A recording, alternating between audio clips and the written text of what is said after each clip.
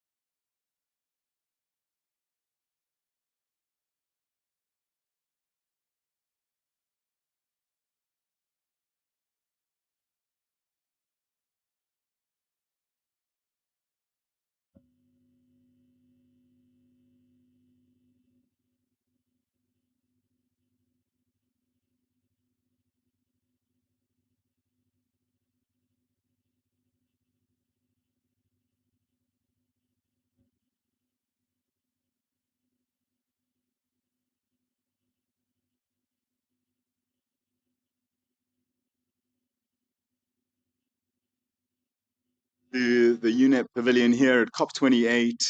Um, it's a beautiful day here in Dubai, and we've got a fantastic lineup of speakers and events throughout the day.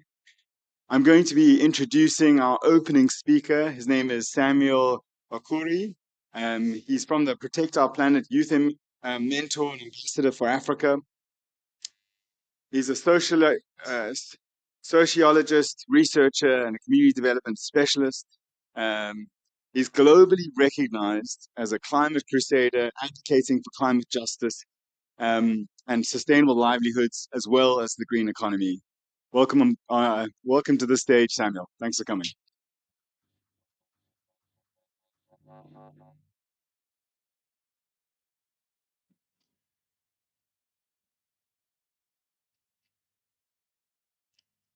Um, Good morning, everyone. How are we doing today? And how's our day been? It's really awesome being here today at the UNEP Pavilion, and I'm so excited about the programs we are going to be going through today, as it helps to delve into most of the activities of the day, and also focus on the ability for us to take action in protecting our planet and keeping everywhere safe for human and even for the living species. Today we will be talking about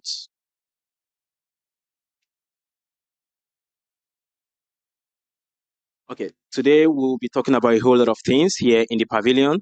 But most importantly is that I just want everyone who is streaming online wherever you are, just to make sure you are tuned into the UNEP YouTube streaming platforms, wherever you are, to take note of what is going to be happening today here, which is meant to, make all of us to take responsible action for our planet. It means to project us in making sure that humans and even living species get climate justice and everywhere is safe for all.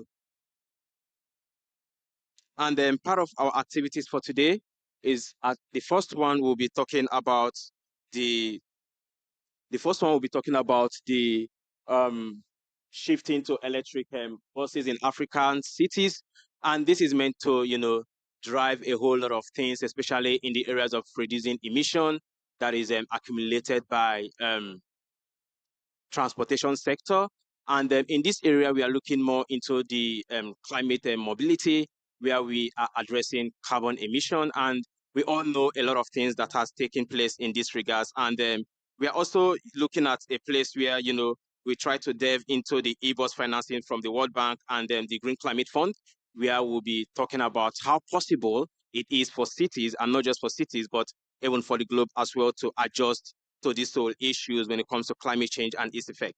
And then the next program on our agenda today will be on reinventing cities, which has to do with unlocking action for resilience urban future, and this will be coming up in 11:45 a.m. here as well. And in this particular program, we envision to do a whole lot of things, especially in the area of highlighting the roles of cities in achieving goals for the Paris Agreement. We already know that cities play a major role when it comes to sustainable development. And apart from that, we are also seeing that urbanization is fastly coming up in a whole lot of places. And if there is no concrete plan or constructive measures put in place, it's going to affect a whole lot of things, especially in the actualization of Paris Agreement and in meeting the UN SDG goals.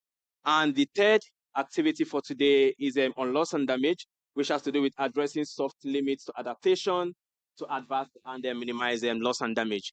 This is already an important topic as we speak right now.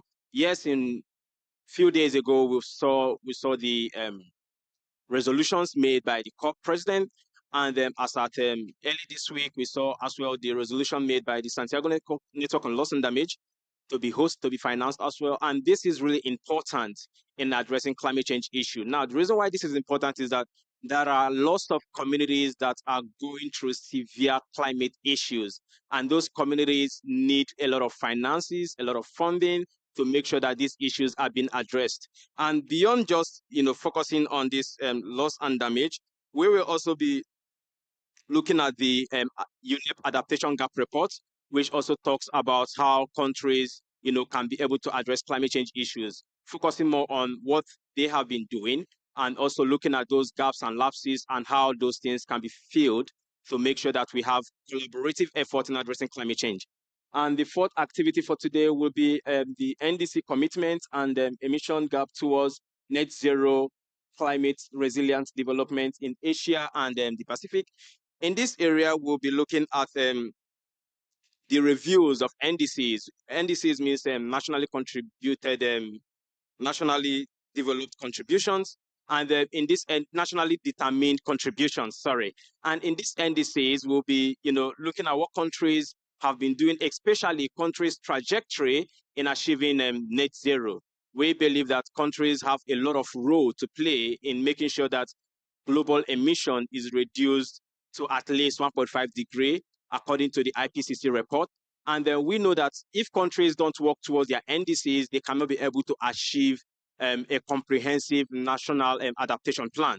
And we also know that for countries to achieve a collaborative and comprehensive national adaptation plan, they have to sit together, work through a lot of processes in making sure that NDCs are timely, is correct, and is time bound.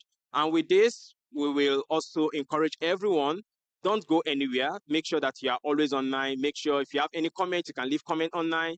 It can always be revisited. And if you have anything that you feel, you can bring on board to make us more engaged. We always advise you to do that. And we know that at the end of our program today, I am certain personally that you will be super, super amazed, and you'll be filled with a lot of brilliant ideas in taking action, not just for your community, but for our planet, to give us a more sustainable and healthier environment. Thank you.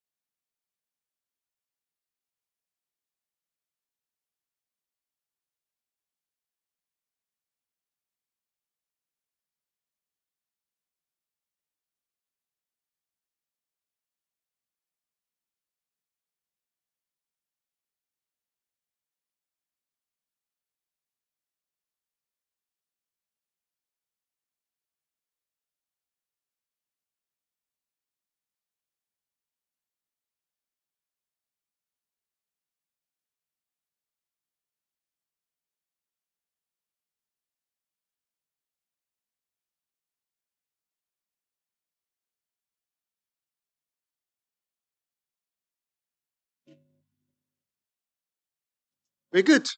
Good. Okay. Good morning, everybody. Hope you're still full of energy on this Friday at COP. Weekend is coming.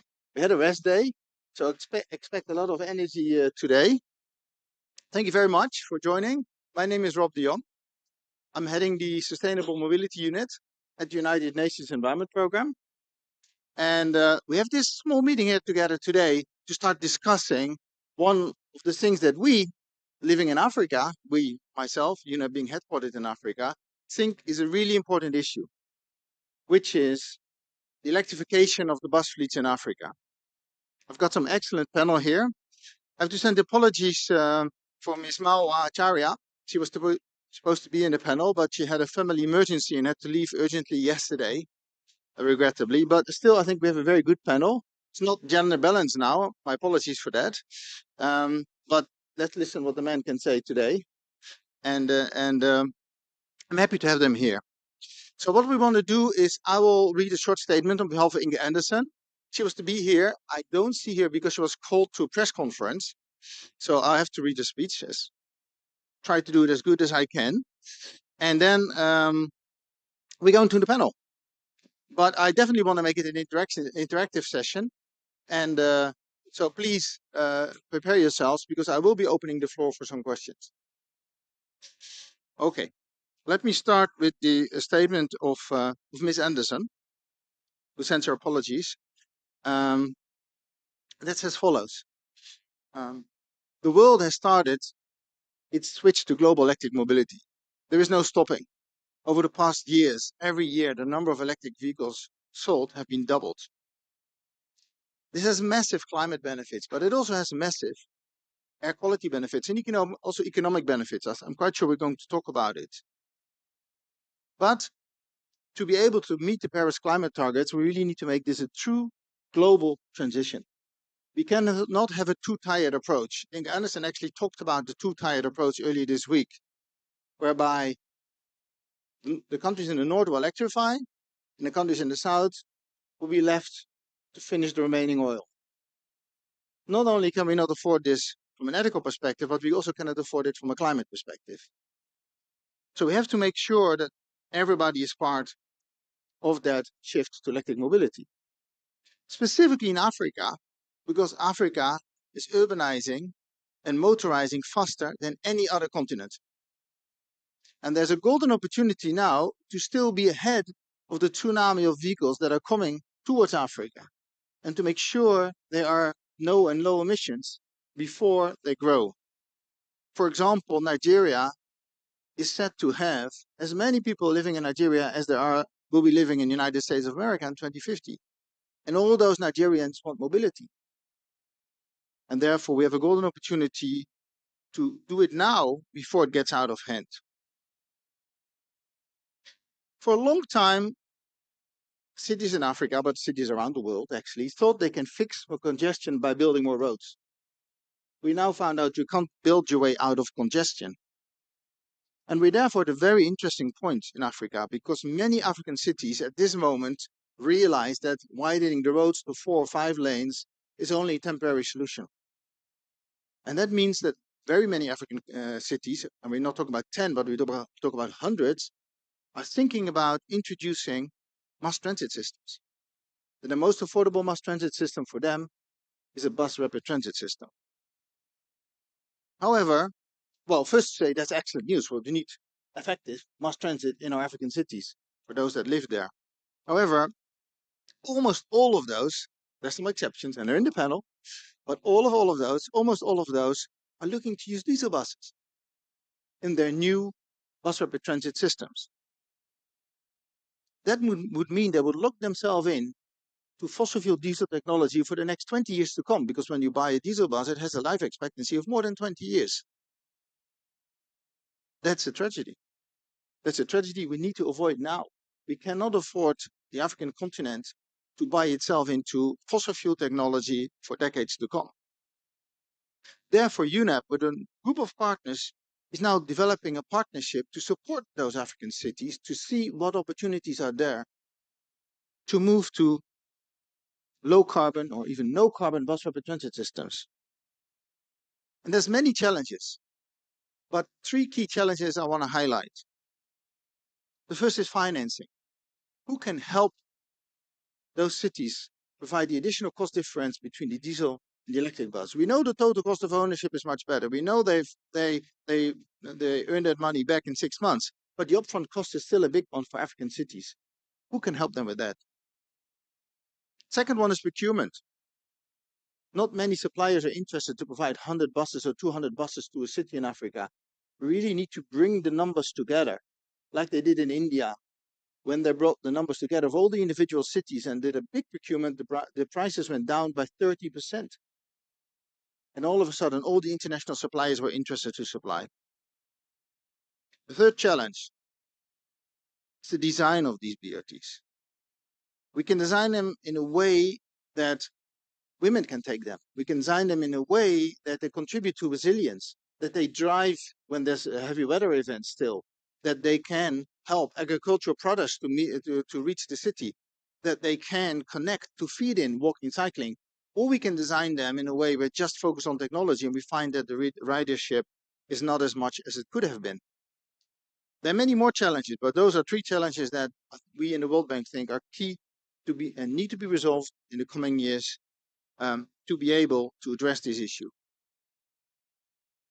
UNEP is working closely with the World Bank to try and develop a program to support Africa with technical support, with financial support to make that shift.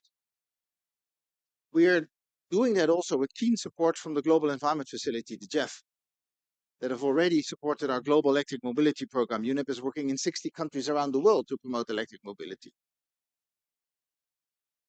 To wrap up, Inge would have ended by saying, we need to ensure that the African continent will not take a step back into the 20th century, but rather make a step into the 21st century. We cannot build new mass transit system based on fossil fuel technology in Africa. We need to look ahead and to make sure that doesn't happen. And the only way to make sure that doesn't happen is by working together. So thank you very much. Welcome. That was the welcome speech from Inge Anderson. Apologies again, she couldn't make it, but I think it sets a very nice frame for us to talk. So today we want to talk about what do we need to make sure that this, as Inge called it, tragedy will not happen. What do we need? I'm very pleased to introduce our panel here. In the panel, we have Dr. Birahim. He is from CEDUT, and CEDUT is the operator of the new first electric bus fleet, bus BRT in Africa, in Senegal. I think we need to give him applause for the fact that he's the first one. They're the ones that setting the standard and showing it is possible in Africa to introduce BRTs and have them electric. Second on the panel, we have Mr. Ian Lowe, who's the climate sector lead, energy, industry, and transport at the Green Climate Fund. Thank you very much. We need the Green Climate Fund. We've heard a lot about the Green Climate Fund in the past days, and I think you're the driver for some of these things that need to happen, shifting away to fossil fuels. So thank you for joining us today. Thirdly, we have the Principal Secretary for the Department of Land Transport of the Seychelles Islands, Mr. Patrick Andre. Thank you very much for joining us today. I know you're being called back home. I don't know if we've all seen the news, what happened in Senegal. Huge floods, many dead. Sorry, Senegal, I'm switching over. In the Seychelles Islands, huge floods, big disaster, and big explosion also in an explosive factory. So there's a real big emergency, and I'm really grateful. You just told me that you postponed your flying back just to be part of our panel, and then you go back immediately. So we really appreciate this. And last but not least, my fellow Nairobian Rajal, who is the Chief Financial Officer of Rome Kenya. Rome Kenya is a company that produces electric buses, electric two-wheelers in Kenya, made in Kenya, local labor, local parts, and they're now starting to sell electric buses and electric motorcycles in Kenya, throughout East Africa. And they're one of the startups, I would say, on electric mobility on the continent. Thank you for joining us.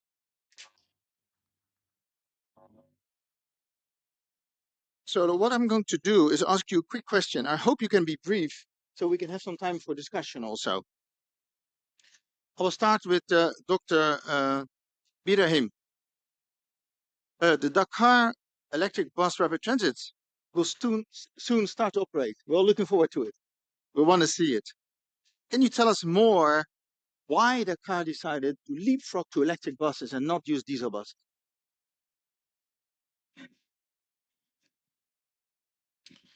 Thank you. Good morning, everyone. I will try to deliver my speech in English, but I'm more fluent in French, so I'm very glad to be here with you. And first, I would like to thank the UNEP, which is supporting the government of Senegal through statute to go forward in our strategy of transition in electric mobility. As you know, Dakar metropolis is rapidly urbanizing. The population currently is around 4 million and will reach to 7 million by 2040, with motorized travel expected to double by then. In addition, we have very high cost of negative externalities coming from road transportation. This represents something like 6% of the national GDP. This is enormous. And Senegalese economy loses 1.5 billion dollars annually only with Dakar, the capital city. Faced with these major challenges, the government of Senegal, in line its international commitment for climate change, on climate change, has opted for a paradigm shift that emphasizes collective and clean mobility systems. This is reflected as our major project we run, the BRT, the first full electric BRT in Africa, and our express regional train that link the city center to the new city of Jamnajo. For us, the skill is not only to shift with electric BRT, but we are the first in the world to put in place this BRT, but this BRT will be powered by solar energy, and this is very important. Electrification, yes, but with green energy. That's why we try to do with the support of the World Bank, the European Investment Bank, and right now we are working with UNEP for a global strategy. With this BRT, we have to save 59,000 tons of CO2 per year. This is very important for this city.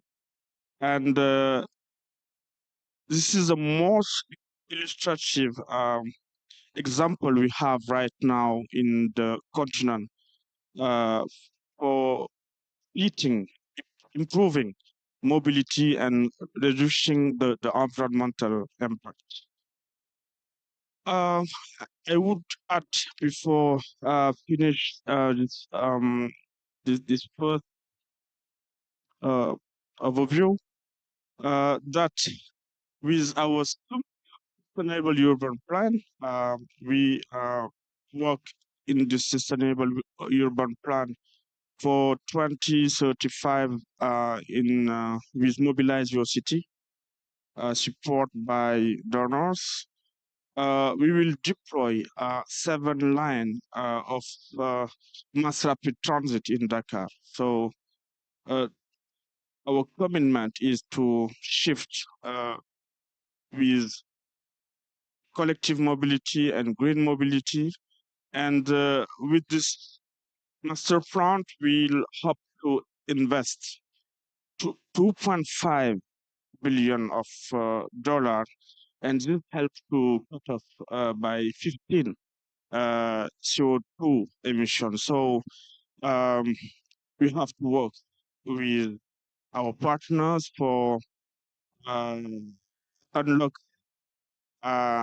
difficulties coming from financement, from risk allotment, and we think that with this way, we'll move forward for climate change and making people first, and our health, uh, and also the health of our environment. Thank you very much.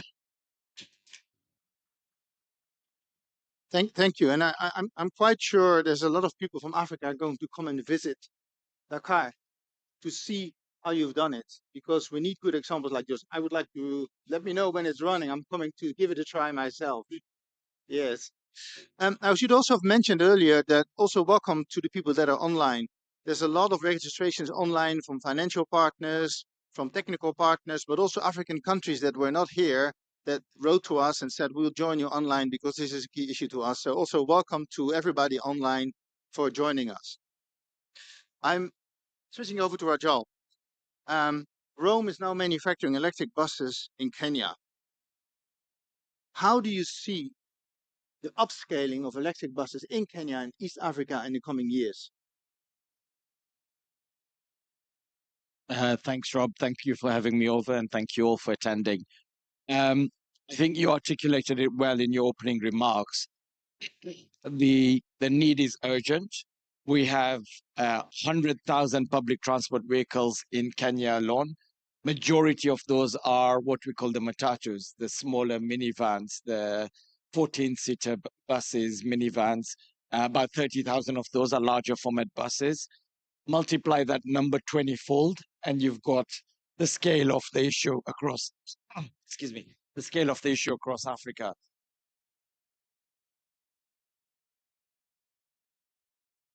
And a challenge that's growing every single day, right? The rate of urbanization that's rapidly increasing, the rate of population growth. So very urgent need, equally very, very compelling opportunity.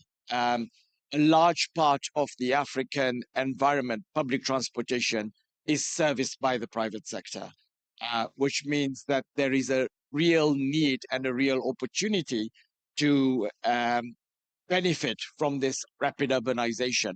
It makes macroeconomic sense for countries, governments, economies. It makes microeconomic sense for the operators. In terms of how Rome is approaching it, actually, you raise the problems which we are entirely aligned with, right? There's a problem on financing, which we define as affordability. Product has to be affordable. There's a problem on procurement. It's not just there may not be many operators willing to do 100 or 200 buses, but there are not many global operators that are willing to design and develop a product that's suitable for the African environment, right? And you can't take a product that's been built for Europe, North America, because it's been built for a very different culture of consumption than what is prevalent in Africa. So again, that's what Rome's trying to innovate and do. And then I'd say the third factor is the one that I was saying, which is a large part of the economy is run by the private sector there, which means the transition to electric vehicles is not just good for the environment, but it has to make commercial sense for the operators in order to accelerate and make the transition more sustainability. And when you achieve that, it's better for the environment, it's better for livelihoods, and it's better for public health. So very, very exciting, Rob. Yeah. I'm happy to speak more about the solutions Yeah. progress. We want to know more about solutions, because I think the point you make that we need, in Africa, we need a bus that can fit the African operating environment is so key.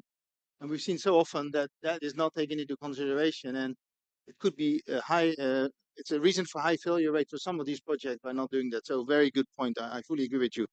Permanent Secretary, Seychelles is a small island developing state. I know the ambition in the Seychelles is to shift its bus fleet to electric mobility. It's part of the JEF program. Can you tell a little bit more about those plans. How do you see the Seychelles transitioning to electric BRT? Thank you, Rob. Good morning, everyone. It's a pleasure for me to be here with you this morning, even though there is an emergency back home. Um, uh, but again, this shows how climate change is real. It's not something that we just talk about, but it's something that is real, and we are facing it on a daily basis. So I won't go into details. Rob has already spoken a bit about the situation. We would like also to thank UNEP, GF, for the support that they are giving us. We have embarked on electric mobility project 2 years since now, and it's a 4.5 year project. And now this is to shift from fossil fuel diesel buses to electric buses in Seychelles.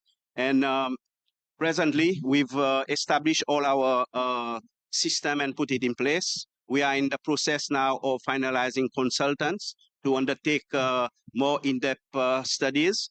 And there are three main components that we are looking at is to have a strategic development plan for electrification for the public transportation, and this will establish policies which do not exist at present, and was also establish a proper framework so that we can work with.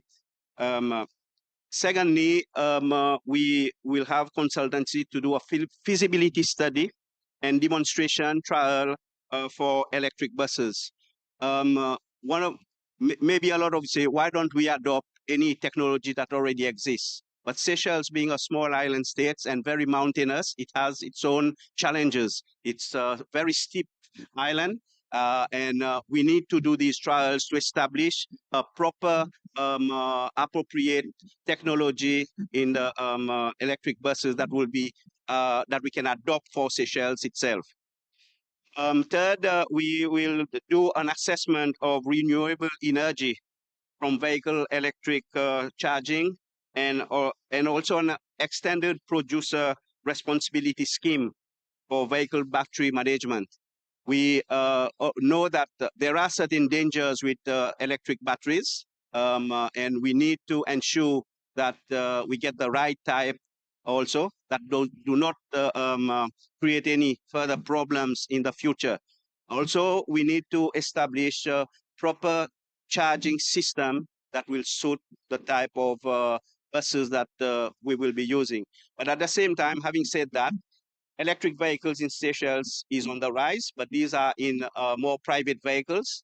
And we are trying to achieve our and meet our global climate target also through that. The Seychelles government is all behind the project, and in order for us to meet our targets. But at the same time, Rob has mentioned, and my colleagues also has mentioned, we do have challenges. One of the main challenges, as has been mentioned, is financing. And again, it comes together with the procurement side of things. Is that being a small economy, the scale is very small. You don't get the companies to really want to invest or support us in these areas. So I will call upon anyone that is listening out there, these companies, these in these areas, that to please let us look at these small economies, seeds, and see how best that you can assist us in any way, so that we also can meet our established targets that we have set. Definitely, we are all out, and we are working with the bus companies in Seychelles, and we've established that instead of continuing to import diesel buses, we will make a shift. We will change to diesel buses for one electric bus. This is the way forward that we want to move as of now on. So as to start, we start somewhere, and then we can really make a change towards this direction. Thank you for listening. Thank you very much. I was once in Seychelles, and I don't know if you've been there, but it's like paradise on earth. And I think paradise on earth deserves electric buses rather than smelling, emitting diesel buses. So we hear your call. and we're there to work together. Finally, Ewan, we've listened to some of the demand here now. I think the demand is there on the African continent. I think the importance of shifting to low and no emissions rather than to diesel technology is high on many politicians. We identified that one of the challenges is finance. It's not the only one, but one of them. How do you think the international financing, the climate financing, can help the African continent? Thank you. Thank you, Rob, and good morning to everybody. Very pleased to be here with you. Let me first of all just quickly introduce the Green Climate Fund for those who are not so familiar. The GCF was established under the United Nations FCCC as a climate financing instrument to drive climate action by stepping in to de-risk the financing that's required to drive the transition. And what we're looking to try to facilitate is a paradigm shift into sustainability, replicability, and scalability. But what does that practically mean here? What we're looking in the transport space to try and assist is to really look at break it down into what we really need to do. It's a shift in how we do the business case, and to shift the business case to be recognizing these broad challenges. Strategically, we're looking at socio-economic connectivity. That's what transport is, socio-economic connectivity. We're connecting people to jobs to and work to, and goods to, and services to the economy. So we need to start looking at a transport corridor as an economic corridor and looking at the infrastructure in that corridor differently, very differently. As we look at BRT, it's an opportunity to also recognize the electrification of that corridor, the ICT in that corridor, and look at how that then connects and improves the opportunity for driving new economies in that corridor. That creates the demand for BRTs. It also makes it easier to implement the EBRTs and make an EBRT part of a paradigm shift. But we also need to look at the financing challenges in this space very differently. So we need to recognize this is not like business as usual.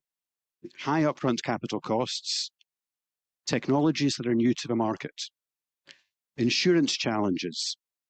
And so we need to look at analyzing the gaps in that existing financial architecture and look at where we need to step in and de-risk. So from a Green Climate Fund perspective, what we need to understand is what are these gaps where we can come in and provide catalytic financing that makes it easy to bring this transition so that we're getting real socioeconomic development that is really fundamentally addressing the vulnerable populations. At the beginning, Rob mentioned also bringing gender inclusivity into this equation. If we're really holistic in how we plan our BRTs, we're also looking at how do we actually help bring people to jobs.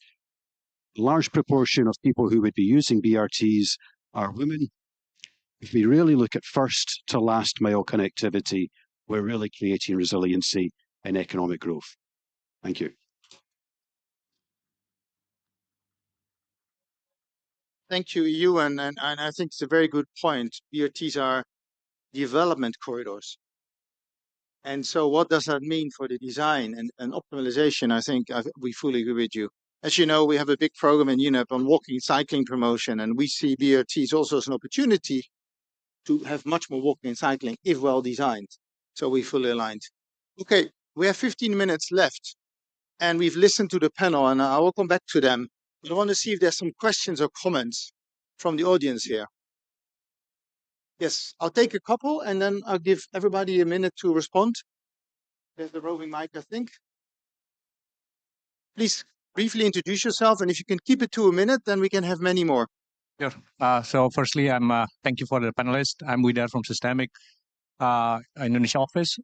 Would love to, I think, hear more about the solutions around financing, because everyone have mentioned financing is a challenge. Would love to hear kind of what the existing and emerging financial solutions to solve the upfront capital for deployment, and specifically if you have kind of explore carbon financing as part of solution, because I think one of the panelists mentions 59K ton per year, right? It's pretty clear, right, as the impact. So I would love to hear more about that. Thank you. Thank you. The lady there.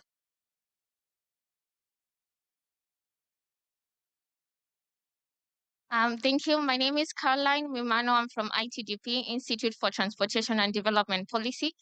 My question is more for Setud because the business model for Setud is different. I guess there was a report saying that the cost of electric buses was between 70 and 90 million more than diesel buses. It would be good to find out how that affected the business model, and how also that affected the operations and the business model with the operator. Thank you. Gentleman here. Thank you, Juan Paredes, Inter-American Development Bank. It's a question to the manufacturing company. The supply chain is very concentrated. We all know it. How are you trying to overcome those challenges? Do you think that batteries could be manufactured in Africa? And of course, local manufactured e-buses will come at a premium. So even they will be more expensive, but locally manufactured even more. So how are you trying to solve those issues in the supply chain? Okay, thank you. Last question, and we give it to the panel. Yeah, go ahead. Thank you. I have two questions. You have One to introduce yourself. Sorry. My name is Ruth Couto. I work with Rob in UNEP on GEF and GCF projects. So for the Senegalese colleague, I would like to know, how are you going to deal with the tariff? Are you going to plan to use the same tariffing in the EBRT? Or are you going to look into integrated tariffing from first to last mile connectivity? It would be interesting to know if this has been a factor into the design of the investment. And for the colleague from Kenya, I would like to ask, what is the role that you see from the government of Kenya in enabling and de-risking the investment that you are planning to do and making the business case feasible? Thank you. Thank you. I think we had a wide range of questions. How do you finance these solutions? What's the business model you're using? Are the tickets going to be more expensive? What government support do you need? And can we manufacture in Africa? So I'll give each of you a minute or two to respond, and then I'll go for a second round of questions if there are. Yeah, it's working. Please go ahead. Thank you very much for this question.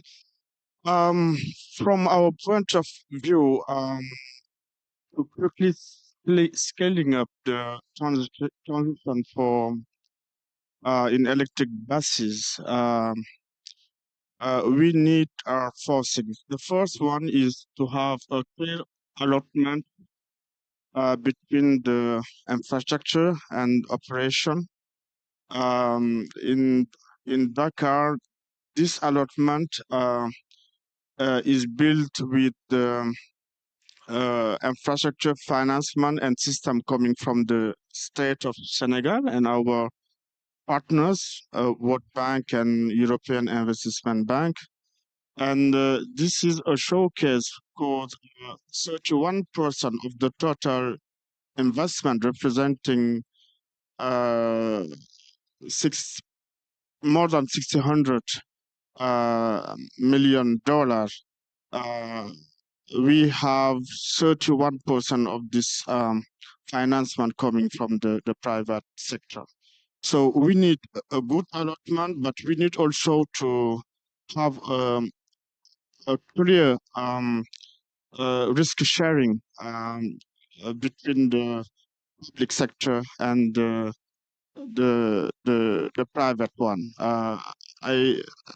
From here, I would say that Setud is the local authority of urban transportation in Dakar, and we put in place a guarantee of traffic, and this guarantee for the minimum traffic risks help to have the private sector on board, because as you know, the urban public transportation have a real problem of profitability.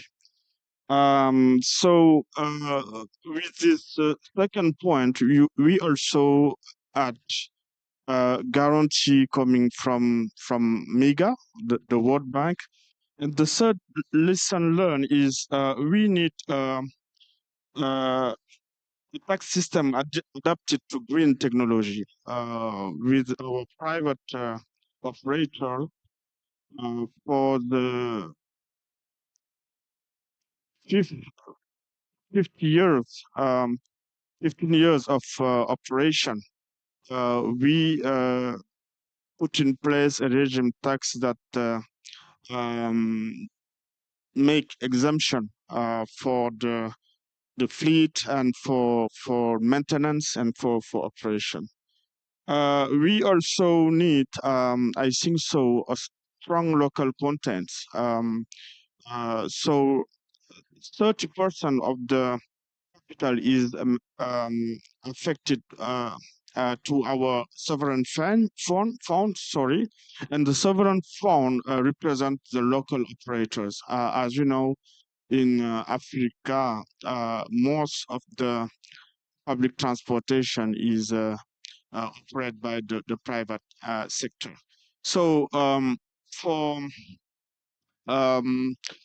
our future, I think so that we need to work on financement. This is the real challenge we have between the high capex for electric buses and we put in place some mechanism to have this investment coming from the private sector. But we have also to need between high capex and climate change. That's why the government of Senegal right now work on the regulatory framework that will take account green technology and the affordability of the fare for our public users. That's the challenge we have. I'm agree with my colleagues we need more guarantees and more subsidies. We need more financement to tackle climate change. Thank you. Thank you. Again, more and more lessons learned from Dakar that I'm quite sure many of us would be interested to know more about. PS, anything to add from your side? To add on, when there is such a shift to electric mobility, definitely in the public transportation, most government are subsidizing the transport sector. But at the end of the day, we have established certain policy with regards to reduction of taxes on electric vehicles, zero tax, then hybrid. There is certain tax based on what capacity of the hybrid, the technology of hybrid that is available. But at the end of the day, we must take note the subsidies or the cost of transportation at the end of the day is what we get out of it. We need to understand climate change, but the most important thing is our health. Is we will become more healthier as a nation, as in the world, when we make these shifts to electric mobility in the transportation sector. So people will have a cleaner air to breathe, and that is more important. It will reduce costs from the health sector, even though you have added cost onto the public transportation. But this is a 50-50 win-win situation that we need to adopt. Thank you. Thank you. John, if you can keep it, we're almost out of time. I will try and be very brief, but also try and address the three questions that were directed. Financing, procurement, supply chain, and government support. I would broaden out the financing question to one of affordability. The total cost of ownership makes sense. How do we get operators to convert given the higher upfront capital cost? And I think there's two possible ways to think about that. One is from a product design perspective. How do we take motor vehicles, buses that have been designed for the African ecosystem, so they're more affordable. European, North American buses got $500,000 for a 40, 50 passenger capacity bus.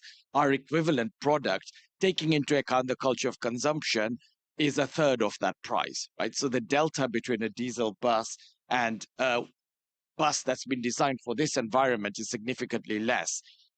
Ewan and I were having a conversation on this, and I'm sure we'll have many more.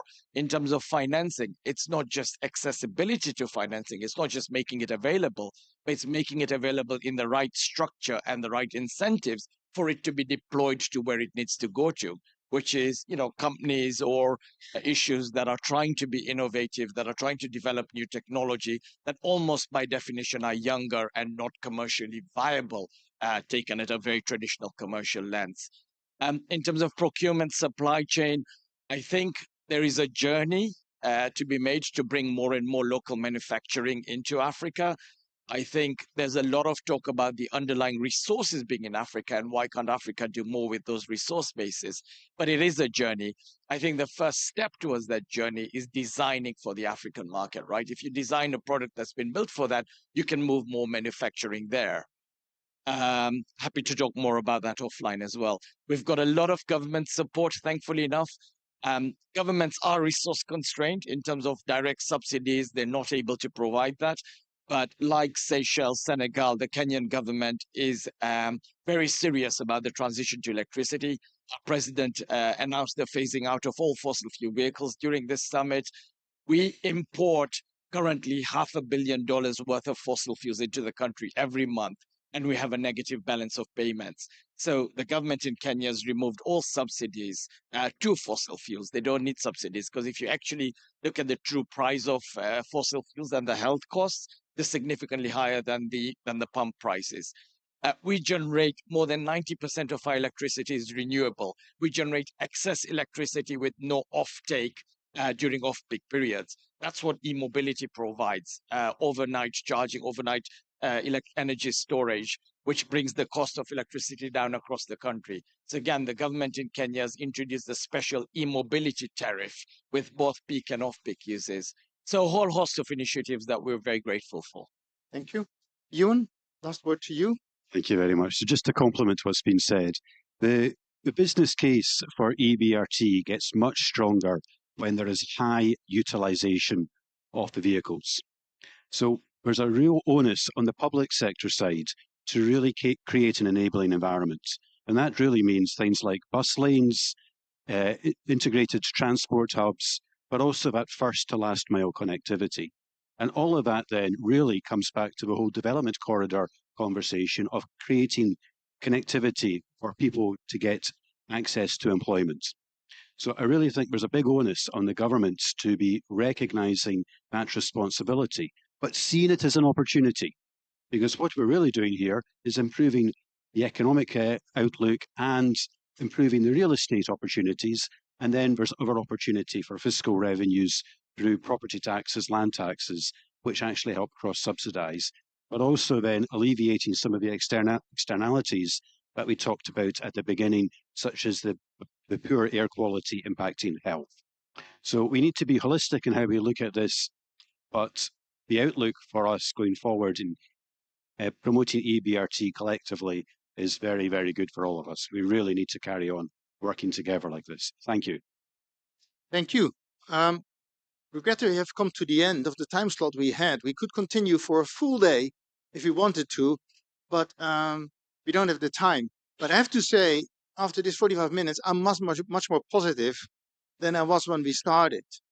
When I read Inge's note saying, it's a tragedy if we go to diesel buses in Africa. I've heard so many opportunities and good news and examples and commitments from governments and African governments going to zero taxes for electric mobility, interest to help them, that I think if we all put our heads together, we can avoid what Inge sketched in her opening remarks, and we can work together to get the African continent to leapfrog and only move to electric development corridor. in the future. So I think we had a fantastic panel. At least I thought so. So maybe we can give it one more hand.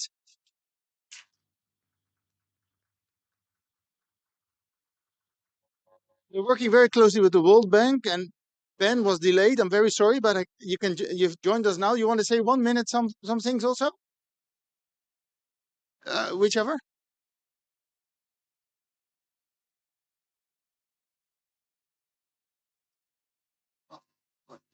First, apologies. I came down with a massive flu. That's the mask, but I'm feeling better now.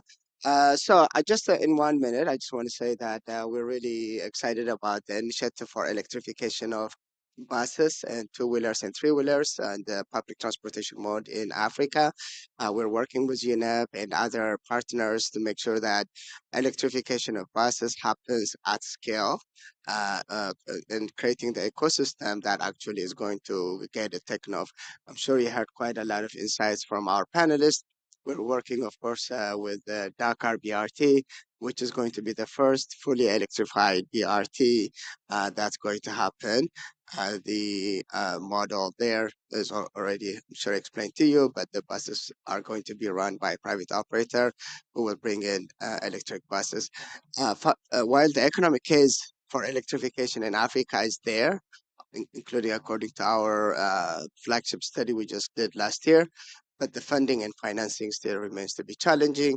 We have to address the high upfront cost, access to finance, access to the right type of finance that would mention. So that's what we're working on to bring in a funding and financing mechanism at a regional level, at an Africa level, so that cities and agencies, private sector, public sector, all of them will have access to low cost and long-term financing needs. That's going to be very key to address all the constraints on the entire value chain, from manufacturing, from assembly, delivery of the buses, and interconnection, the feeder services that are going to be needed.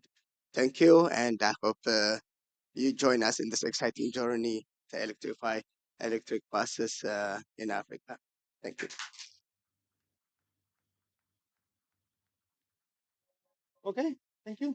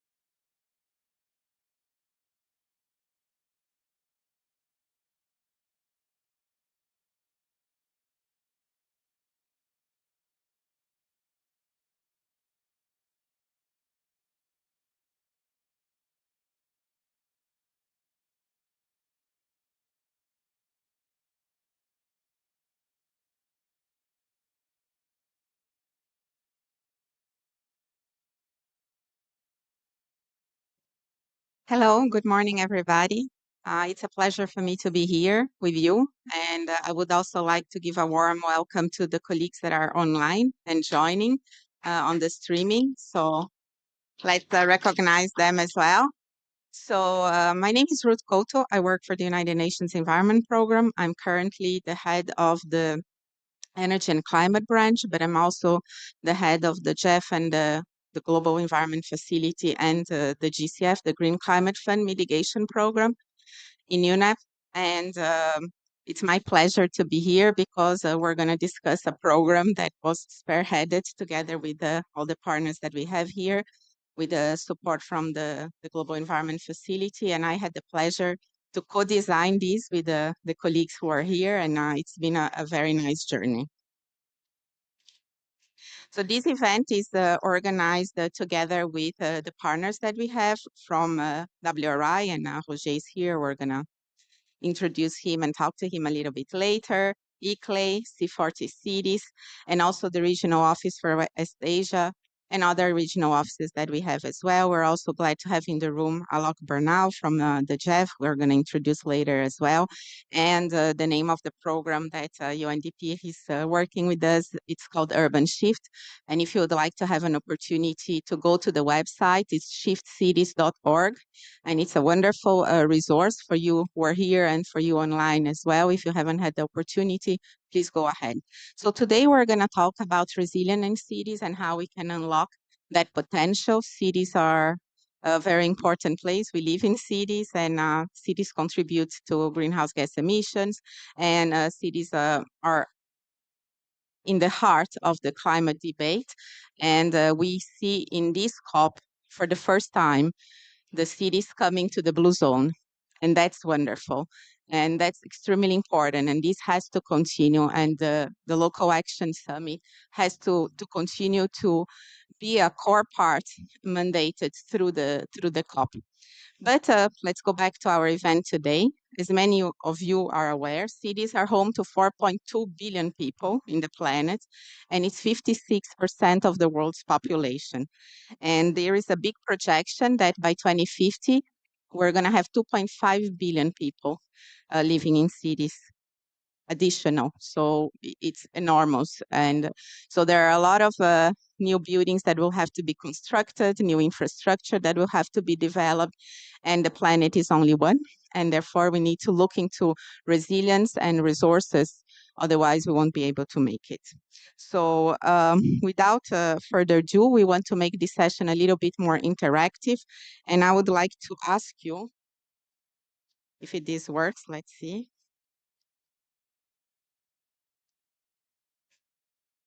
So we're gonna ask an interactive question to you to just to break the ice and see how things are. So what is the percentage that you believe CO2 emissions are estimated are today attributed to cities? Not to yesterday, not tomorrow, today. Let's see. What is your thinking on that? You can actually get to the QR code. Is it working? Yeah, okay. Has everybody done it? Okay, because I have to look here, look there.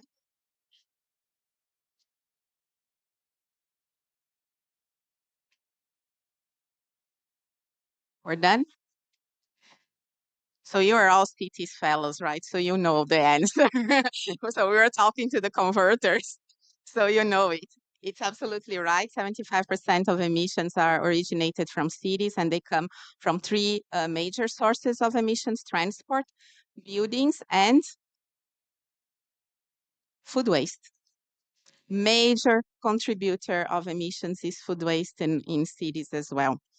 So for those of us dwelling in urban areas, we likely already have a sense of the impact of climate change on cities, whether it is extreme heat, increased flooding, droughts, fires, etc. The impacts of cities on climate change might be harder to grasp, even if we're conscious that the growth of cities means more cars, hopefully more buses, more cycling, more walking. Yeah, the inefficient buildings, so passive building designed to decrease the cooling load will be extremely important. And cities' life usually leads to high levels of consumption, and that urban expansion is encroaching on biodiversity and nature carbon sinks. So we're going to hear some examples of how green belts and circularity and peri-urban agriculture is also a solution for this issue. Okay, so I think that we have done already the slide thing, and I don't want to take too much space because we have a very lively and important panel that is going to discuss the issues and talk to you about all the issues that we need to talk about vis-a-vis resilient sponge cities. And we're going to bring some key studies from some of the countries and the cities that are part of the Urban Shift program. And I think without further ado, I would like to call Roger from our partner, the World Resource Institute, WRI, to come to the podium and kick off this discussion. Without further ado, again, I welcome you here, and I will really look forward to this very interactive discussion. Thank you very much.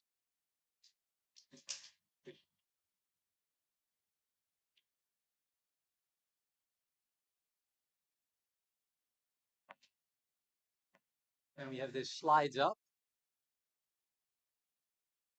The annual report. First of all, thank you all for being here, right? I mean, there's a zillion events. So you can choose where you want to be and you're here. So thank you, right?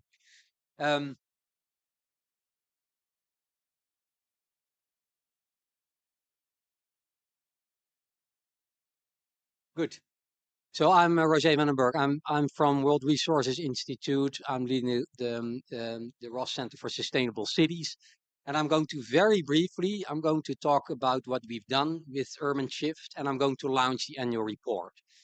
And I really encourage you to download that report and to look at it. Annual report sounds boring, but it is not. It's very substantial, visually appealing, and you can see what Urban Shift actually is doing. So, and I myself called my team because the link was not working. So overnight, I hope it works right now. And if not, come to me.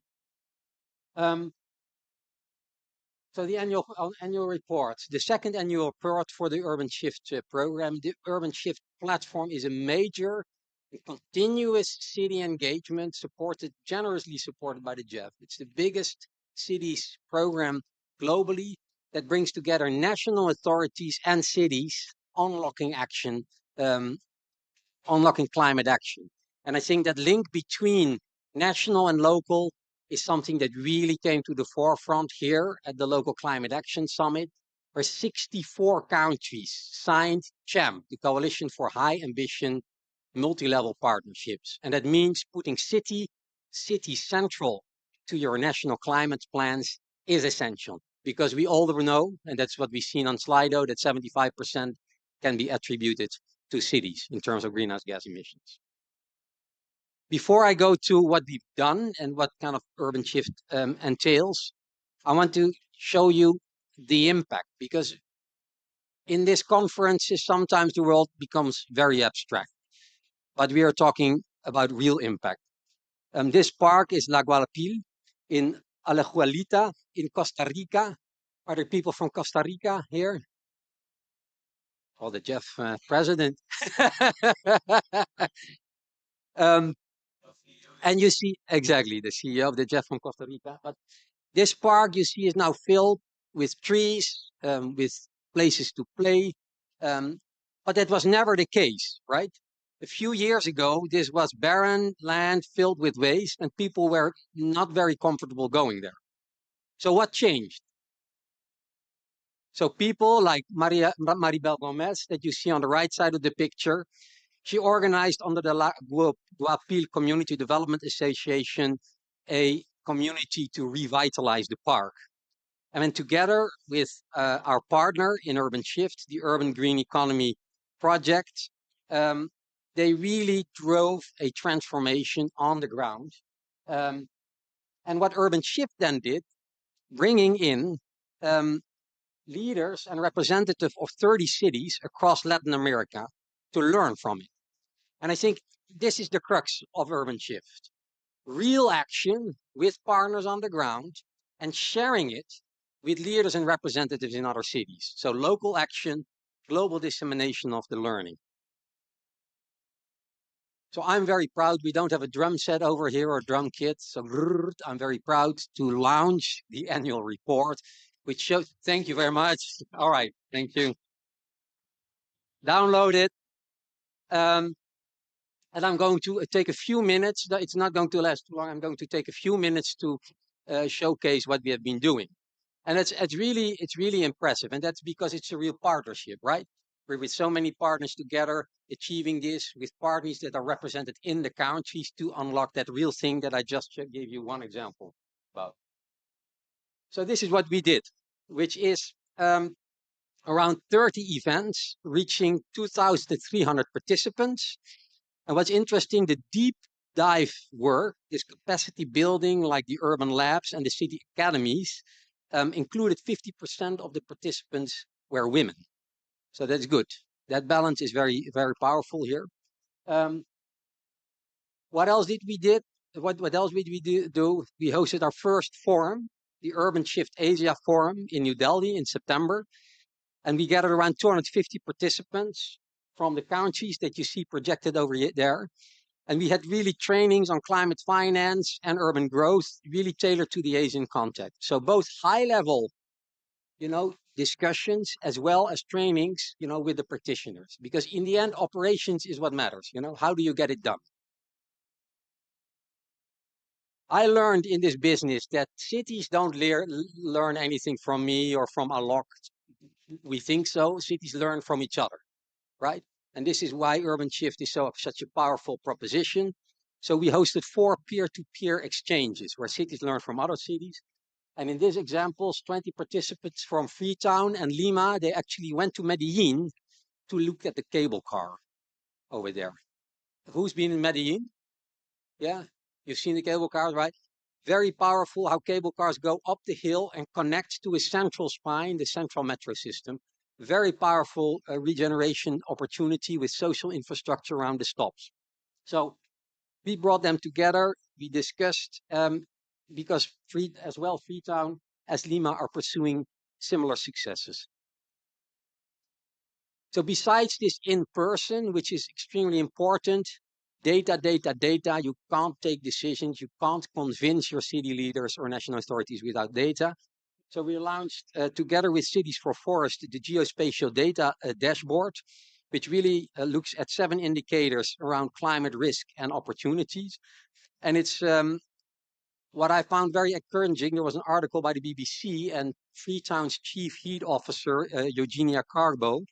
She actually referred to using this, that actually the city administration is using this to work in the city and to understand, the impact on heat. And that's what it's meant for. This is not to be, on the internet. This is meant to understand in your city what you can do and where the biggest risks are. The Urban Shift Guide to Public and Private Collaboration in Global South, led by C40 Urban Shift team. Very powerful piece. We talk a lot about public and private partnerships, but we also saw there's a gap because a lot of examples are not tailored to the Global South. And this is where you all know that the arrangement between public and private and the trust and the legal context in which you drive these partnerships is completely different. So we are very happy to have this one. And it looks at 5 models for successful public-private collaboration. So yes, another QR code. We made your life very easy. So please download it. And then I'm almost at the end. This is major. We're very proud on this with all the partners. The online city academy. So 8 free self-paced courses on the themes that you presented there on nature-based solution, climate planning, climate finance. I'm not going to mention all of them. 8-1. And I think, in my deck there was one more slate. So it's translated in 6 languages. So it's really accessible for all the cities that are part of urban shift. I'm getting actually just started, but this is already the end. With this, I hope you really take a look at what we're doing. You make it your advantage. You know, if you have ideas, come to us. This is a platform. We started with Jeff 6, Jeff 7. We're going towards Jeff 8, accumulating cities. I think there's now 52, 53 in total connected. 50. Yeah, well, there you go. Hello. Thank you very much for your attention. And the annual report has been launched at this moment. Thank you.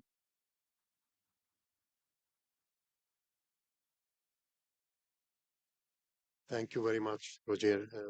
Ladies and gentlemen, my name is Tariq Al-Khouri. I will be the moderator for this session. I would like to thank you again for being with us. I cannot add more on what Ruth and Roger said. It's very clear how much cities are contributing to greenhouse gas emission. It's also very much clear how much cities are suffering from the impact of climate change and how much it's needed to have a resilient city. Before I introduce the panel, allow me to talk to you a little bit about a city that is part of the country where we are hosted as United Nations Environment Program for the Regional Office for West Asia. It's Saida City. So I see some Lebanese friends are among us. Saida City is suffering a lot from the impact of climate change, and we noticed that there is a lot of fragmented projects and initiative here and there. So we worked with Urban Shift to have Saida under a coordinated approach to make sure that we have a roadmap that is concrete and that is really beneficial for everyone, where we combined all the stakeholders from government, from Hariri Foundation, who is leading this work, as well as us, and unfortunately did not have the chance to be with us. Before we go into the depth of the discussion, if we can move to the next slide. Oh, I have it here, so I can move to the next slide. Yeah, that's me, if you didn't see me. Okay, I want to ask all the audience a very important question that will shape the discussion of this panel, and where we would really like to hear from you. In your opinion, what qualities and features do you envision in a resilient city of the future? Please scan the code, please enter your answer, and we will use AI to analyze your answers and to present it at the end. And our colleague Aloke from Jeff, while closing the session, he will be the one who will present your answers. I think we are running a little bit out of time, so therefore I would like to ask my panel to take the stage, please. Ms. Amal Nadim. Ms. Amal Nadim is the head of Environment, Energy, and Climate Change of UNDP program in Morocco. So if you can please take this. Also, I would like to ask Anna Ashti, maybe, sorry, who is the Undersecretary of Water Security and Sustainability, State of Rio de Janeiro, Brazil. Thank you, Ms. Anna. Thank you very much for being with us. We have another Anna, Ms. Anna Amalia, who is a planner, Directorate of Environment in the Ministry of National Development Planning, National Development Planning Agency in Bapenas, Republic of Indonesia. I'm not sure if Mr. Yunus is with us. If he's not, I would like to. He's here? Okay. Mr. Yunus, thank you very much. You made it. We know that you had a previous event. Mr. Yunus is the Director of Global Advocacy in ICLEI, the World Secretariat, and the LGMA Focal Point. So, those are our distinguished panel. Let me start with Ms. Amal. Ms. Amal, the Urban Shift project in Morocco is being implemented by UNDP in partnership with the Moroccan government and the city of Marrakesh. How does this tri-party collaboration support concrete transformative action on the ground? If you can. First of all, thank you very much for inviting me, and thank you very much for the interest you have in the Moroccan experience, and happy to share it with you. The Uber Shift program in Morocco, entitled Marrakech Sustainable City Program, has a story, and because it's a continuity of a first project we had with the municipality of Marrakech and the Department of Environment or the Department of Sustainable Development at the national level. And this first project was in 2016 in the margin of the COP28 held in Marrakech. This first project allowed us to put in place or to set up a PV solar plant that powers the electric buses of the city of Marrakech, the first electric buses in Morocco. And this first experience was really a success. And this first fruitful collaboration with the municipality of Marrakech has paved the way for the new project, the flagship Urban Shift program. Yes, due to this collaboration, we wanted to extend the first project and to be large and to have a multidimensional approach targeting beyond the electric buses, many other areas of development, such as sustainable mobility in general, sustainable public lighting, energy efficiency, renewable energy, gender mainstreaming, biodiversity conservation, waste and water management, to name few. We as Moroccan are very proud of this project because it has gone through a long and competitive process and has been selected among hundreds of proposals by the GEF. Thank you to the GEF for this collaboration and also for the support. We have been selected. The Marrakech Sustainable Projects have been selected to benefit from a support of $10 million from the GEF. And why Marrakech? Marrakech is a touristic city, as you know. It's an international, it's also the image of Morocco at the international level. And Marrakech is also hosting every year many international events. And in last October, Marrakech hosted the annual meeting of the World Bank and the FME. Marrakech hosted two COPs, COP7 and COP22. And Marrakech will host also the next Urban Shift Academy. Yes, in 2024. Welcome to everyone. And yes, so Marrakech has all the ingredients and the guarantees for the success of this project. We have the political willingness. We have the previous experience and previous successful projects. We have also a community that is very open to this kind of projects. So all the ingredients for the success of this project. And this project have been developed in a participatory manner, involving all the actors and stakeholders, especially at national but also at local level, including NGOs, youth people,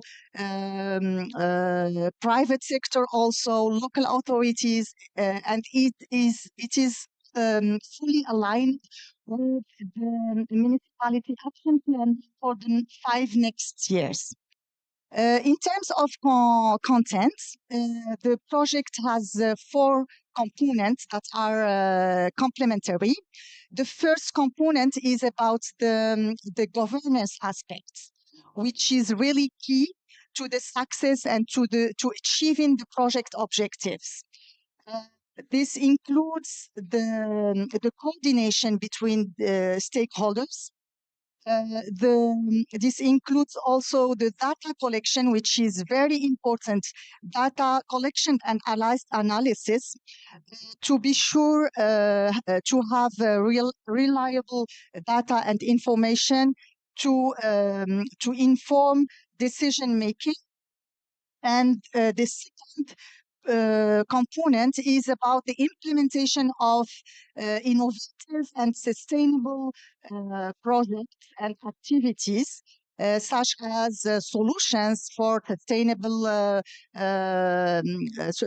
mobility, solutions for sustainable public lighting, energy efficiency in building and hotels, also waste management solutions, and conservation of biodiversity, especially the palm of Marrakesh, which has a cultural heritage. And the third component is about the innovative financing, which is very important to develop financial mechanism to support the city mobilizing financial resources to invest in its assets and infrastructure, and also to develop business models that engage the public sector. And the fourth component, the last but not the least, in communication, the advocacy and capacity building components, which allow the capacity building for all the key actors, and also to sensitize and involve the public and the community in the action to act for the city. I will stop here. Thank you very much. And Thank you. Thank you very much. I think this is very much interesting. And I take from what you have said, the successful ingredients for urban resilience at the city level are participatory process, innovation, wide stakeholder engagement, finance, communication. What did I forget? Maybe one important thing to keep in mind is that there is no one size fits all. Yes. Each team has its own DNA, and we need really to sleep city to be able to respond properly and to leave no one behind. So, thank you very much. Thank you, Ms. Hamad. Allow me to move to Ms. Anna Asti. You have three Anna. So, Miss Anna, the Rio de Janeiro state is highly urbanized, and the climate change is already has a major impact on the food chain and the supply worldwide. How is your state is supporting urban and pre-urban agriculture processes to build food and climate resilience? Thank you very much. I'm very pleased to be here and speak a little bit about what we have been doing in Rio. It is true that Rio, 75% of the population lives in urban areas, so a little bit higher than the median of the world, but I'm talking about 13 million people. And we have more than 1,000 favelas in Rio, low-income communities, 1.7 million people live in these favelas, and it's a huge, huge challenge to deal with all the needs of infrastructure that we have to develop if we want really to protect these people against extreme events. So one of the studies that we have developed with UNEP in partnership with the University of Campinas, UNICamp, is a study the hypothesis is urban vegetable gardens an important tool or instrument to regulate city temperature and also to create jobs and guarantee food security? That was the question that we had in mind when we started the study. And how the state, as I'm here representing the state of Rio, through its public food purchase or procurement can use this as a strategic instrument to develop sustainable, economic, and inclusive climate resilient cities. So what we have found in the study, first we have made an analysis of the integrated food system. You know that food to arrive in the metropolitan area sometimes gets 100 or 200 kilometers from one side to another, and we live far from more than 2% or in this route to get to the city. Well, Yes. hot weather, yeah. Yes, it's incredible. And then we succeed within the study to get a lot of data and information. And now we are able to develop new public policies and to emphasize vegetable gardens in the process of the public procurement. So what we've seen that European natural ecosystem can be strategic, yes, for climate regulation and to also help to reduce social inequality. We are talking about 1.7 million people living in the favelas. So the state of Rio de Janeiro has already different, I will present you some examples, but different types of gardens that are developed in these areas of the city. And also, we not only to create jobs, but also to access these people that lives in the favelas to access healthy food because the nutrition is really, really bad. And we have a lot of problems with sanitation. We just made the concession of sanitation in Rio de Janeiro. And now sanitation is 46% in the metropolitan area. And in 10 years, we need to achieve 90%. So it's a 5 years program in Rio. So it will be a really, really big change. So how do we also have use this moment in Rio that sanitation is coming, access to drinkable water is coming, has to achieve 99% of these 13 million people. So this will happen in 10 years. So how can we bring food system into place? Then, so what I'm going to tell you is about 2 or 3 experiences in the favela of Rocinha. I don't know if you heard about Rocinha, but it's one of the biggest favela in Brazil. It's more or less 200,000 people, and they live in a very, very, how can I say this? It's hill, and there's a beautiful ocean just in front. One of the best views you will find in Rio de Janeiro. You have the best views in the favelas. So when you go there, you come and visit with us. Views. And you see, there is a something called Green Tower, which is a four floors tower. They have green vegetables all over the floors. They use light from the sun to make all the harvesting of rainfall. They use electricity is all from the sun. The students from it's inside one of the public schools, so more than 700 students use the tower also for education. So different types of teachers, I don't know, teacher from Portuguese, which is our language, to maths or to geography. They go and they teach using the tower, and all the fertilizer that is used for the production also comes from the meal of the school, the waste of the meal of the school. So they have a simple economy within the tower. Part of a program that the state has an initiative with the Science and Technology Secretary, so Environmental Secretary, which is that I represent with the Science and Technology Secretariat. We invested more or less 2 million in small from communities from the favela of Rocinha, more or less 50,000 for 26 business received, and Rocinha now is an innovation park for environmental and social. It's a living lab, and we decided that we should invest in what the community to develop within social and environmental development. So we are now, this project is really now going to other 2 favelas, which is Alemão and Mireia. And we are doing this to 3 or 4 times the budget we spent in the first place. So in Rocinha we have the town, and we have another project that is incredible. I love to present this project because in the scene we call it in Portuguese laje, because in the favela happens in the ceiling of the houses. That's where people meet, everything happens there.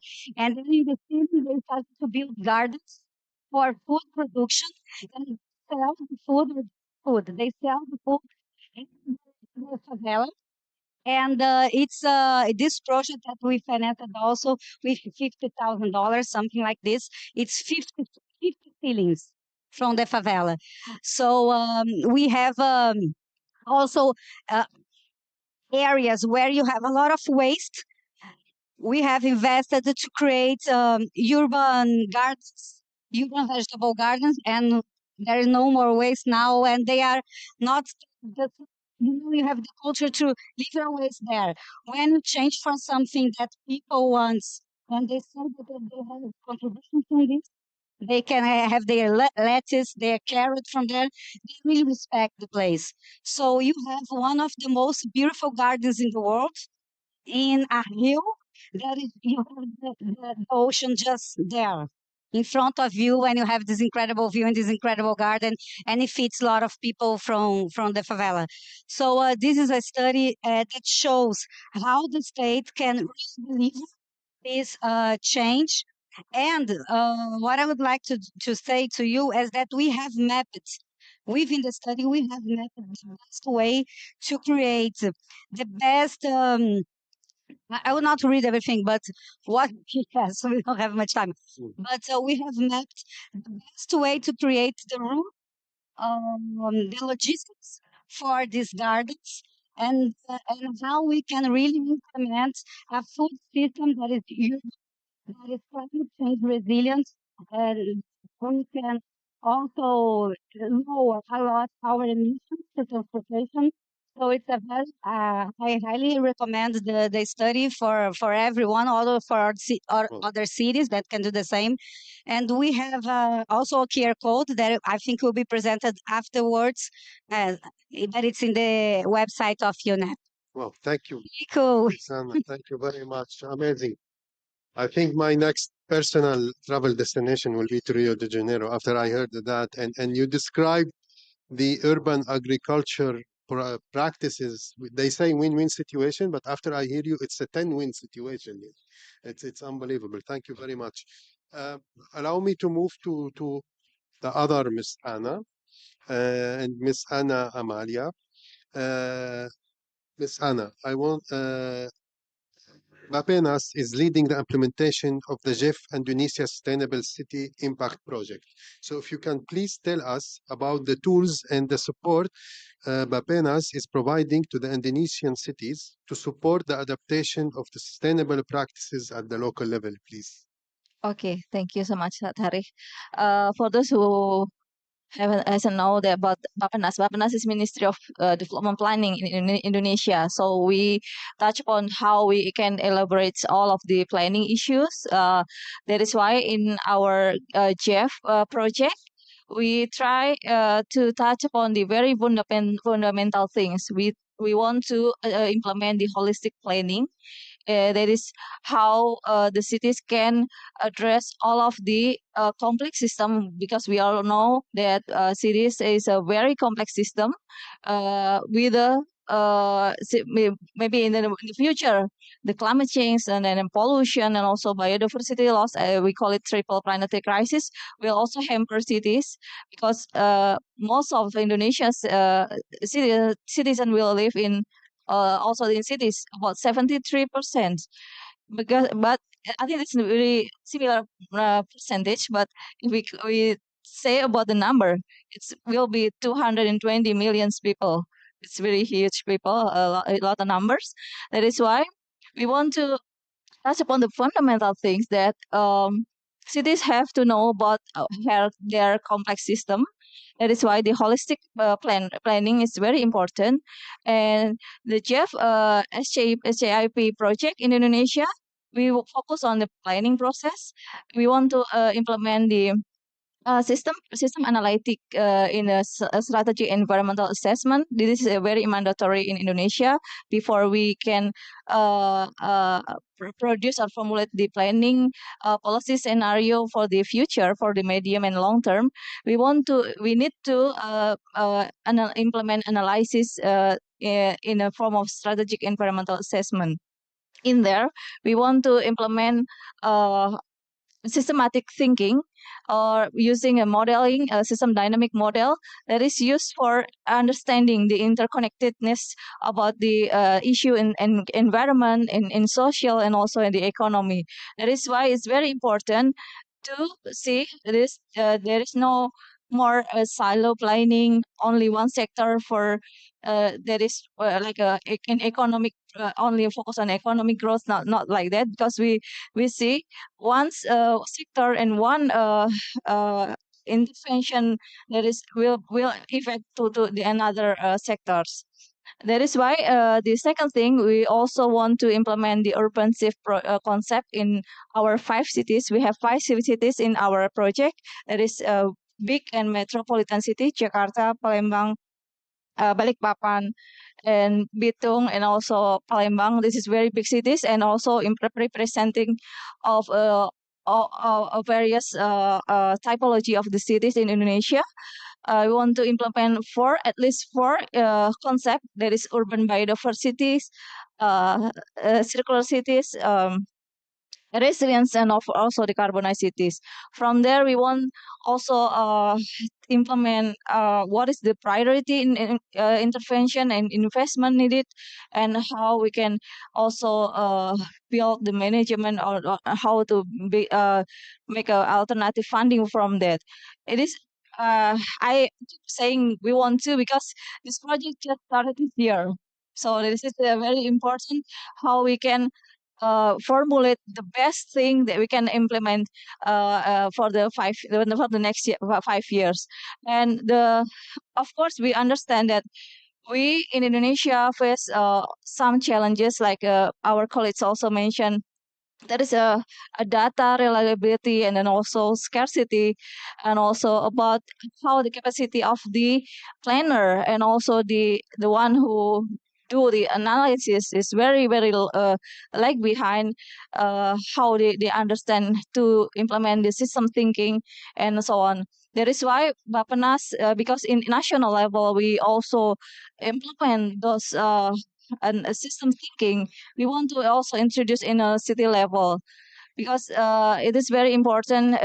We cannot do only one sectors in the front, but when we have a very trade-off in environment, we don't want to do that in our cities. And this is, of course, this is not really, it's not easy road, I think, but through the collaborative planning and also process from the beginning with all stakeholders, also CIP in Indonesia, we work collaboratively with the World Bank. We work together with the cities, governments, and also university. We start from right now, build a big collaborative forum for implement in the near future. I think that's a example from Indonesia. Thank you. Thank you very much. Thank you very much. It's always interesting to hear from the national authorities, and thank you very much for highlighting the importance of planning, of circularities, etc. We are running a little bit over time, but I know that UNEP leave 15 minutes between sessions, so we can steal 5 minutes from the buffer time. Allow me to turn to Mr. Yunus. Mr. Yunus, you are the director of a global advocacy International Council for Local Environmental Initiatives, World Secretariat, and the LGMI focal point. I would love to hear your thought on what we have heard today, what we have discussed, and learn more about the implication in terms of multi-level governance. Thank you, Tarek. And thanks for the invitation. It's a really great pleasure to be part of this fantastic panel, as well as being a founding partner of the JEF Sustainable Cities Integrated Program.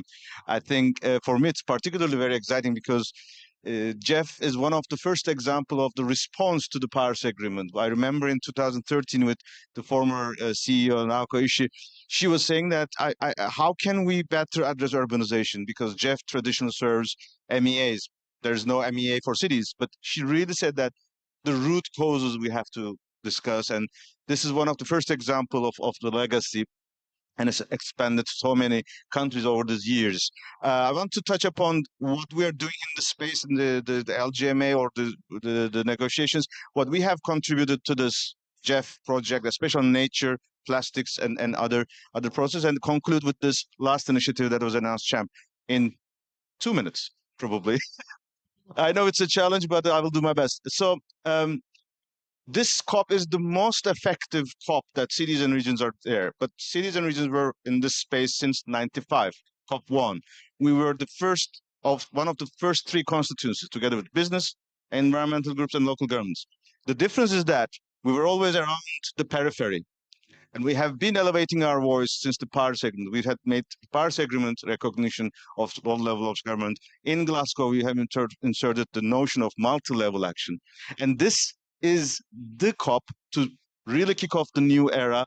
And that's why, if this new era is in an urban world, it's obvious that the best action, the best support to the national governments should come through their collaboration with the local and regional governments.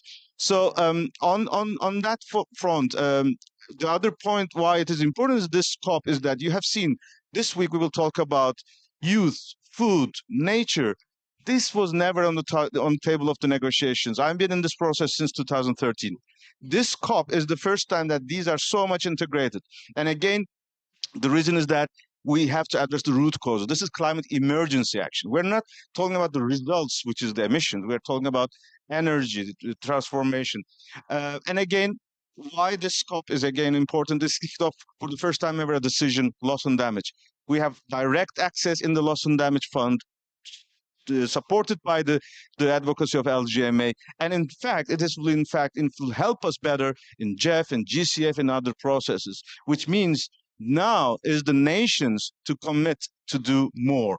And in that sense, the connectivity, this urban shift project also helped us to amplify our engagement in the biodiversity process. In Kunming, in Montreal, we were much better off with the support from this urban shift. We have taken our advocacy further. In May this year in Paris, we were in the Plastics Treaty together with Jeff and other processes. So this project again connects the dots in that sense. And last words, CHAMP. Why is it so important? It's not a coincidence that I'm together with these friends and from different countries. They are the champions of multi-level action. Morocco has been Marrakesh Partnership champion of that, and they were the first country to support the surge last year, the first ever urbanization in the climate space. Rio, the famous country of the Agenda 21 legacy, and you will be the next G20, and ICLE World Congress will be in June with you. And we just hosted with Mayor of Belém and Minister of Cities the ministerial just 2 days ago. So we have huge expectations. And of course, Indonesia, the country who championed the term national appropriate mitigation actions, which evolved to NDCs. And I would like to conclude with this example, because that's always my challenge, to find dialogue with our colleagues in Indonesia. And by the way, we were also very happy that we brought the G20 connections through the Delhi program this year. And now the G7, G20 connection is also at the city level. That has not been the case before. But at this point, the future cities, the billions of people, will not be designed by the current mayors and governors. The mayors and governors of today only responsible for their cities. The future cities of the world are, in particular in the developing countries, are under the responsibility of ministers of planning agencies, ministers of urbanization, and ministers of environment. The new Jakarta, is it being designed by the current governor of Jakarta? No. Therefore, we have to have ministers of urbanization, ministers of environment, hand in hand with the experience and capacity and the networking power of cities to help you better that these new developments are much better than what they are today. This examples in this country, you see, Masdar is one of the best examples. And final result, I was late because I was just in the presidency's informal stocktake, because CHAMP is fantastic at 65 countries. but it has to now feed into the negotiations. We have a huge appeal. All these countries listed here are part of CHAMP. We really need your leadership. COP28 presidency gave us a fantastic opportunity. Now it's time for us to pay back. You are kindly requested to talk to your national governments. Please, in the next hours, put a text on multi-level action. We have circulated this text to you. If you put it now, presidency can take it to the end. But you need to help them if you want continuity of this process, so that it is not just a statement of initiative, but it's an official part of the new era, which is in an urban world, which has to be multi-level action. Thank you very much. Thank you very much. What a great intervention. I think I cannot add anything after this great intervention. I mean, you summarized everything, and I can add one element maybe. And as the manager of several projects funded by Jeff, without proper finance, you cannot do all this work. That's why, if you remember, we asked you a question before we invited the panel, and I think there is no one better than Jeff and our friend and colleague Aloke to end this session, but also to present the result, to see how you answered and what is, in his view, your answers means. Thank you very much for this round of applause for the great panel we have. We will conclude with Mr. Aloke.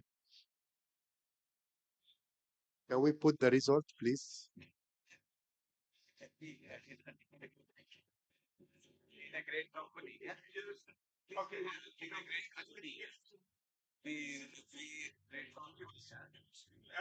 That's not nice. No, it's just I would feel more motivated.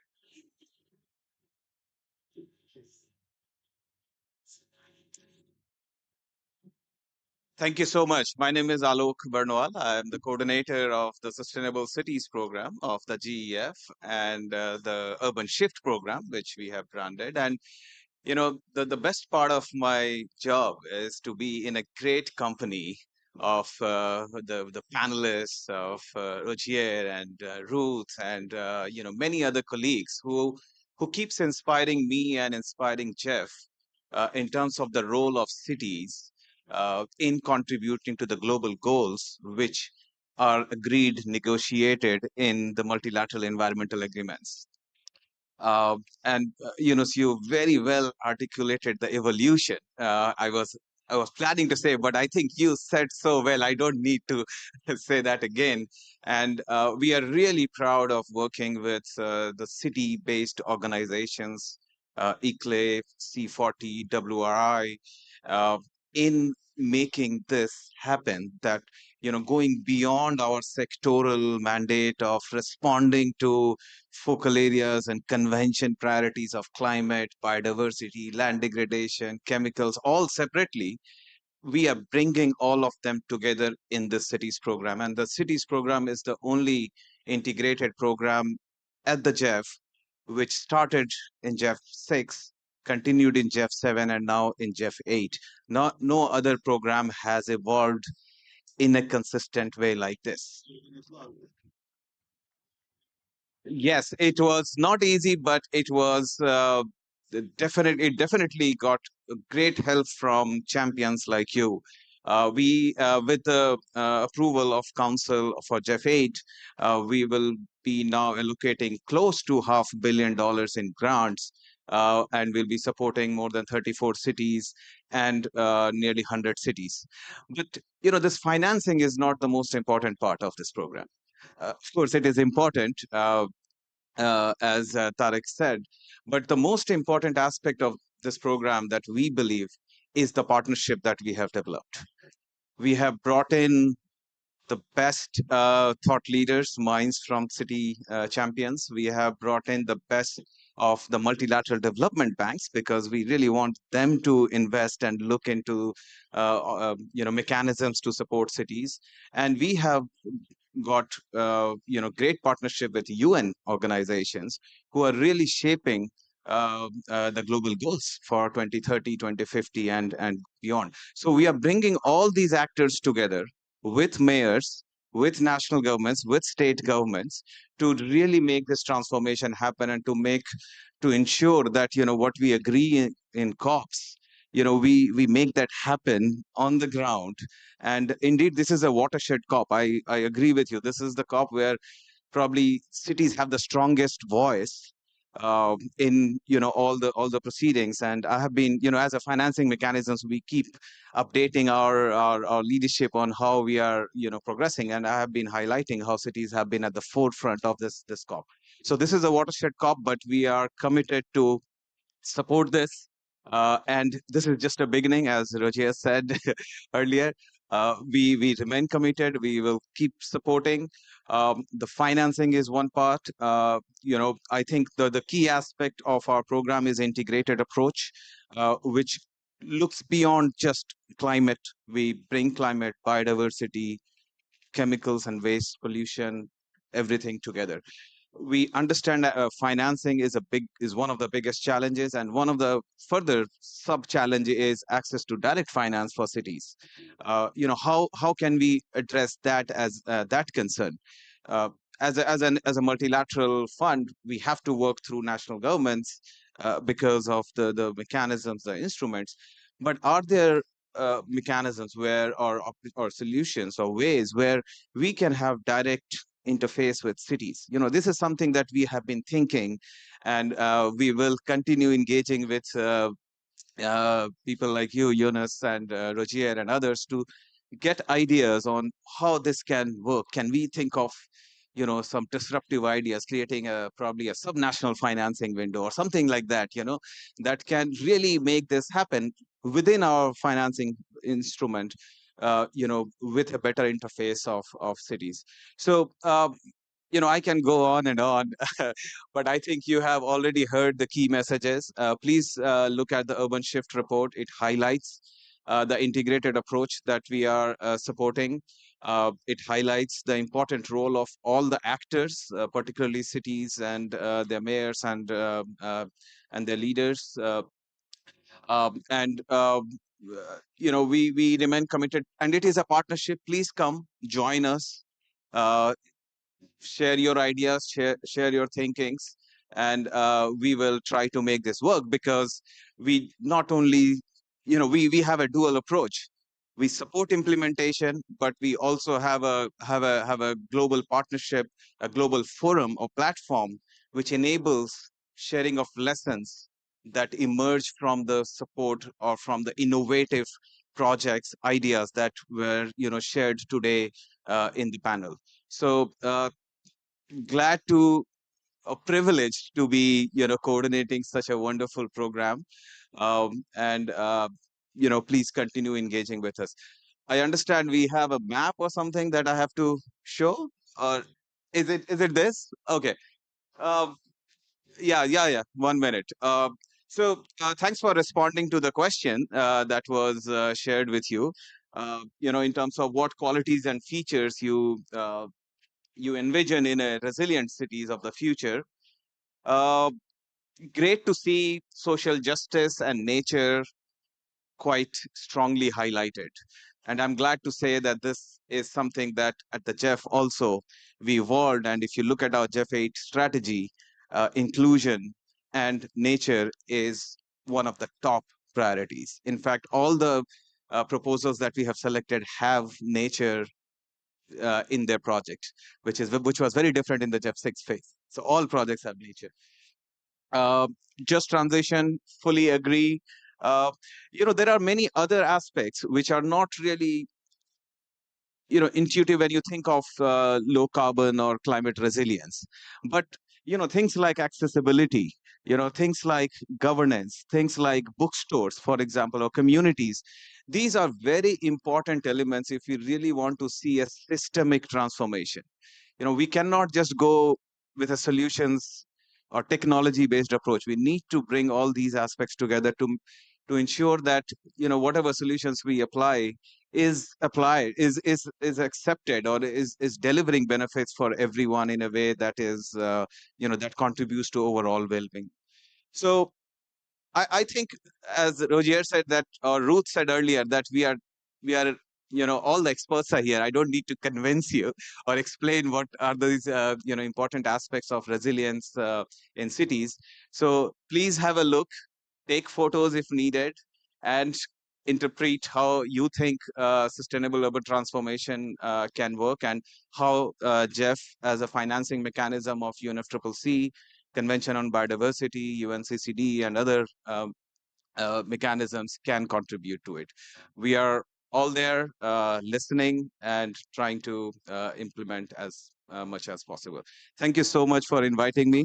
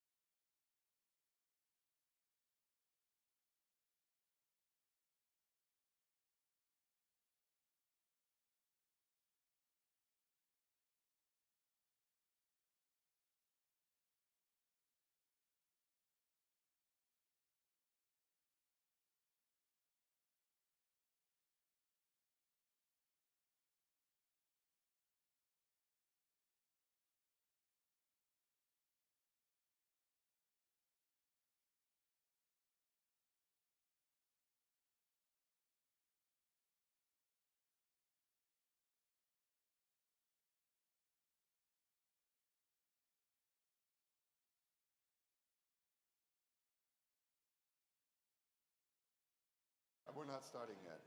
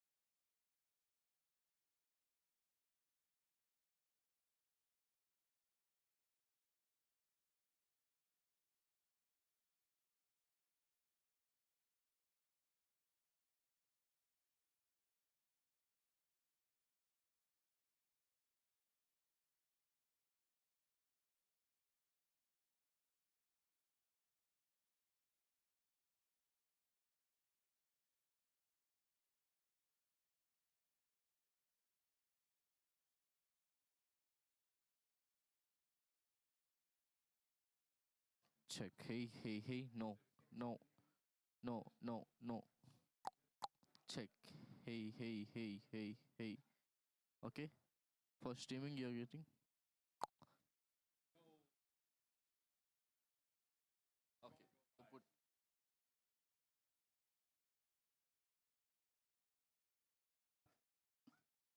Check. Hey, hey, hey. Done. Check. Hey, hey, hey, hey.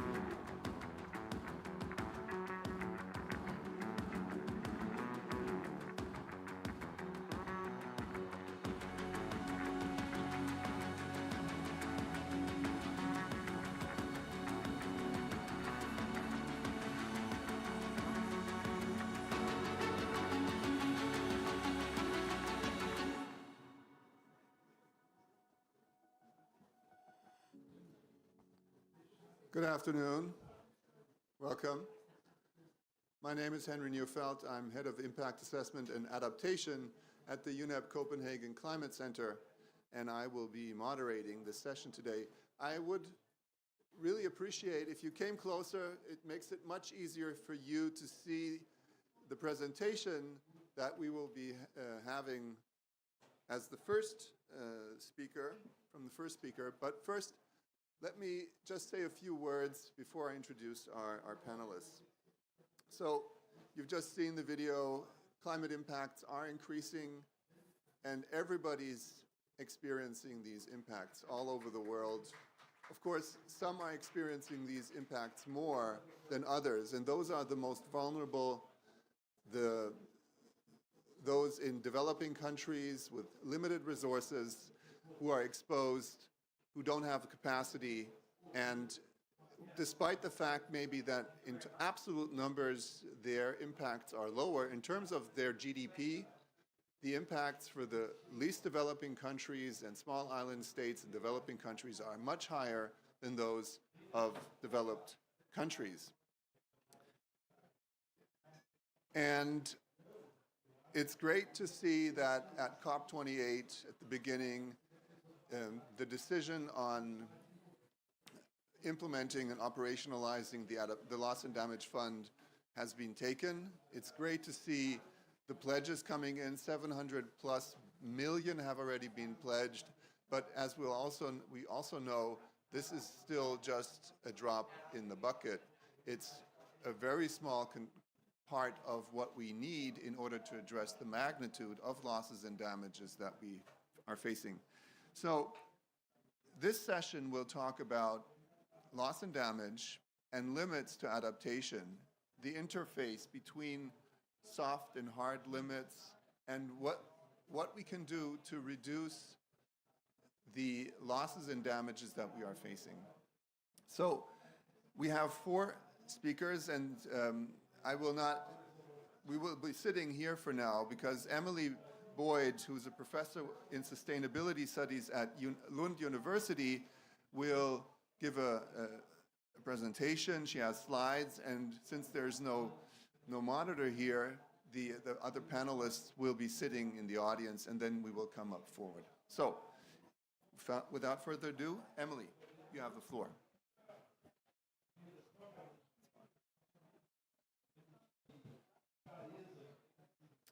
Thank you very much for the opportunity to talk today. So I was the coordinating lead author for Chapter 5 in the UNEP report. So I've been asked to talk to you a little bit about, very briefly, some of the technical aspects in the report and to give you an overview of the loss and damage chapter, which will then lead into the discussion that we'll have subsequently. So key messages from the report. Slightly small text here, but just to highlight very briefly that it's very clear by the very nature of this chapter being in the Adaptation Gap report that loss and damage is firmly on the agenda, and some talk about it as the 3rd pillar of the negotiations. And it's really about addressing the impacts of climate change, negative impacts of climate change, and it's really resulting from a failure that we collectively are having in terms of mitigating climate change and adapting to climate change. There are many different responses out there, and some of the challenges that we see are around the way that we conceptualize, assess, and the kinds of actions that will come about, and then how funding will be able to address those particular actions. So we have to first start off with thinking about what is loss and damage, and it's been discussed in the literature. There are varying ways of thinking about it, but quite well established now is that we're talking about the adverse effects of climate change that are not or cannot be avoided by mitigation or adaptation. And we have to think about loss and damage in relation to this notion of hard and soft limits to adaptation, which comes out in the IPCC 6th assessment report. And when we think about hard adaptation limits, we're thinking about the sort of physiological limits, responses to climate change. So you've sort of seen bleaching of coral reefs and sort of irreversible impacts within the biosphere. Then we have the soft adaptation limits, which are generally thought of as the failures to implement adaptation actions for maybe cultural, political, or economic reasons. In the chapter, there are several very interesting case studies. So I recommend that you go to the chapter and have a look at these. These are very well thought through cases from mountain regions, health-related effects of loss and damage in the Caribbean. We have planned relocation in Fiji. I see one of our authors in the audience here. Hello, Alvin.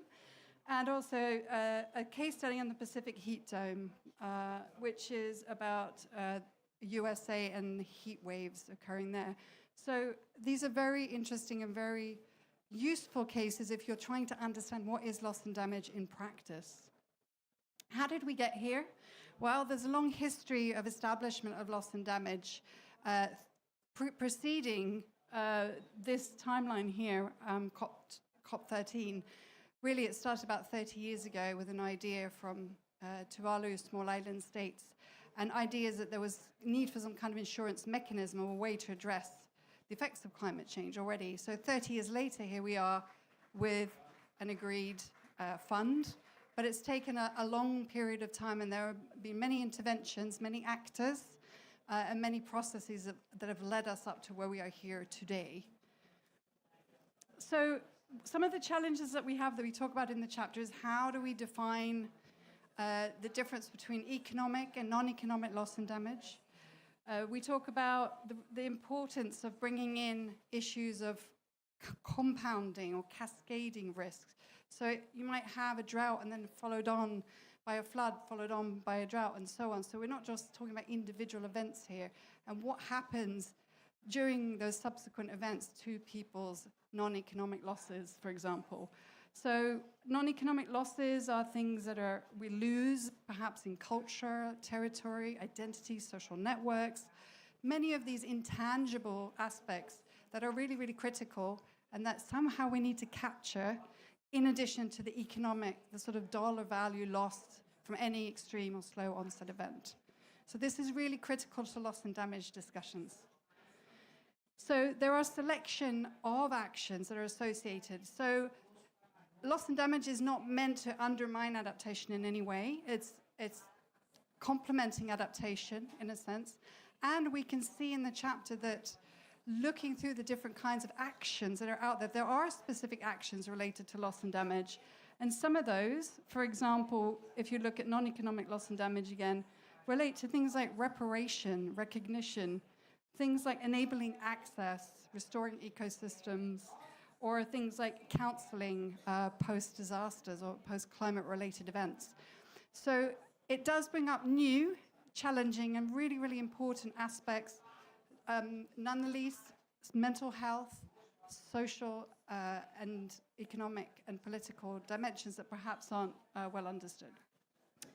So then just to wrap up, what we're here for at the COP then is to really determine the financing. And as you saw, countries pledged, and as Henry mentioned in the beginning, relatively large sums to start off with. They're a start. At the same time, they're a drop in the bucket, as we know as well. But so going forward now, we need to really be identifying the kinds of finance needs that countries have. There's going to be a lot of discussion about what vulnerability means and who is vulnerable. And that's going to be a big job for the UNFCCC steering board that is going to oversee the Loss and Damage Fund. They're going to have to really come together, look at the evidence base. They're going to have to understand sources of finance and how we can use different finance to support as well. It's critical to also think about additional finance options and innovation. There are some interesting ideas floating around, like levies, for example, on air travel that could be used to bump up the Loss and Damage Fund. So all of these items are going to be discussed going forward in the COP, and above all, they need to be thinking about those most vulnerable communities out there in the most vulnerable places and trying to make a fair and just approach to funding loss and damage. Thank you very much.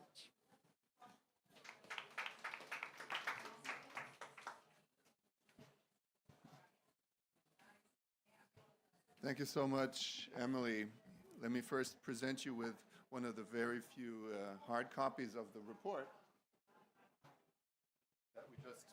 produced. In case you weren't aware, this is the Adaptation Gap Report, and we had its chapter on loss and damage in there specifically. Forgot to mention that I'm the chief scientific editor of this report, and we therefore have this event. Now, can I ask Karma and Vasiti to come forward? I'm not sure if Janine Felsen is also here in the audience. We must have lost her as a speaker. We're still waiting for Janine Felsen. Anyway, let me start with, and Emily mentioned the case studies in the report. So in the report itself, we have very short versions of these cases in little boxes, and they point to somewhat larger descriptions of the case studies. And the two speakers we have here, Vasiti and Karma, are representing two of these case studies in a way. Vasiti is the director of the National Disaster Management Office for the government of Fiji, and she will talk about the experiences that they have had and how they are reducing the effects of future loss and damage in the small island state context. And we have Karma sitting here, who is from Bhutan, and he will be speaking about Bhutan's experiences with early warning. So I'll give the floor to Vasiti first, please. Bulavinaka, and thank you, Henry. Greetings from Fiji. If you've not seen beautiful white sandy beach and lots of trees, I invite you to please come to Fiji. So again, going back to the discussion point that was circulated to us, the SOP on our planned relocation. As the implementing partner for government, we have seen firsthand how communities have been displaced. One in particular, currently living in tent for the past 3 years, they have cascading risks. Every time there is a disaster, we move them to the evacuation center. And then once the disaster ends, we move them back to their tent. And so what happens is that the same communities are now exposed to health risks as well. So this is why we are planning the planned relocation SOP at the same time, trying to get governance around this, because planned relocation prior the current SOP was a rehabilitation element of Fiji's disaster response. So scaling it up into a planned relocation under the climate change needed a bit more governance, and this is why it's taking a while. But thankfully, these communities are now we are now going through the process of actually relocating them.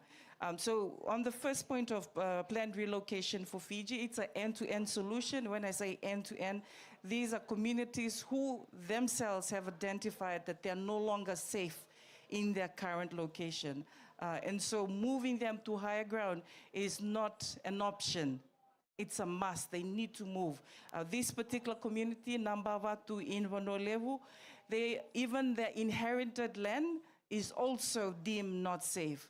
So one of the reasons it's taking us long to move them is because we need to move them and ask permission from a different tribe for them to go and occupy that land. And for us who are very attached to our land, that's not something easy for you to give up your land. So this is part of the planned relocation and part of the work that the climate change team has been doing.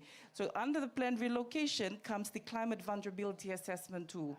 So this tool has been developed to cater 7 different steps. So it's an end-to-end tool that tries and analyze ways to move people, having it as the last option. Having it as the last option. Now, of the 7 steps, I just want to speak on step number 5, which is non-economical loss.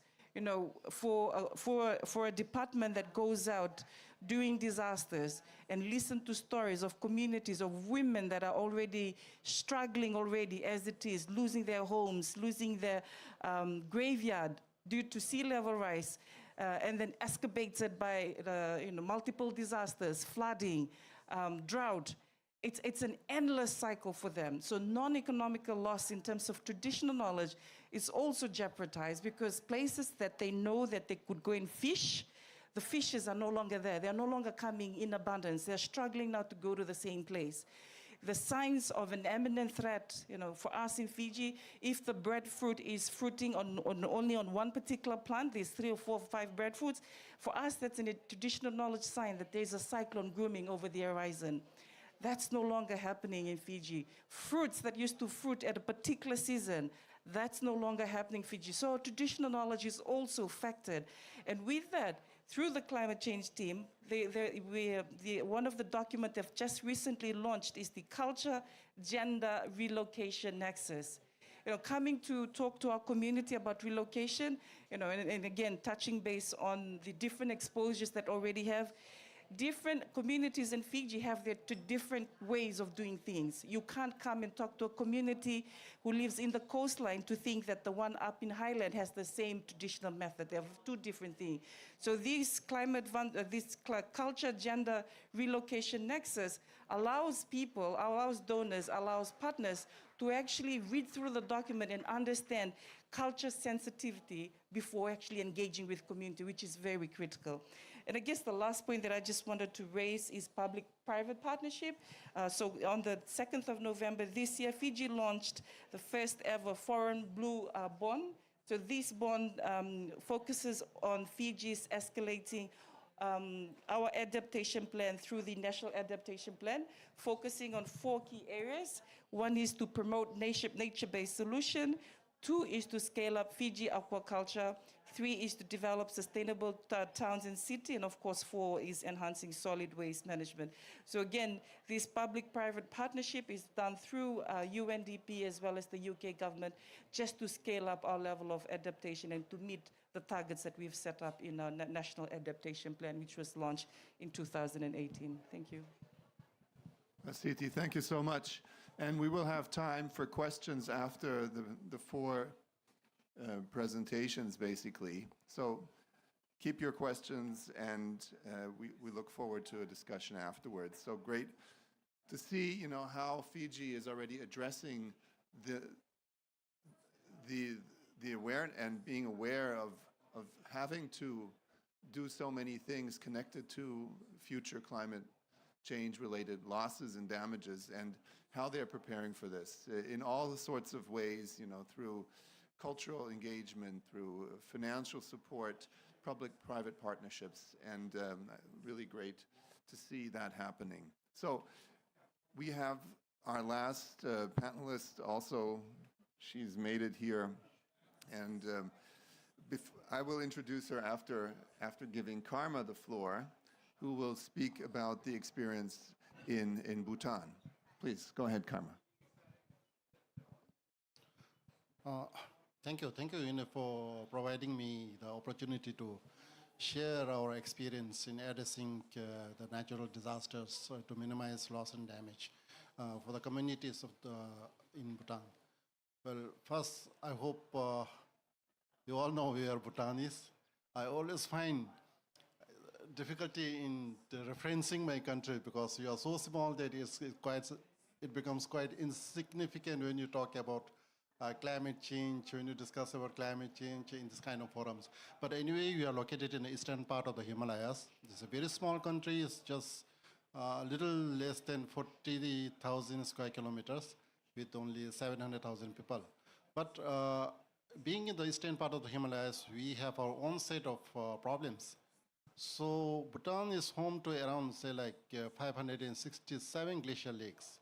And we have around 17 of them are categorized as potentially dangerous glacial lakes.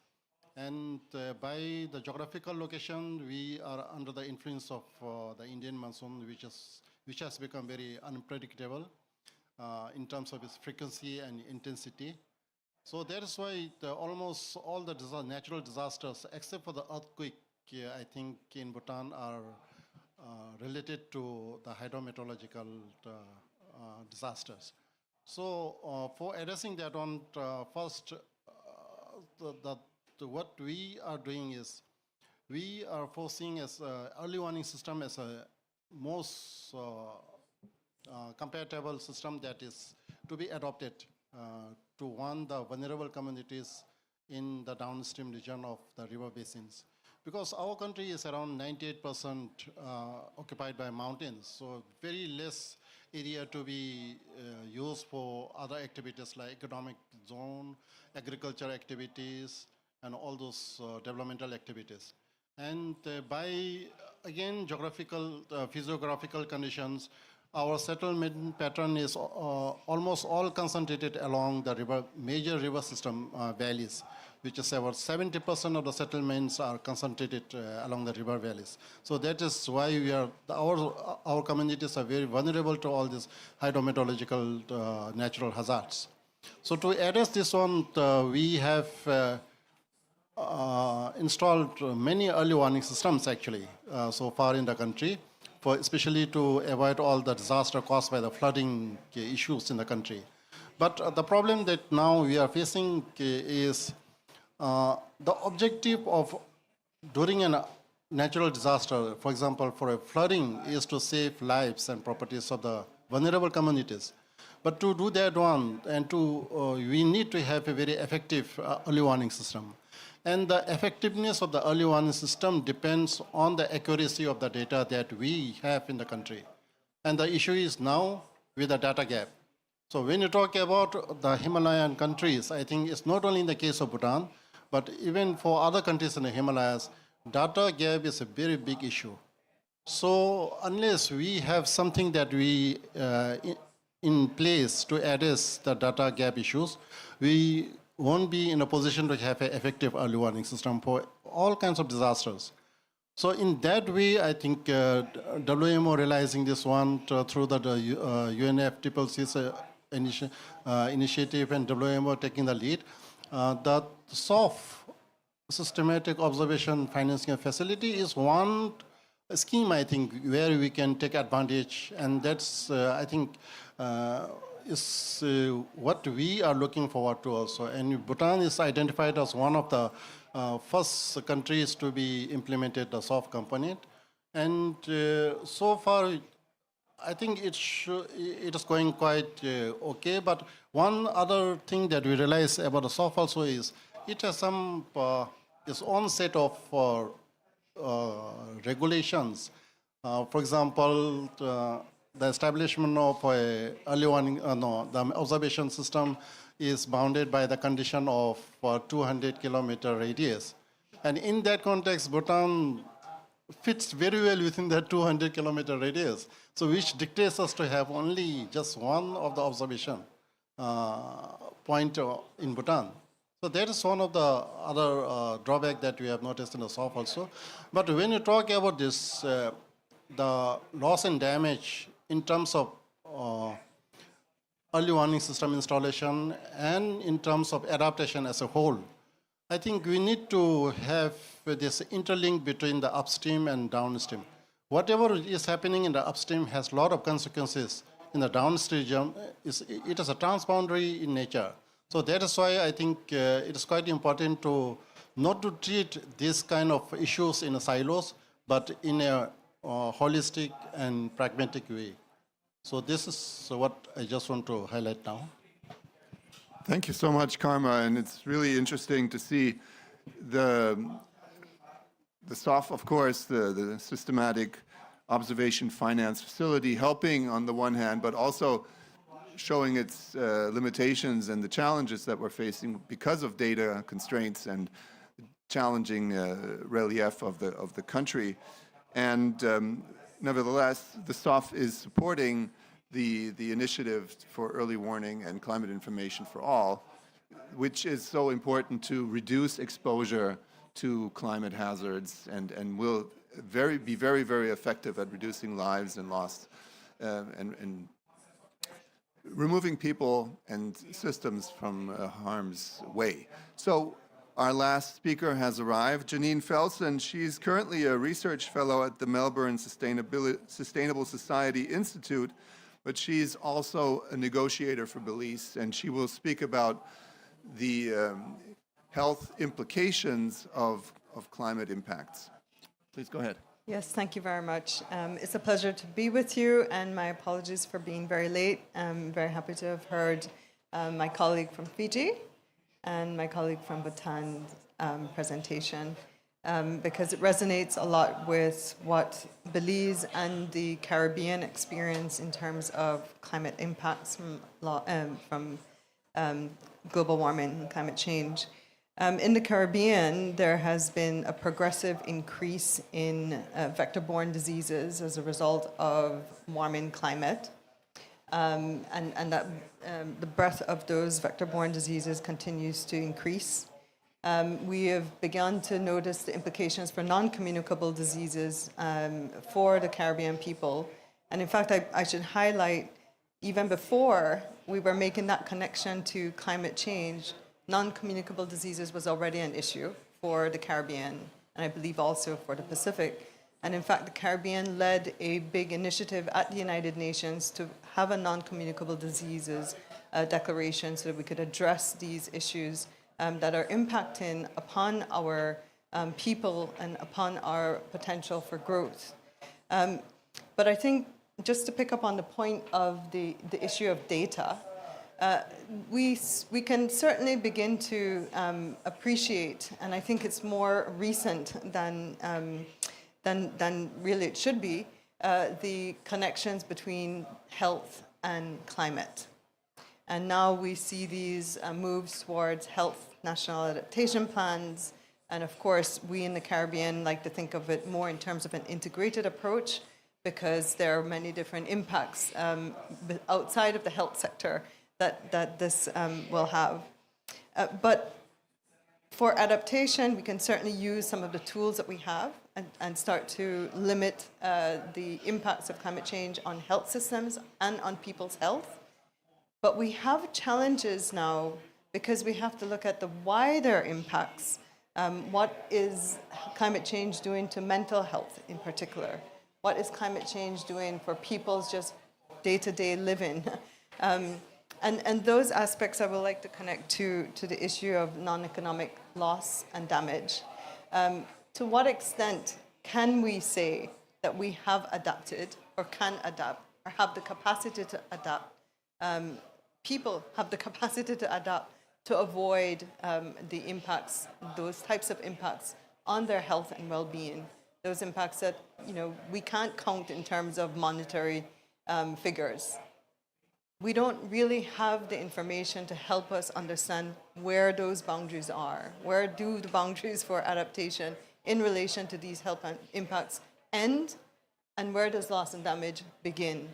And I think in terms of trying to be more comprehensive in our approach to health in relation to the wider context of development itself, and in relation to addressing the climate change impacts, we really do need to start to consider what are those data points that we will need in order to be able to address those health impacts that go beyond our adaptive capacity. That's an important thing. The other important issue is the matter of finance. Now, we know from many different reports that finance for adaptation is not forthcoming, or not, at least not to the levels that we need it to be. And we have, of course, the adaptation gap report to prove that that's an issue. We have a lot of financing that can go to planning. And as we've heard from our colleagues, many of our countries have already started planning. In fact, I could think back to the 1960s when Belize was hit by a hurricane Category 5 hurricane, and it actually decided to move its entire capital from Belize City to what is now Belmopan. So we've done measures, drastic measures for adaptation, just didn't have that label. But we don't have finance to continue to support us as these impacts increase exponentially. So I read a couple of figures recently. 20% of Belize's housing stock is in jeopardy of being lost whenever we have a hurricane. And we have a 50% chance of having a hurricane. But hurricanes are not our only issue. We have drought. Just prior to COVID, we had a state of emergency because of a drought that had impacted Belize. So we have droughts, we have hurricanes, we have storm surge, we have sea level rise, and we have to do everything, plus develop at the same time, plus ensure our people are having the opportunities they can to succeed, to have healthy lives, to have a healthy environment. We have to do planning for that, but we simply can't afford to do all of that with our very limited resources. Small island developing states are amongst the most heavily indebted countries in the world. And yet, half of the climate finance we get comes to us in the form of loans. That's very significant, and it's also very worrying, because we're already knee-deep in debt. We might be neck-deep in debt soon, because the impacts aren't going to stop. As even if we stop emitting all greenhouse gases now, we are committed to a certain level of warming. So we can plan, we do need the data, but we need the finance. And yes, there are innovative mechanisms for financing.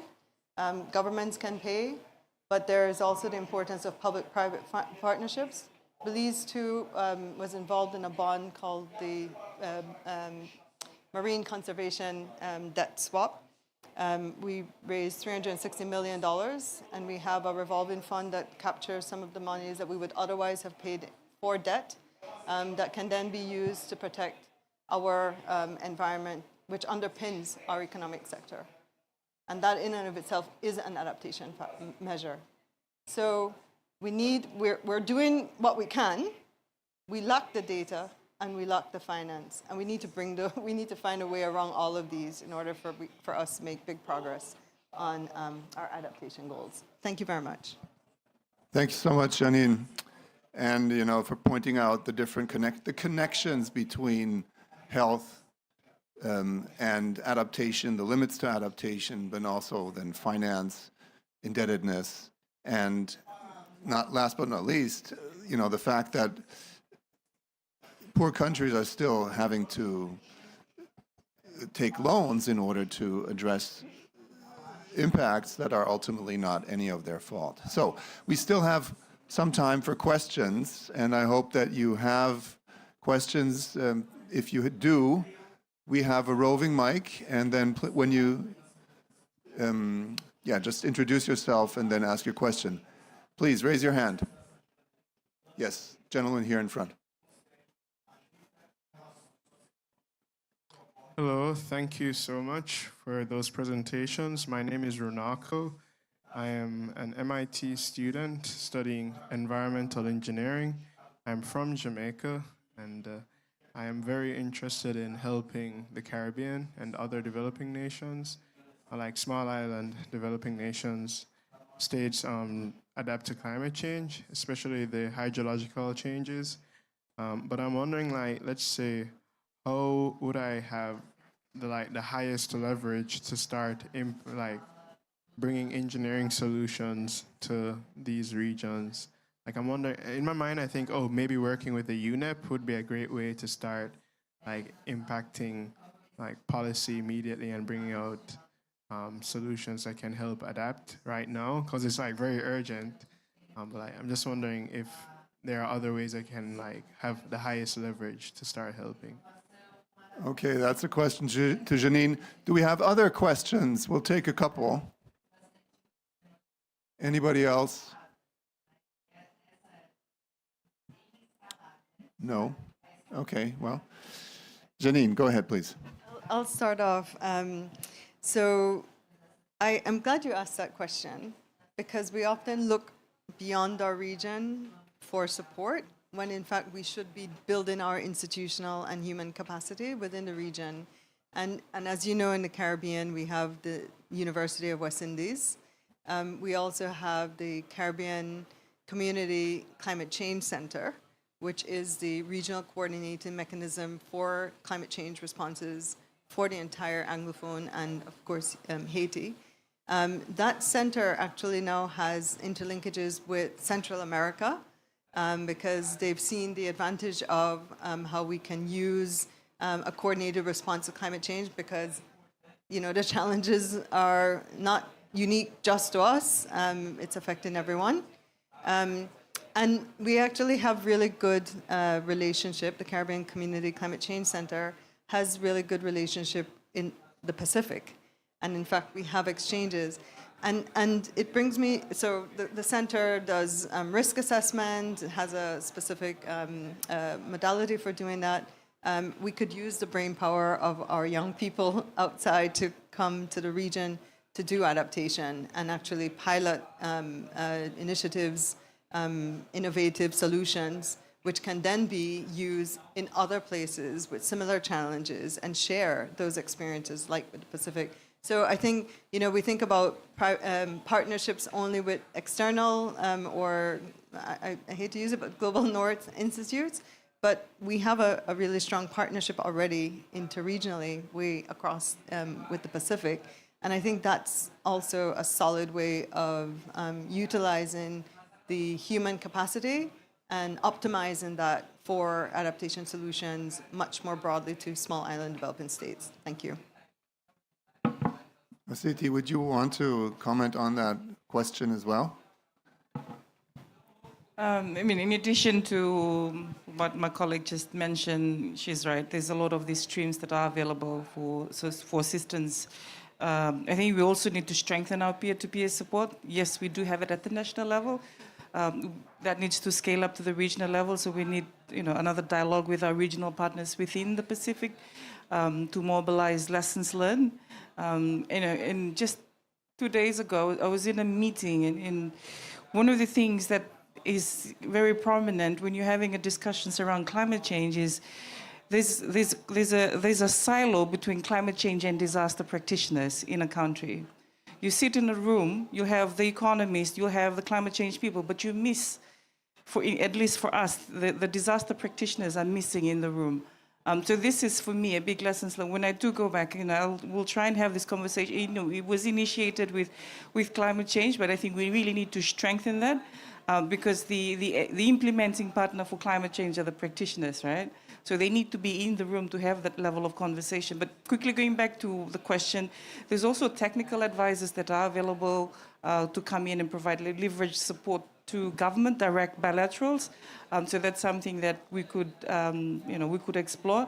But the big lessons learned for me is the peer-to-peer support. We need that conversation to happen between PSEEDs, Pacific Speeds, and our Caribbean seeds because our circumstances are the same, but how we adapt and how we move forward is very different.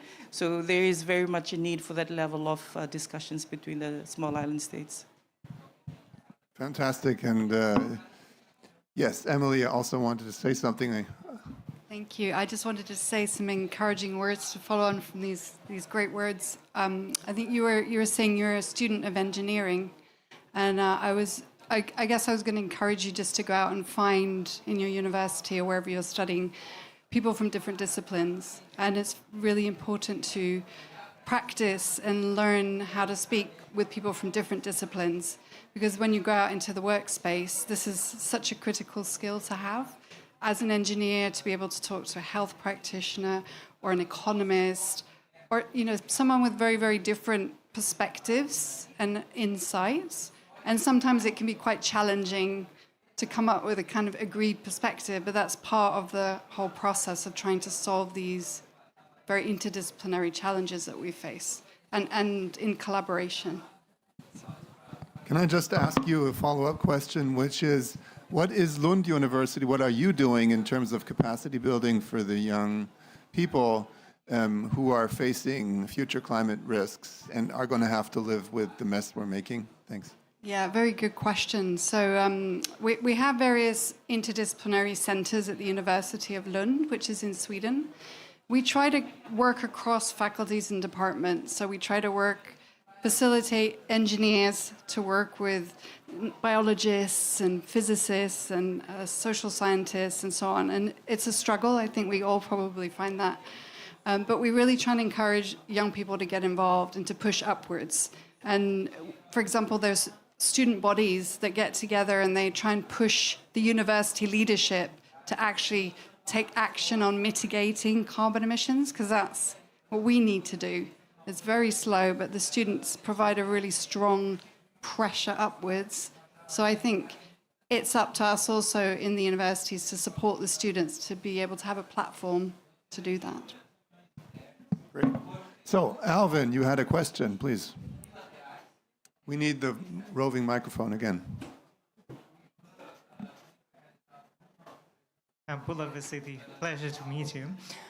If you were to signal, noting the kind of community capacity gaps that exist around loss and damage, if you were to signal to UN agencies that these are 2 or 3 different things that you need to do on the regional level to address gaps that are related to loss and damage, what would it be from the Pacific region? And to Janine, Belize has been co-chairing and co-facilitating the work program on global goal and adaptation.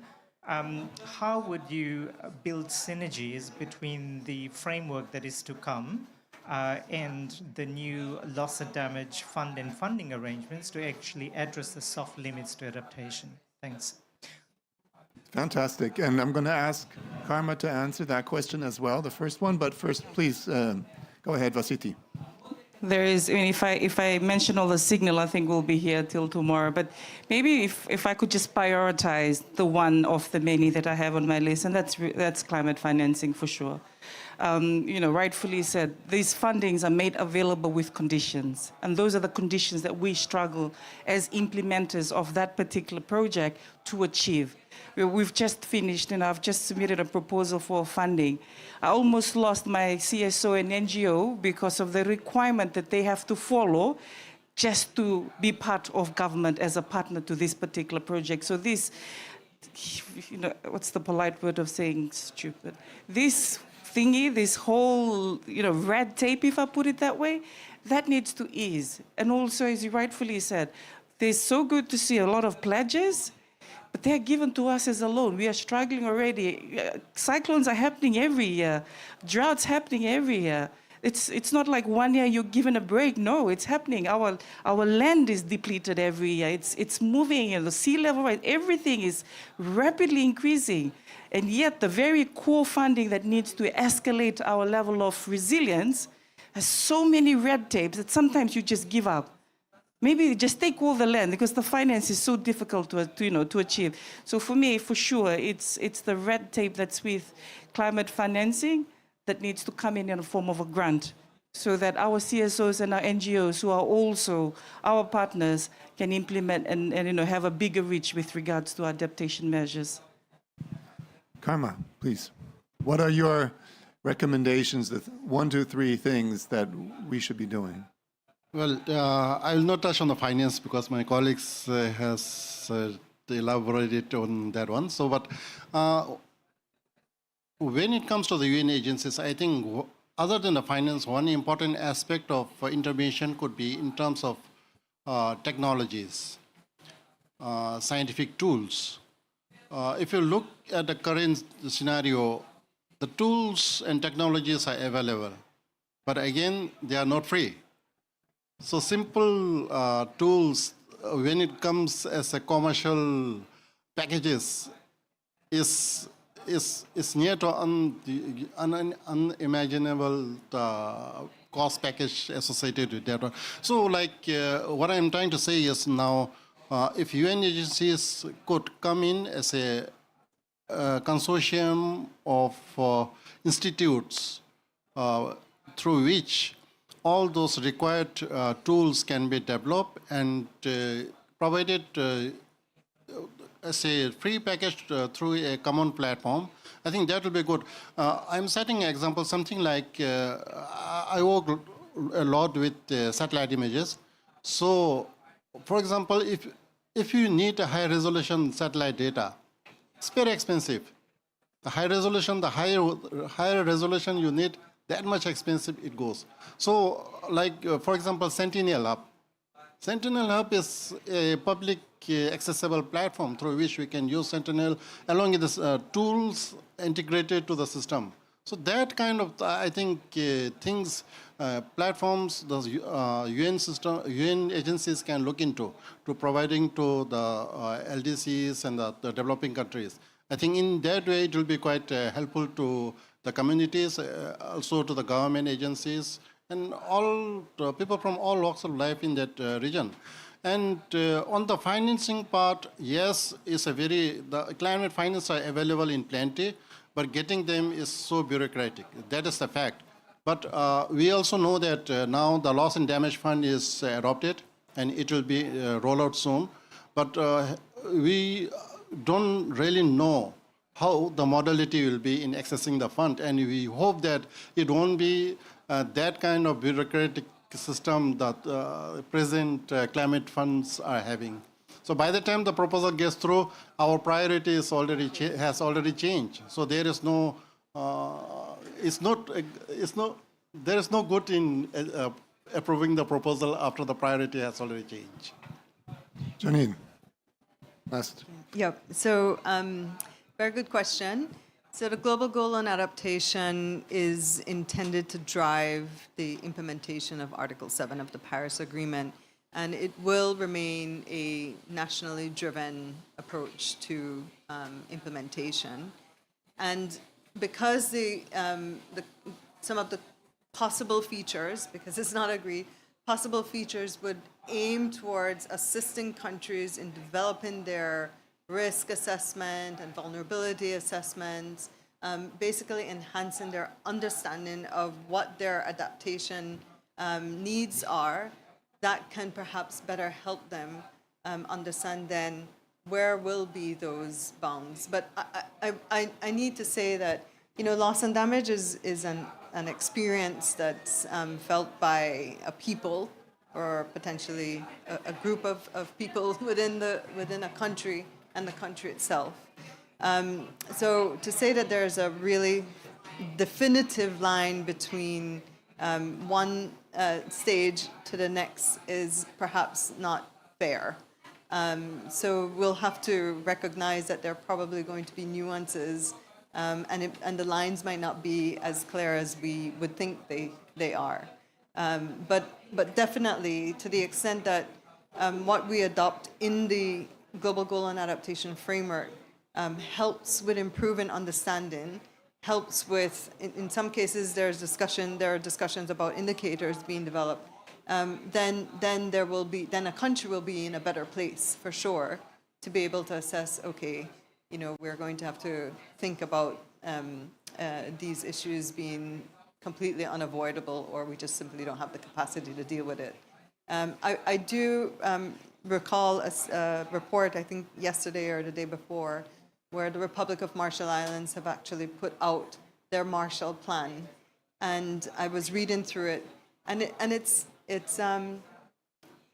sobering, because they have a plan for adaptation, but they also recognize that they won't be able to save everyone from leaving their homes. And I think it really is important for us to think of those challenges that are ahead for many, many people in small island developing states, and recognize that, in some cases, we don't really need to sit down and wait for data to accumulate. It's inevitable. Thank you. Thank you so much, Janine. I think that's a fantastic closing remark. Sometimes we don't need the data to know what the impacts are. So I'd like to thank our fantastic panelists. Thank you so much. Let's give them a round of applause, please.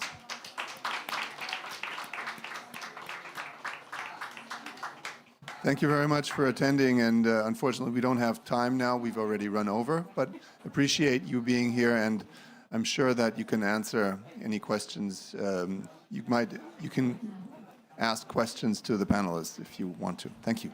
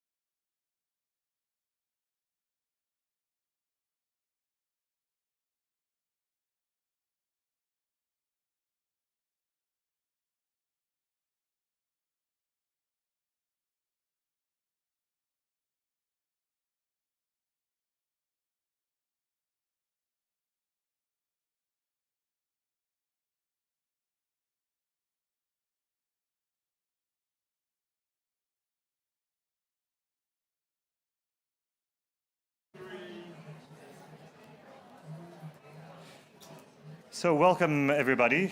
It's my pleasure to be your host, moderator for this event.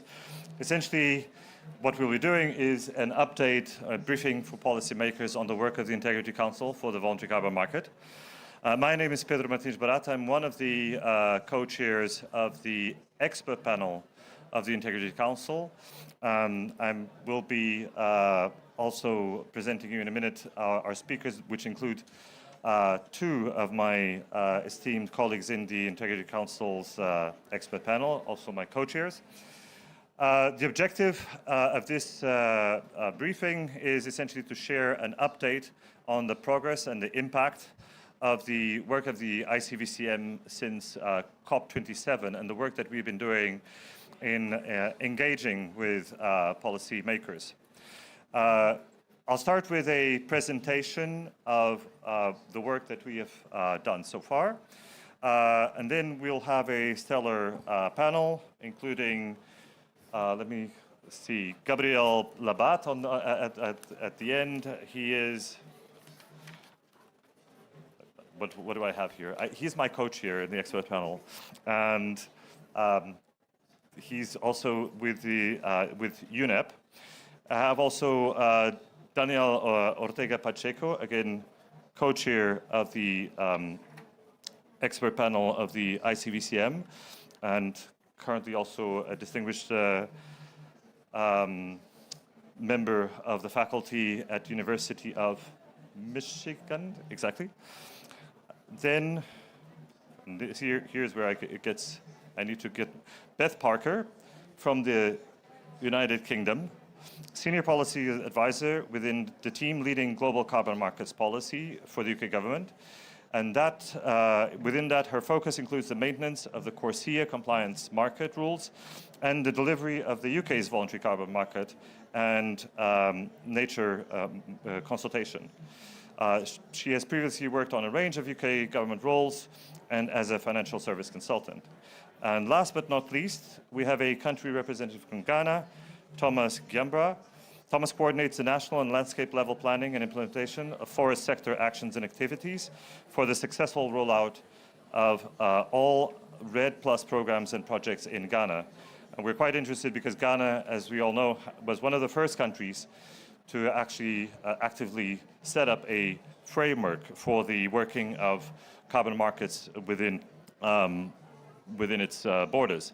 Thomas is currently coordinating the disbursement of Ghana's first carbon payments to beneficiaries in line with a highly consultative benefit-sharing plan that was developed by the government.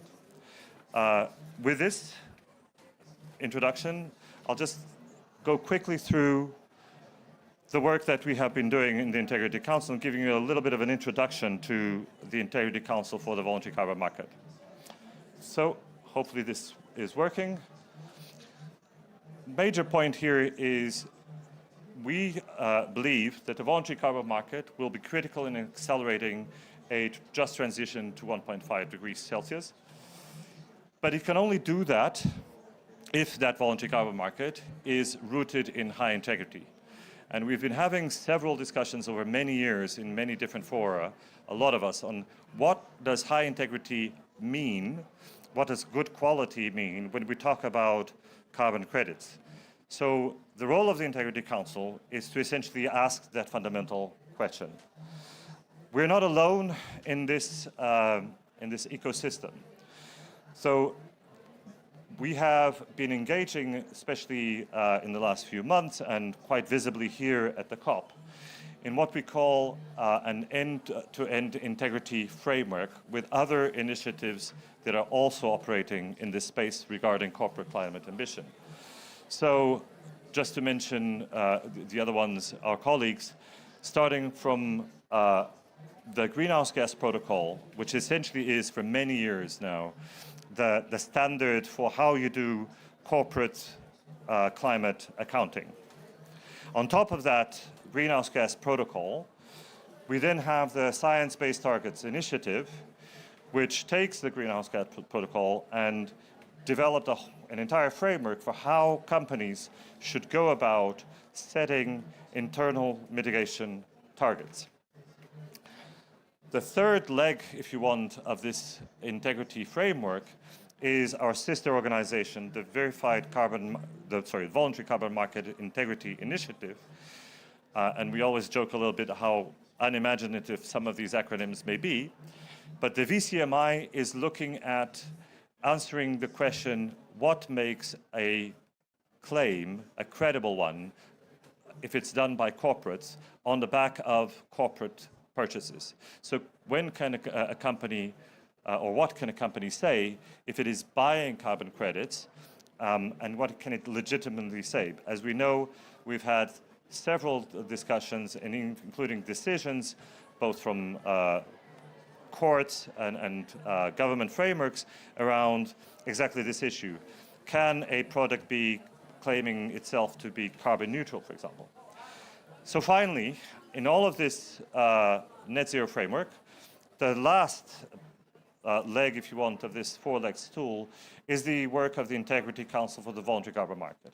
So once we clarify what companies are doing in their emission inventories, what targets they are able to set or should be setting to set their internal mitigation target in an ambitious way, following the guidance of the SBTi. And once we know what companies can claim on the back of their purchase of voluntary carbon market credits, then the question is what quality of credits we can provide and how do we assess that quality of credits? And that's exactly what the Integrity Council of the Voluntary Carbon Market. So a high integrity voluntary carbon market is a key tool, in our view, to accelerate climate action. And as you see there, it follows a kind of a theory of change. Climate crisis requires urgent action. Large-scale reductions and removals are required. Those, in turn, will mean that this cannot be done on the back of public sector involvement alone. We will need to engage private sector finance. And in that engagement strategy, the voluntary carbon market has a complementary role, but a key complementary role to work that is undertaken every day by both public sector and private sector institutions. So on to the panelists. I've already introduced them, and I will now, I think I'll probably just start from here, and I'll go through some of the questions that I had for the different panelists. 5 minutes each. So the first I would start with Beth. We're all curious about your proposed consultation on carbon and nature markets, and I'd like to understand what's the plan for how this consultation will feed into future regulation, and what is the UK aiming to achieve in the longer term with this regulation? Over to you, Beth. Thank you. I think you probably need it. I think it's on now. Hello? Perfect. Yes. Thank you very much, Pedro, and thank you everyone for joining in person today and online. I'm really grateful to be here. Beth Parker from the UK government. So before kind of getting into some of the substance of the consultation that we have planned, I'll just kind of run through a few points that are largely going to reiterate some of what Pedro has already covered. So I'm going to start with kind of making the point that COP28 comes at a timely moment in the story of VCMs. We've seen significant organic growth in the market over the past 20 years, the majority of my lifetime, particularly in the last few years. For example, in 2019, the market was worth around $300 million, rising significantly to nearly $2 billion in 2021 alone. And it's clear that if channeled correctly, these markets offer great potential to reduce the costs in getting to net zero and enabling greater ambition in hopefully keeping the 1.5 degree temperature goal alive. Further, voluntary carbon markets can unlock much needed climate and development finance, particularly towards the global south, at a time when we need to use every tool that we have at our fingertips. We're also very aware that alongside the innovation, organic growth and investment that VCMs have seen, there have also been challenges on the supply and the demand side in terms of market integrity. Trust is key to all markets, and VCMs are no different. Put simply, trust and confidence can be built when market participants and observers have greater certainty that a credit truly represents 1 tonne of carbon reduced or removed from the atmosphere, and that claims made by corporates are honest, transparent, and verifiably consistent with net zero. We've really started this journey to greater market integrity through the excellent standard setting work of ICVCM and VCMI. So we're really proud of our involvement in launching these initiatives during our COP26 presidency, and look forward to continuing to support the work of both as they look to bake their guidance into the market system. There are also many things that governments can do within their own countries to create the right policy and regulatory frameworks for high integrity markets to thrive. So now reaching Pedro's question about what we have planned in our upcoming consultation. So the Green Finance Strategy that we published in March earlier this year, in this we reaffirmed our view that VCMs have a role to play in supporting our climate goals, and announced that building on the progress of the integrity initiatives, that we would consult on next steps and interventions to support the high integrity growth of voluntary carbon and nature markets. As Baroness Veer said at the high-level presidency event on VCMs on Finance Day, we intend to consult on the basis of endorsing the outcomes of both the Integrity Council for the Voluntary Carbon Markets and the Voluntary Carbon Markets Integrity Initiative, and how their outputs can be reflected in UK policy, regulation and guidance. As part of this, we will consider user-friendly guidelines on how carbon and nature credits can be used in corporate claims, and the role of disclosure in providing greater transparency in the corporate usage of credits. Overall, it's our aim to build the trust and confidence needed for high-integrity VCMs to flourish in the UK, and to unlock additional finance for both net zero and nature by ensuring that we have the necessary guardrails and oversight in place. So we do really want our approach to be consultative, and we don't have a prescriptive view of what we want the outcome of this consultation to look like. So we really look forward to having further discussions with all of you, with our stakeholders, including the integrity initiatives themselves. But so far, overall, what we've heard most from stakeholders is that we want greater clarity on what good actually looks like, and that there is a key role for governments in providing this clarity to help build confidence and protect against greenwashing. And there are a number of mechanisms by which we can provide that clarity, ranging from hard regulatory measures to lighter touch guidance. And through the consultation, we'll be looking to consider which of those works best for which bits of the market, considering both the substance of ICVCM and VCMI and what that means for the regulatory regime. Beyond this, there are a few further things that we need to work through as well. Firstly, ensuring that existing regulatory bodies have clear mandates and the tools they need for effective oversight of high integrity VCMs. So, for example, in the UK, we have the Competition Markets Authority and the Advertising Standards Agency, who regulate environmental claims made by businesses in the UK.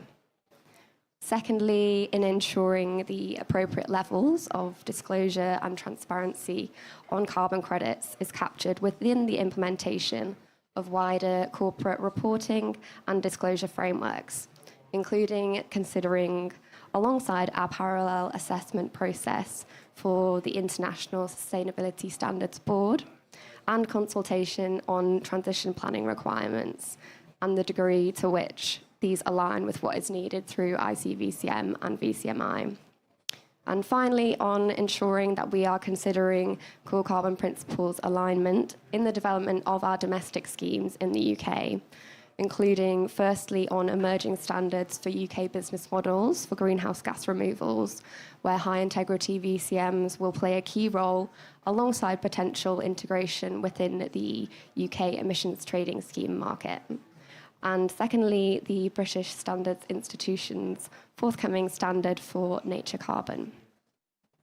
Ultimately, what we really want is a cohesive and coherent regulatory regime which is able to unlock the potential of VCMs as a force for good, bringing forward investment for net zero whilst also avoiding greenwashing and building confidence. All of this obviously needs to be rooted in a view of what high integrity looks like on both the supply and the demand sides. And it is our view that to do this most effectively, there needs to be a degree of harmonisation, continued consensus building, and an internationalist view, which recognises that carbon markets are global. And we think that VCMI and ICVCM have made a really good degree of progress, and we really look forward to continuing working with them as we advance our thinking. Thank you. Thank you very much. Thank you very much. And speaking partly as an ICVCM representative, it's really welcoming to see the degree of, let's say, similar concerns that we have with the cohesiveness of this framework, and we're looking forward to the results of the upcoming consultation. Now, let me turn over to Thomas as representative of Ghana. For a country in Africa that has already established a, let's say, a carbon finance and carbon markets framework, what are the important considerations that have been determinant in how you thought through how to incentivize carbon finance delivery through carbon markets? So tell us about your framework. Thank you very much and for having me here and to share Ghana's perspective into all of this. And I think we all agree that we need a 1.5 degree world, but we don't want to just put anything in there. We need to come up with something, a carbon credit that is credible, that, as you rightly put it, has high integrity level. And I would like to share Ghana's perspective into all of this, how we've gone through such a process. I'm coming from the forest sector in Ghana, and perhaps some of my examples may be forest sector bias, so kindly pardon me for that. We believe that one key thing that countries need to consider about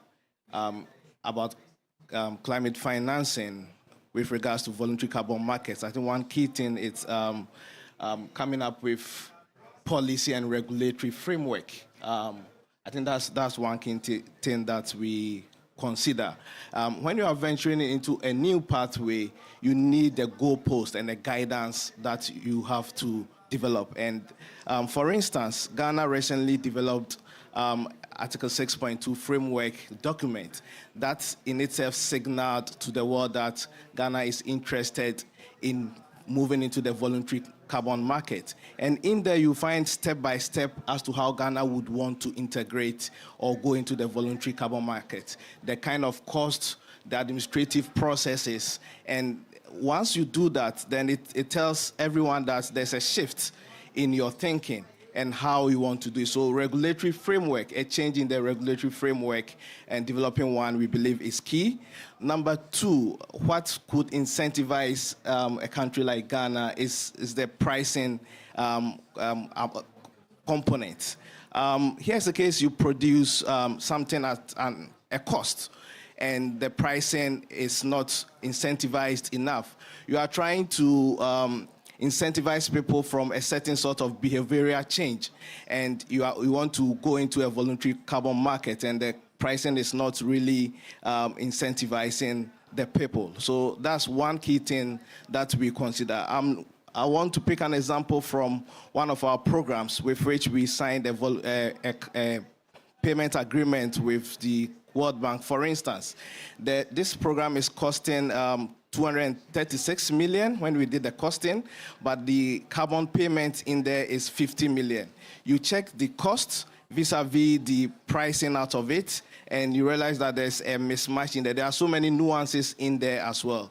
So to go into the voluntary market, I think a good pricing mechanism is something that Ghana, for instance, are willing to, or some of the considerations that we take. The third point I would like to make is the use of the funds.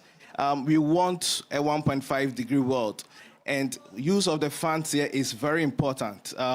We need to come up with a mechanism. Most of the time we call it the benefit sharing framework or mechanism that would be highly consultative, that stakeholders would come around, and that will incentivize people to now be part of the program. We believe that coming out clearly on the use of the funds at the end of the day is very important. The mechanism that you put in place to disburse the funds, we believe, is also equally important. And the kind of sectors that may even benefit from that. Mozambique, for example, is using the fund for the health sector, even though it's coming from the forest sector. And we believe that once such is clear, it helps the country make the good decision to go into the voluntary carbon market. The other side, for instance, in Ghana, we are going to use the funding to reinvest in that same sector. So for instance, if it's coming from the forest sector, the proceeds that will come will be reinvested in the forest sector. The reason is simple. The reason is that we want impact at scale. If you want impact at scale, that could be a good source of funding at the end of the day. So that thing needs to be clear from day one. The other point I would like to note is building capacity.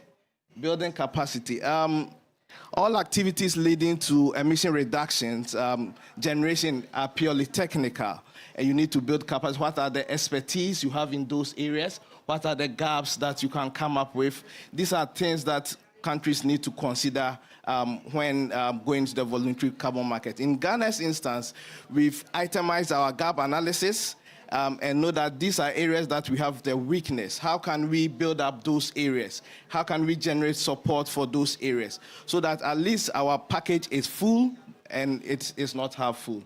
The other thing I want to mention is we are aware of the climate actions. The private sector is aware, government is aware, communities are aware, CSOs, NGOs are aware. How do we now move on? I think building key partnerships, identifying the kind of partnerships that you need to build to move the climate actions is very key here. And these are things that we consider, or we've considered as a country. Let me use the RED Plus mechanism, which Ghana is implementing as an example. We started in 2008, but our first payment came just this year. And our first agreement we did was just in 2019. The reason is that we took time to build the needed partnerships to generate the emission reductions. And that's one key thing I believe we have to do. The other one is building a robust monitoring, reporting and verification mechanism. We are a very proud country, and our social capital is more important to us than our financial capital. And we need to build a system that is robust, that can always stand the test of time, and that is something that we've considered throughout the process. Because once you put something out there, it should be something that it can be tested by everyone, regardless of wherever the person is. And that's something, having a robust monitoring, reporting, verification system is key for us. Thank you very much. Thank you. Thank you, Thomas. And just very quickly, I think there are a couple of things that you mentioned that are also high on the agenda of the Integrity Council, including the concern that you've expressed around capacity building, both for the administration of the voluntary carbon markets and the regulation of the voluntary carbon markets domestically, but also for the entire, let's say, value chain of the voluntary carbon market, but also, and very critically, benefit sharing, which has been something that the three of us who've been in the Integrity Council have been involved in, and we will be building up a program of work also on what does benefit sharing mean and how can we best incentivize that. And taking exactly that cue, Gabriel, how do we ensure that countries are enabled to leverage the standards that ICBCM and hopefully also Article 6.4, for example, are building? How do we ensure that these are leveraged for high integrity? Thanks, Pedro. The short answer, in my view, is giving countries access to information. Information. And the reason for that answer is because it's likely that the current situation in which any standard can operate in any country will change. That with time, it will be countries, the one that will decide which standards are allowed to issue credits in their national territories. A bit like what Article 6 will also be about. Article 6 will hopefully soon, go from the rules and the procedures into assessing which protocols can be used for trade in 6.4. And there will be an assessment of the different options. So I could see a future in which, for the voluntary carbon market, there is something similar happening in countries, and countries are sovereign entities. And it will be natural for countries to take this type of decisions. From my experience working in, 64 plus countries, we all share this goal of making sure that emission reductions happen and have high social and environmental integrity. The question is, and that's a very sometimes complicated question, which is, okay, which qualifies and which one does not? And the interest of UNEP, apart from being co-chair, actually, I get my salary from the UN Environment Program. The key part for countries will be information and help in taking that kind of decision. And that's actually what the ICBCM does.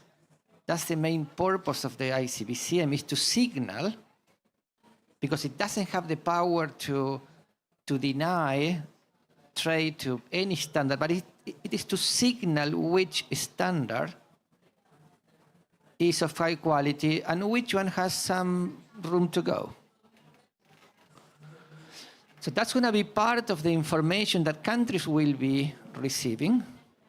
I think that the ICBCM, Pedro, has work to do in terms of making this information available to countries, explaining to countries how we come to this type of decisions, explaining to countries how the assessment is being done, how we really make a big effort to bring different partners and different opinions on board. This is not mathematics, this is not physics. Either you solve the problem right or you solve the problem wrong. Well, carbon markets, this decision-making process is not like that. And Pedro and Daniel know that some of these discussions, bring different opinions. And in the end, the ICBCM is able to come with a single recommendation. And there is a story to this recommendation. So that process of signaling quality, I believe is key for the ICBCM to share with countries, and for countries to also have a look at what has been done.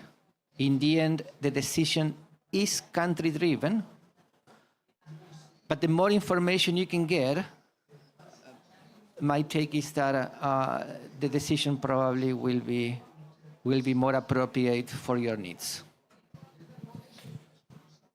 Thank you, Gabriel. And just following up on that, you mentioned the work that we are bound to do on engaging with countries. It's true that up to date, and the three of us in particular have been very much involved in the nitty-gritty technical detail and getting to this consensus, which was not wasn't an easy in some places not easy to get to.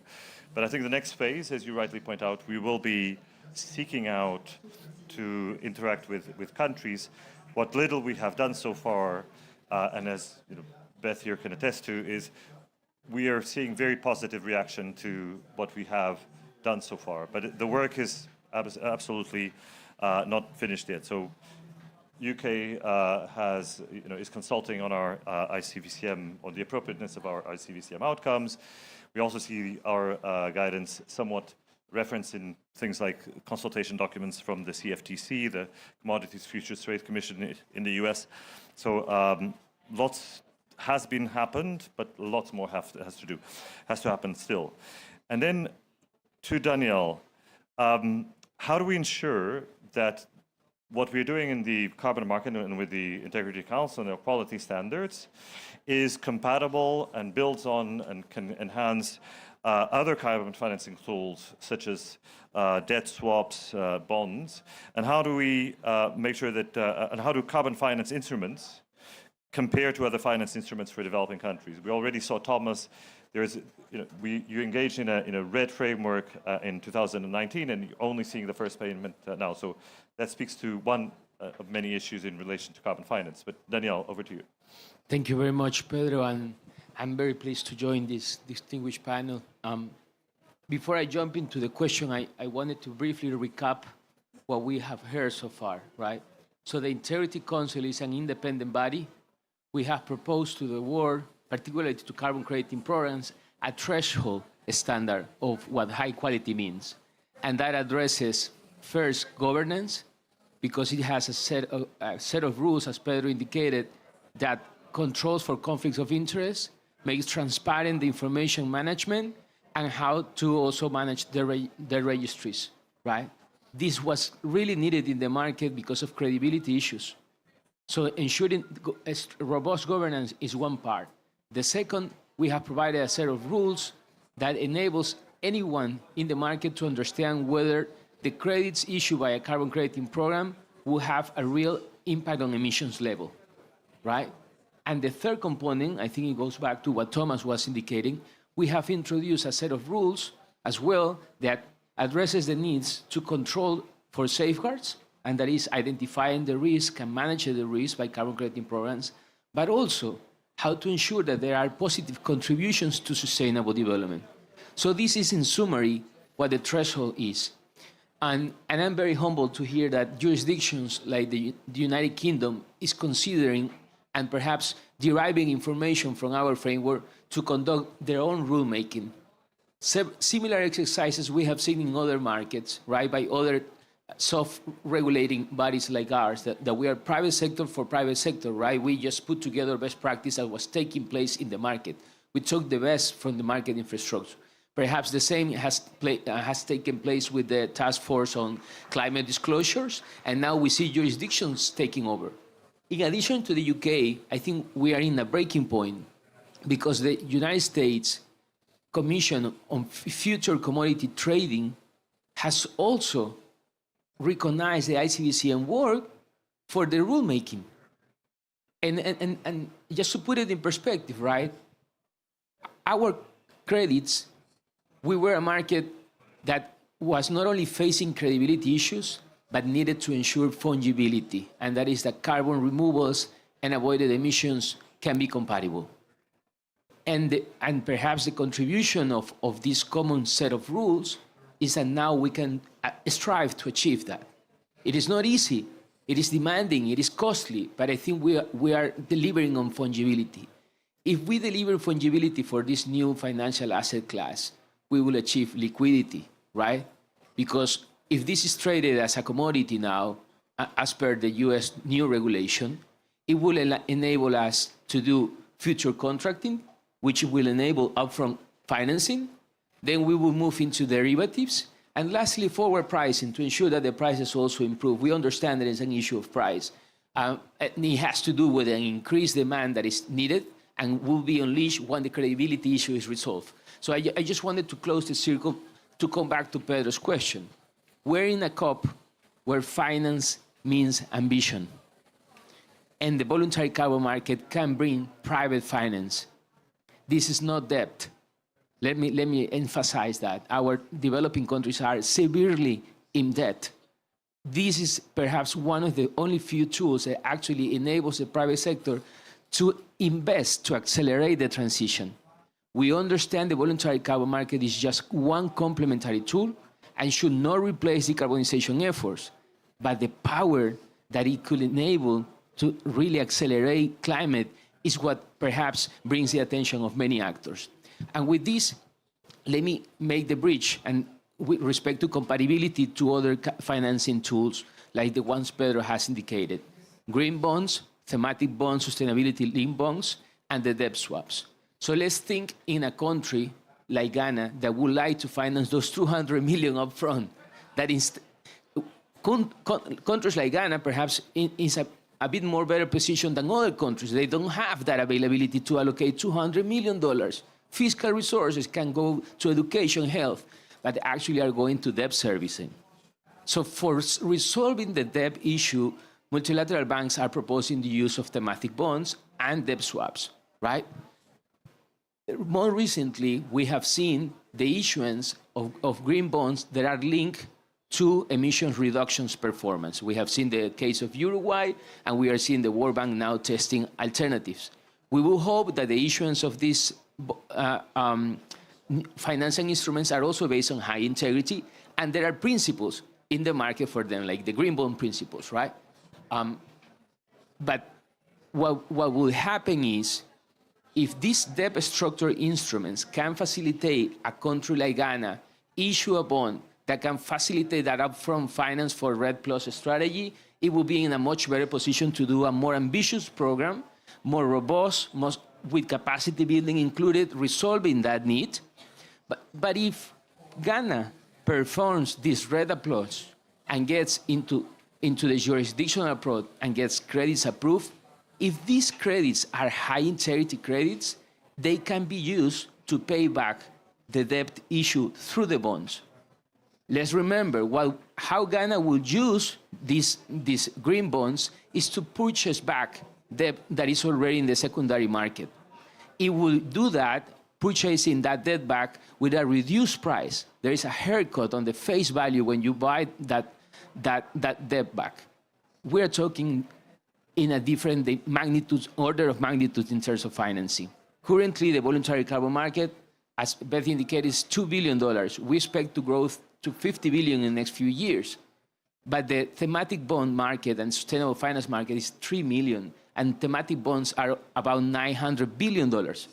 So let's imagine that we can capture one share of that, combining high integrity carbon credits with this new debt issuance that will relieve the debt of countries in different conditions, will finance the NDCs, the decarbonization strategy, and will enable RED Plus activities to scale, perhaps agricultural sector, but under the sovereign decision of countries. Thank you very much. Thank you, Danielle. So we've heard from the panelists. I'd love to hear from questions from the audience right now to any of the panelists, whether expert panel or UK or Ghana government. I see one hand up in the back. Do we and a second hand? So perhaps we can collect these two, and then we'll. Thank you to the panelists. Santiago here from UNIDO. So one of the questions, I mean, it was not discussed here today, but it is part of the conversation.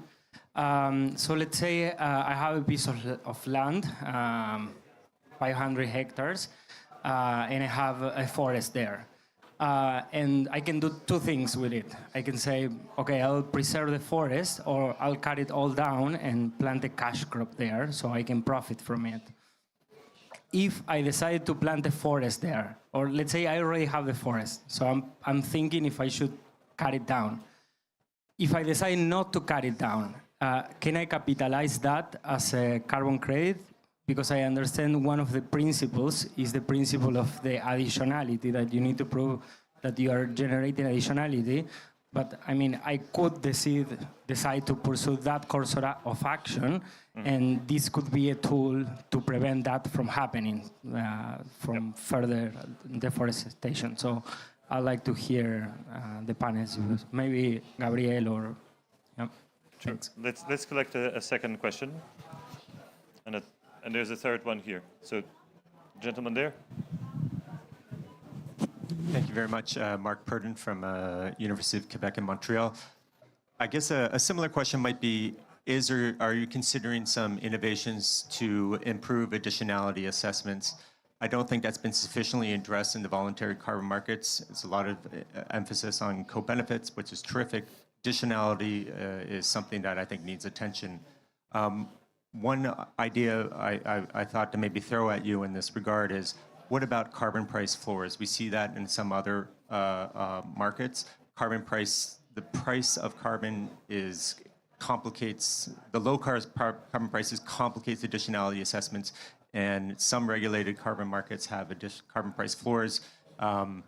Carbon prices on the voluntary carbon market are generally below $10, which is quite below what we're seeing on regulated carbon markets. Any maybe reactions to that type of idea? Thank you. And let's just collect the third one here. Yeah. Okay, thank you very much for the expository. I'm Justin, and my surname is Akankali. Actually, my question or clarification will come from two angles. One is the aspect of advocacy and enlightenment, because I'm an academic professor in climate and environment issues. So I would want to know the structure in place to ensure that this integrity issue is actually cascaded down, because for us in the academia, if you're able to begin to inculcate such principles early as part of your curriculum, it helps the generation next to easily buy in and also educate families, members, just like that question that was asked. Then it's more effective to begin to have issues of integrity permeate deeper into society. So that's an area I want clarification, and I want to engage on that further as may be possible. That's one. Then secondly, I've got some executives, CEOs of agencies I've talked with here, and they were like, okay, we want to get to issues of carbon credit. But I noticed that such agencies, they've already started doing stuff with tree plantings. For example, I'm from Nigeria, and there is this agency that is restoring mangroves already in the Niger Delta, because the Niger Delta area has been badly devastated due to fossil oil activities. But they've started already without understanding these issues. Is it not like putting the cart before the house? Wouldn't they run into problems so that we are able to have this put before them, so that whatever they are doing will be done ab initio on a structure of integrity? Thank you very much. Thank you very much. So we have essentially 4 questions. I was thinking, who should I address them to? But I will imagine, I'll start maybe the first one to Gabriel. Essentially, avoidance projects. Can you address through carbon markets the potential for maintaining a forest stock as opposed to doing reforestation or forestation? But I think that's what this was hinting at. Gabriel? Santiago, the question then is, whether carbon markets can pay for maintaining the stock instead of avoiding the change in land use.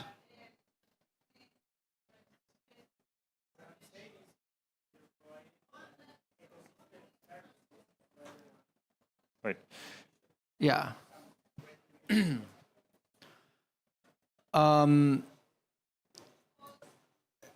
At the ICBCM, we haven't got to that part of the conversation, but it's an important one, and I really hope that not in the that we will have that problem, as soon as possible. It would mean that through carbon markets and other tools, we have been able to bring deforestation down to zero, for example, and then what's next? That's a very interesting conversation. Some people will tell you, well, that's not a problem to be solved through carbon markets. Some other people see arguments for additionality to pay for that stock.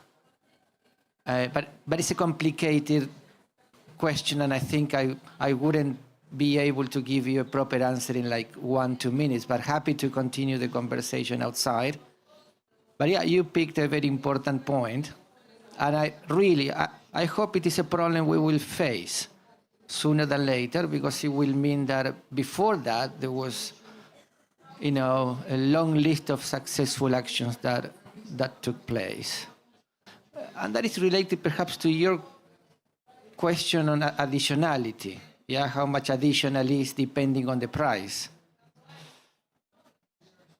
I think that the short answer is there are some low-hanging fruits that will be additional. There are others that will not.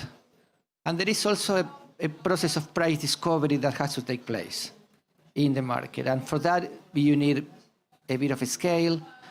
For a scale, you need integrity, and integrity is actually what the ICBCM is trying to signal. Thank you, Daniel. You want to follow up from Gabriel on addressing Mark's question on additionality and carbon price forwards? Yes, I would like to, but I'm pretty sure you can also add to that. Pedro is the leading voice on additionality. So for those, I see different faces coming from different sectors. I just want to make sure that everybody understands what we are talking about when we discuss additionality, right? I mentioned in my previous intervention that this is private investment. It's not debt. This is also coming to complement decarbonization efforts. But it's also, the beauty of it is it also facilitates access to finance that otherwise would not occur. And that is additionality, right? This project, it is either renewable energy, forest protection, or changing agricultural land uses. It only happens because of the payment it is received in exchange of the service provided. The service is translated to a common ton or metric, right, which is the ton. So every project is assessed by carbon crediting programs to demonstrate that they are additional, particularly that they are financially additional. That is, otherwise, without the access to this finance, it would not be implemented. So coming back to Thomas' example, now they have measured it costs 200 and they are only receiving 50 million. But those 50 millions is the key to make this project feasible, right? Because it complements other sources of financing that they have been able to receive. It's either their own financing or through third parties. So we are working hard in the Integrity Council, not only to address financial additionality, but also to look at institutional barriers, to look at prior consideration, right, which is for developing the carbon project, there has to be a signal from the organizers or the developers that the carbon finance was accounted for before implementing, right? If it is different, if I go ahead and establish a solar panel and then I can go about claiming the carbon credit, that will not happen, right? It is not additional. It already could occur without the carbon finance. And there are many options, mitigation potential that can be achieved without additionality that carbon credits bring to the table. But because they unlock access to projects that otherwise will not occur, I think that's the greatest contribution in terms of accelerating climate action. When we talk about accelerating climate action, is that, right? And this takes me back to my previous intervention again, because I think we are contributing to fungibility. Fungibility can bring about liquidity, right? But also when jurisdictions like UK look at our framework to inspire their own regulation, we may be able to bring a comparable framework across jurisdictions as suggested. Why this is important? Because with common rules of the game, either voluntary carbon crediting programs or national carbon crediting programs will be generating the same financial asset. And with that, we can mobilize different type of financing. I will stop there. Thank you. Thank you, Daniel. Beth and Thomas. Well, let's start with Thomas. I'm very interested in the question from the gentleman here in the first row about education. We don't talk much about education in the Integrity Council yet, in terms of how do we educate for integrity. But your comments, and we're starting to wrap up the event, so also I'd ask for your final comments. Thank you very much. I think that was a very useful intervention. That advocacy, awareness creation about the concept of high integrity is key, even not just for the younger generation. I think he proposed a route that could be adopted and adapted based on how the ICVCM would want to go about it. But currently, what we are doing in country is the more people are aware of the issues, the more people are aware of the challenge, the more people are aware of the approaches, the more they are willing to undertake such good practices. So I would add to what he just said. At least there should be a route within all such councils that try to bring high integrity on how we bring education to the fore of all of this, awareness creation to the fore of all of this. Because if communities or individual project developers are not aware, and then they'll, right from day one, they'll be doing something contrary to what we all perceive to be of high integrity. And I think we could have some indicators. He's talking about, for instance, having a curriculum development for younger generation. I think it should be a dual one for current people who are undertaking projects, for community members, and even look to those younger generations as well. Just a quick one on the additionality. I think the question is quite tricky and it easily splits opinion. For instance, you are having a forest, and there are some instances that people will say that once there's a proof of threat to that particular area, then it is worth considering. Once there's no proof of threat, then it's the proof of additionality becomes a challenge. And I like the innovativeness about, as you mentioned, I think integrity issues, we need to look at some of these things. And there's a borderline most of the time, because there's no threat to it. Does it qualify under additionality? Or how can we even prove the threat? So there are so many nuances that we can look at with such a question and with such an area. Thank you very much. Thank you, Thomas. And having been in this market for a while, I fully understand what you're saying about the difficulty to have a good balance in terms of our additionality concerns. Should we cave into the threat, or how do we assess what the level of the threat is? We certainly wouldn't want to have a situation where we first need the forest to be cut down so that we can act on the threat, because that would be absolutely nonsensical. Finally, Beth, your final thoughts, and love to hear about what you're seeing in this space that, let's say, the bridge between the UK government's actions and the actions of other governments as potential providers of credits, or coming from the sourcing of credits. So, Sure. I might also link back to the additionality point in my response. And yeah, as others have kind of alluded to, it's just such an inherently difficult thing to prove, because you're basing it on the counterfactual of what might happen in order to prove that, yeah, kind of what the project that you're you're crediting from wouldn't have happened in the absence of that finance. So yeah, the kind of innovative approaches to the tests that we can carry out in order to prove that additionality is a really kind of important piece of that. In terms of kind of UK action, are you asking about kind of international action? Right. Yeah. Kind of our international climate finance funds a number of different projects internationally, particularly in the forest space. So we fund the LEAF programme, which is a real key forestry programme, which, yeah, I'm sure many of you are aware of. And we fund various different kind of capacity building programmes, contribute to a number of World Bank programmes, which are to do with kind of crediting and readiness for Article 6 approaches as well. And yeah, kind of our programmatic work is in collaboration with a number of other governments as well and other kind of partner organisations. So yeah, kind of lots of work in the international space. Thank you very much. So we're coming to the end of our session. Just to give you a run of some of the endorsements that we received, we already mentioned this from Singapore for the UK government, the CFTC, and also the Africa Carbon Markets Initiative. And as was widely publicized earlier during this COP, we had an event showing this commitment to provide an end-to-end integrity framework from the various standard setters in the voluntary carbon market. And just a very quick update here. As of today, programs that cover 98% of all of the issuance in the voluntary carbon market have applied for CCP.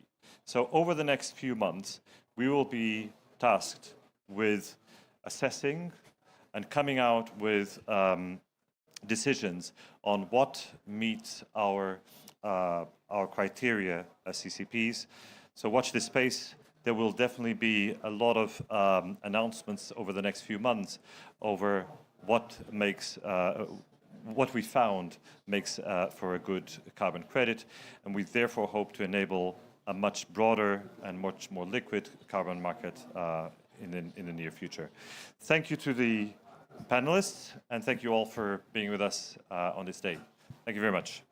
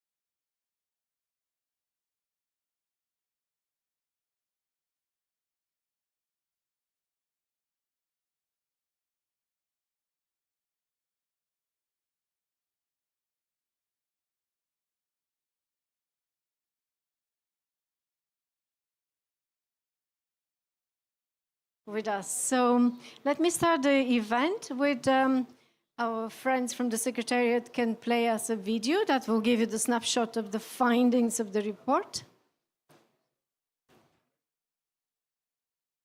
Yeah, we can. Is it working? Raising climate ambition in the Asia-Pacific region. The Asia-Pacific region, from snow-capped mountains to the warm tropics, is home to diverse landscapes, climate, societies, cultures, religions, and economies. However, we are all facing unprecedented climate emergency. The region is warming faster than the global average, causing glaciers to disappear, permafrost to thaw, and incidences of floods, typhoons, heat waves, droughts, and other disasters to increase. These have resulted in human and economic losses that are undermining hard-won development gains and human security in both developed and developing countries alike. To combat climate change and reduce emissions, all member states in the region have submitted nationally determined contributions, or NDCs. 12 of these have more than 2 NDC updates. Additionally, 39 member states have made carbon neutrality pledges, and 23 have developed long-term low-emission development strategies. While these efforts are commendable, they are still inadequate to deliver on the desired 1.5-degree pathway and are not even sufficient to contain warming within 2 degrees centigrade.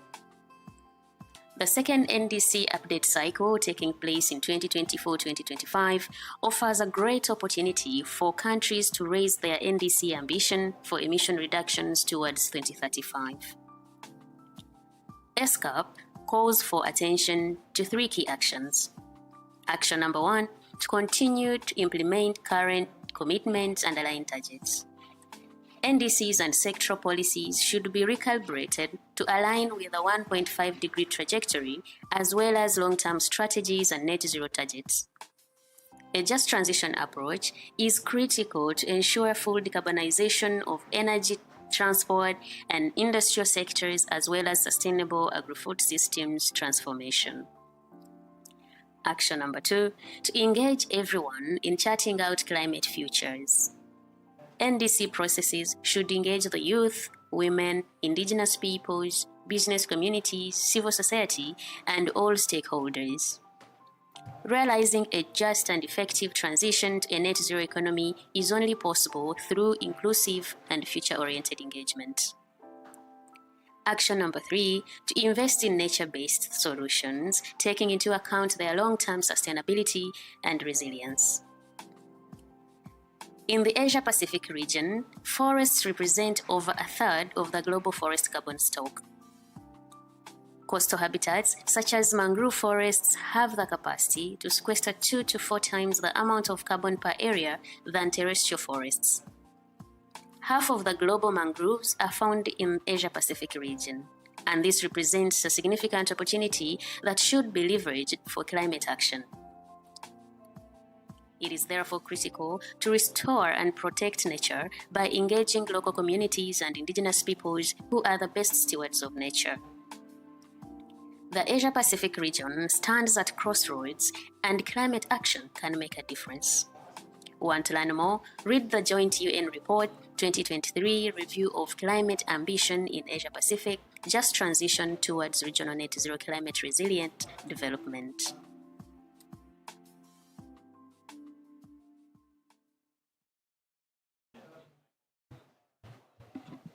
So you could learn a little bit more about this fantastic report on the website of ESCAP and our partners, UNEP, ILO, and the others.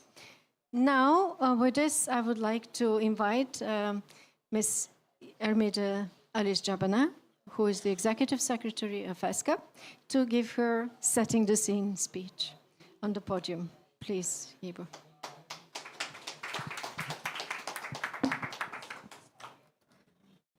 Very good afternoon to all colleagues, friends, and welcome to the site event. Thank you very much for coming, and hopefully later on we will be able to have a rich discussion, as well as looking forward to your contribution.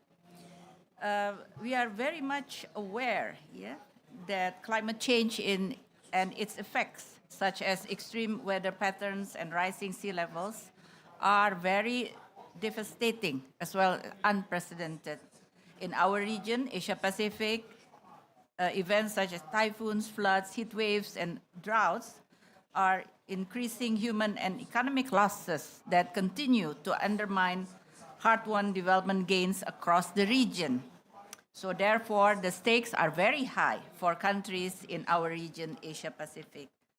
Ahead of COP28, as all of us are aware, the launch of the IPCC synthesis report provides analysis and recommendation for member states to set more ambitious NDC commitments, pursue new and innovative approaches to both mitigation and adaptation, and increase investment in the restoration and enhancement of terrestrial, coastal, and marine ecosystems to leverage the so-called NBS, nature-based solution.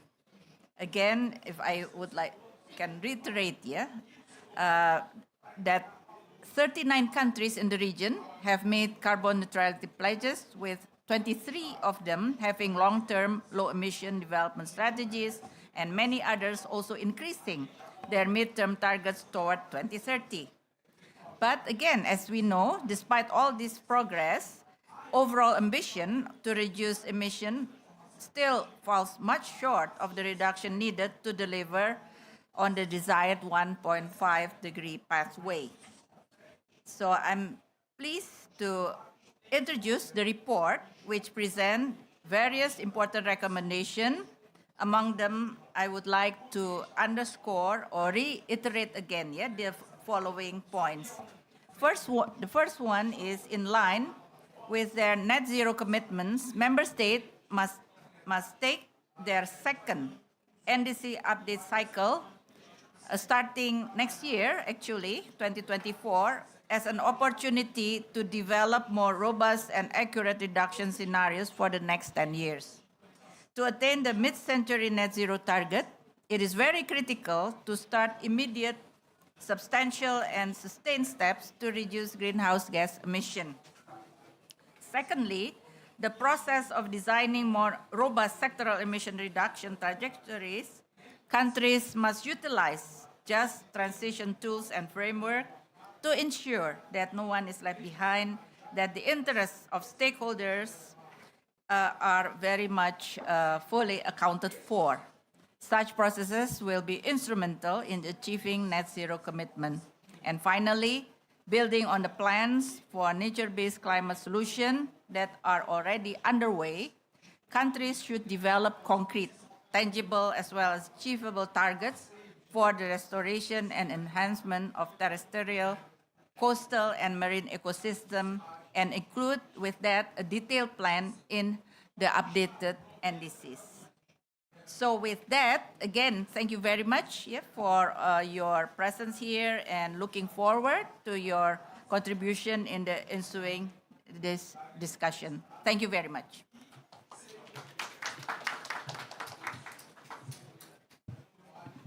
Now I would like to invite our moderator, Dr. Sang-Min Nam, Director of the Environment and Development Division of ESCAP, and also to invite the panelists to join the podium.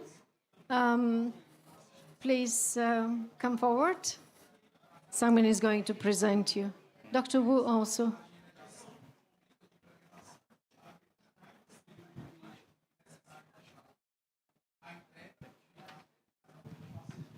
Thank you, Aneta. So can I invite? Yes. And Daechen will be also joining virtually. Yes, Daechen is joining virtually. Thank you, our distinguished panelists. We have, in addition, we have also one panelist joining virtually.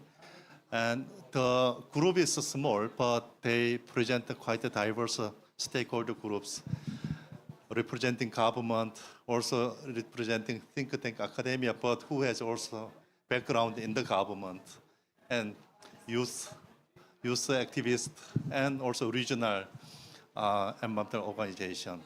So, you have already listened to our presentation and then also speech from our executive secretary. So let me start with Ms. Director General Seren Duram from Ministry of Environment and Tourism of Mongolia. And now, during this COP, finally, Mongolian government announced the net zero target. Yes, congratulations. And then, but certainly there are various challenges and also opportunities to move towards this net zero pathways. Could you elaborate some of the challenges, opportunities, especially now with this new net zero target of Mongolia?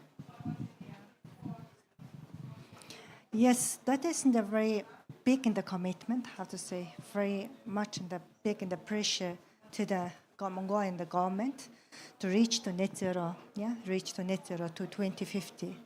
And so just in 2021, so we approved with the NDC implementation the plan that is based on our adaptation, the mitigation, the priority areas.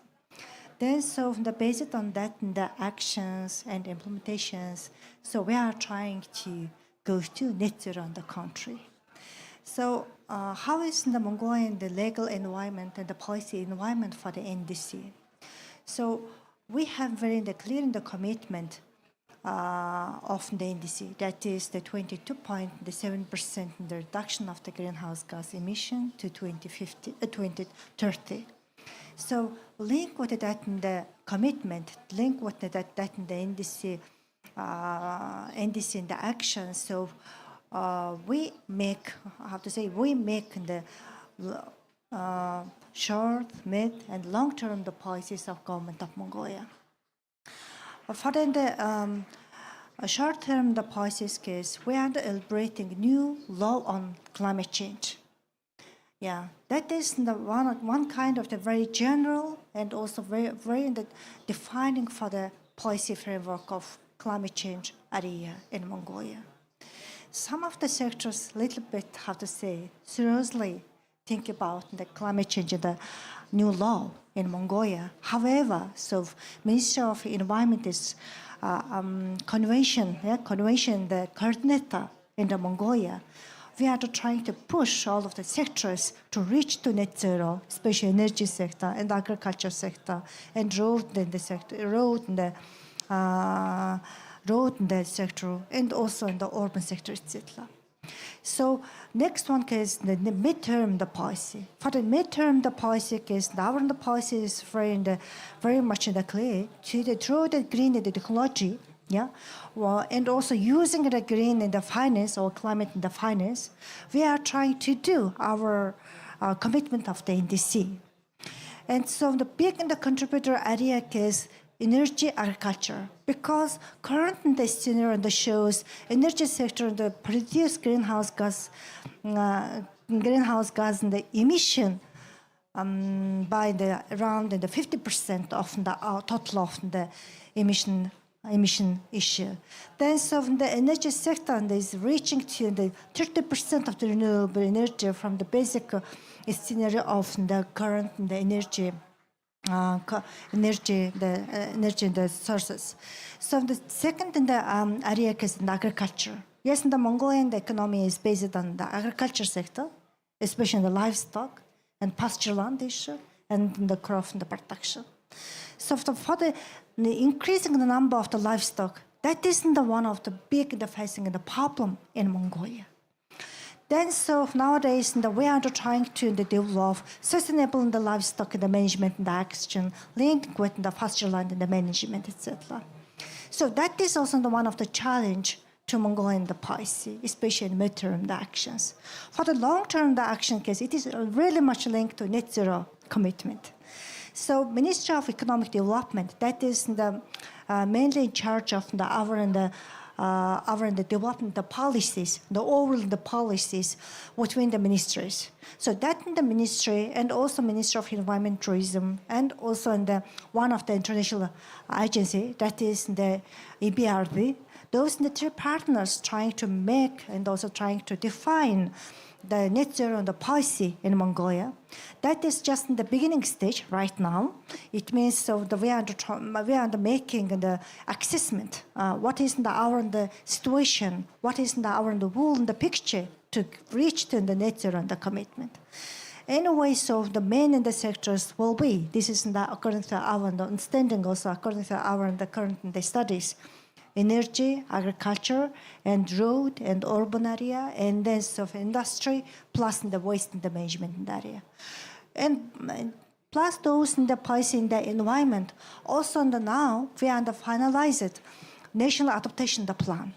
Because the Mongolia have the huge potential in the areas for the natural resources. But nowadays, everything is changing, impacting of the climate change, especially lifestyle.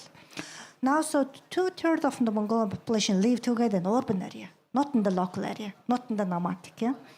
Then, so the livestock number is increasing. It is also the influence to the living in the quality of the herders, especially. They are always in the work together. I have to say work for increasing in the livestock. Then so the pasture land is limited. Then so they have number of the challenges, especially natural disaster, etc. In winter season and summer season flooding. Yeah, in winter season case other issues. So like this, and so the adaptation, the plan strategy is very important in the Mongolia. Then so we are finalized, and then so for the policy framework is that we have Committee of the Climate Change, and the level of the Cabinet of Mongolia. So through that in the committee, so we are making main decisions. So the national adaptation plan soon, so we will approve. So then so that we can make some of the good decisions for the adaptation area. So for the policy level case, I'm trying to make the very brief the introduction. Thank you, DJ Serenduram, highlighting the short-term, middle-term, and long-term plan, especially. So most immediate one will be climate law. Yeah. So for looking at SCOP's member state out of 39 countries. Announced the net zero target, only 6 countries made legal provisions. So now Mongolia would be joining this group. Yeah. And great. Also, I will come back to you about the regional cooperation. So after the first round of discussion. And then next, Dr. Hu Tao, who has also background in the government, and currently director of Lakestone Institute of Sustainable Development, also member of 50 net zero experts of China. Yeah. So, China has shown great progress in renewable energy deployment. Even this year, 60% of global new installed renewable capacity is made by China. So, and then now with the, during this time also expanding, also government announced the methane national action plans. So government is making progress in climate action in all fronts. And then there is a great expectation from outside the world about peaking emission much earlier than 2030. And then as you have been involved in many parts of this process, what's your expectation about China's progress, and then what's the implication of regional or global cooperation utilizing China's extensive experience and progress? Thank you very much, Sami. Thank you, UNESCAP and the UNEP for inviting me to be here. I used to work for the national government, no more. I used to work for international organization, no more. Right now, I'm only working for my own think tank. So I think I will touch on China's targets. But before that, I want to make a suggestion to the review report early being released, specifically on the recommendation 3, investment. What I found, national governments are reluctant to make a further commitment because reducing carbon is very costly. our national government has limited budget and to invest more to reduce carbon. Based on my research work, what I found, can we shift to another approach?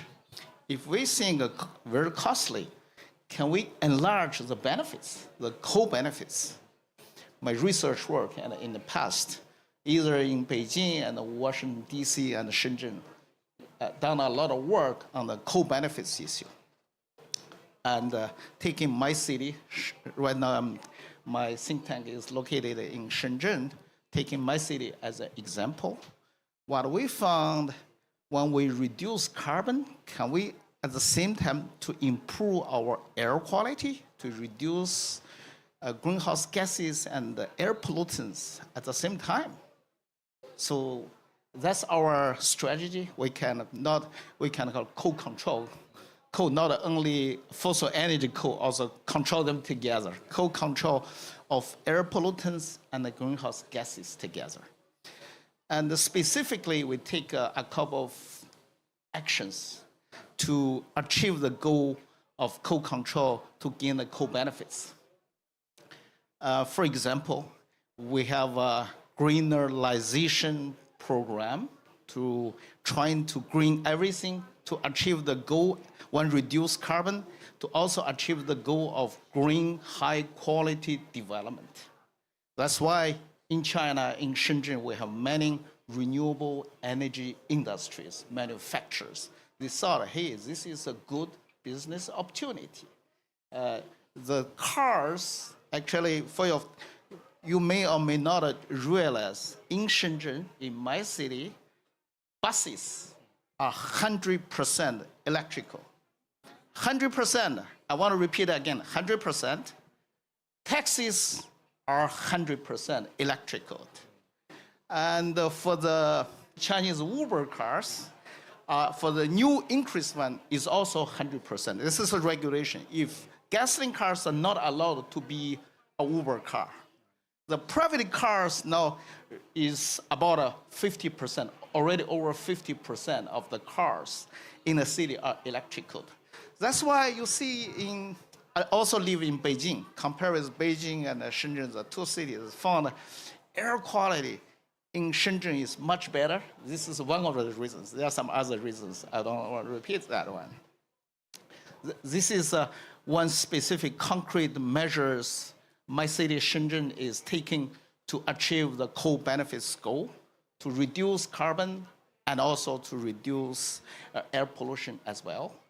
And we also have some other experiences to share, like digitalization. Shenzhen, the Huawei, the digital company is located in Shenzhen. Beside Huawei, there are some other digital companies. They are promoting a lot of digitalization. So people are getting used, go out, for handling without a wallet is a really additional one for us. We only bring our smartphone to check everything. Normally, a bike, use a shared bag, not my own bag. I use a shared bag from my apartment to the metro station, from the metro station to the place I'm going to attend a meeting or something, and I get off. If it's too far away, I take a Uber like this. Everything is related on the smartphone. So this is a new life. This is new life not only for the young generation, also for older generation. My parents, actually, my mother is over 87 years old. She already get used to use smartphone to pay online, buy something. Of course, it somehow is complicated. The central government make some new regulations, allow legally, regulate the companies, the digital companies, to have simplified apps for the senior citizens, allow them to use it. A friend of mine, American friend, visited me, paying something in cash. People are looking at him in the taxi. He said, "Wow, are you aliens from Mars?" So people don't get used. This is a cashless society already. So back to my point. Actually, this this actually experiment or achievements already being gradually upgraded to the national level. In China, in order to reduce carbon and reduce sulfur dioxide and NOx, Article 2 of China's New Air Act specifically mentioned reduce both air pollution and greenhouse gases. This is on the law. And last year, Ministry of Ecology and Environment, together with other 6 ministries, issued an implementation plan. This is already targeted on next further NDC in order to reduce, have a deeper commitment to reduce carbon, at the same time to improve the air quality in China. This is one suggestion I want to specifically mention to the recommendation 3. Investment not only for the natural-based solution, not enough. Investment should enlarge co-benefits, no matter in which sector. So the second point I want to mention, for China, of course, is not enough. The current commitment. I really want China to have make a further commitment for the methane reduction as well. This is right after the carbon dioxide. Methane has become a new, dramatically very important critical issue. Right before the COP28, the national government released the action plan for the methane reduction. But still, we need more specific details.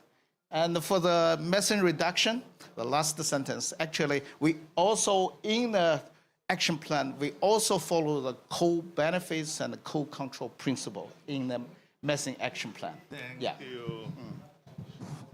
Thank you. Sorry. Thank you, Dr. Tao. Highlighting co-control for co-benefit, also investment in co-benefit. And Aneta is the main author, and then she will main author for next review. So we will invite you to make a contribution to next year version. All right. Okay, let me move on to our next speaker, Mr. Jafar Mahmoudov, Executive Director of Regional Environmental Center for Central Asia. Central Asia itself, it has its own distinctive, environmental, climate challenges. And then as a coordinator, executive director of the regional center, really focusing on both mitigation and adaptation. Could you highlight challenges and opportunities for Central Asian countries with a new landscape of global climate action?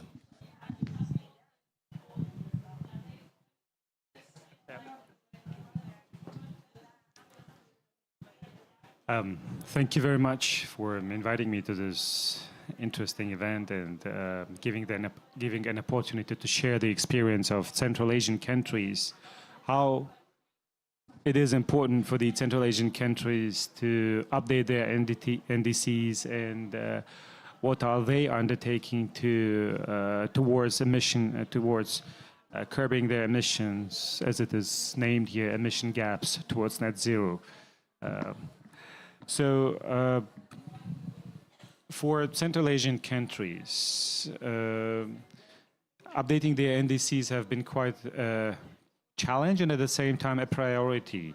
And the first NDCs have been already submitted during the Paris Agreement, during the meeting in Paris, and now they're updating their NDCs, and I would like to bring in some figures from Central Asian countries. What are they committing themselves to do, to achieve? And let's say, for example, for Kazakhstan, to keep the global warming within the 1.5 degrees limits, Kazakhstan aims to achieve 15% reduction in greenhouse gas emissions by 2030. As you know, Kazakhstan is one of among the 10 largest emitter countries in the world, per capita, I mean. And they also plan to achieve, to achieve this goal, 15% decrease in their greenhouse gas emissions. They are about to produce a doctrine on carbon neutrality, which will be until 2030. 2060, sorry. Yes. And in the other country, neighboring country of Kyrgyzstan, they plan to reduce their green gas emissions by a little over 16% by 2025. And in Tajikistan also, they are planning to reduce their emissions by 2030 up to 40% in compared to 1990s level. It's quite a huge commitment. As for Turkmenistan, they are about to report on their first NDC, which is quite also will be quite a big achievement.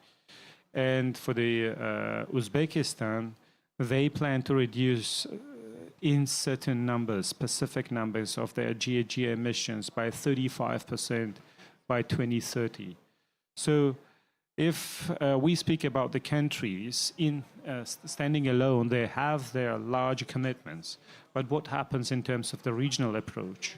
So here comes Central Asian countries, like the Regional Environmental Center for Central Asia comes as a platform to bring these efforts together and help them do complementarity in their efforts rather than doing every country curbing their emissions separately. So Karek, from our side, we also help with these ambitions of these countries in achieving their ambitious NDC goals. We set up a regional dialogue on climate change that could be strengthened by a joint statement. We have brought 5 countries together. They have already made a joint statement. We have read it out in this COP. And then we also align, we also bring the 5 countries together in a meeting on a platform so they can align their current and future actions to have a regional unanimity. Then we also coordinate these countries to mobilize climate finance because, as you know, most of the funds now are interested in supporting regional approaches rather than national level approaches, especially if we talk about water resources. Water and the rivers cannot be within boundaries of one country. In Central Asia, because these are small countries, there are 2 major rivers that feed the entire region. And both these rivers are economic arteries of the entire region. And so what we do is we try to bring the 5 countries together to prepare, to plan first, to prepare strategies, joint strategies, regional strategies, and then prepare regional programs.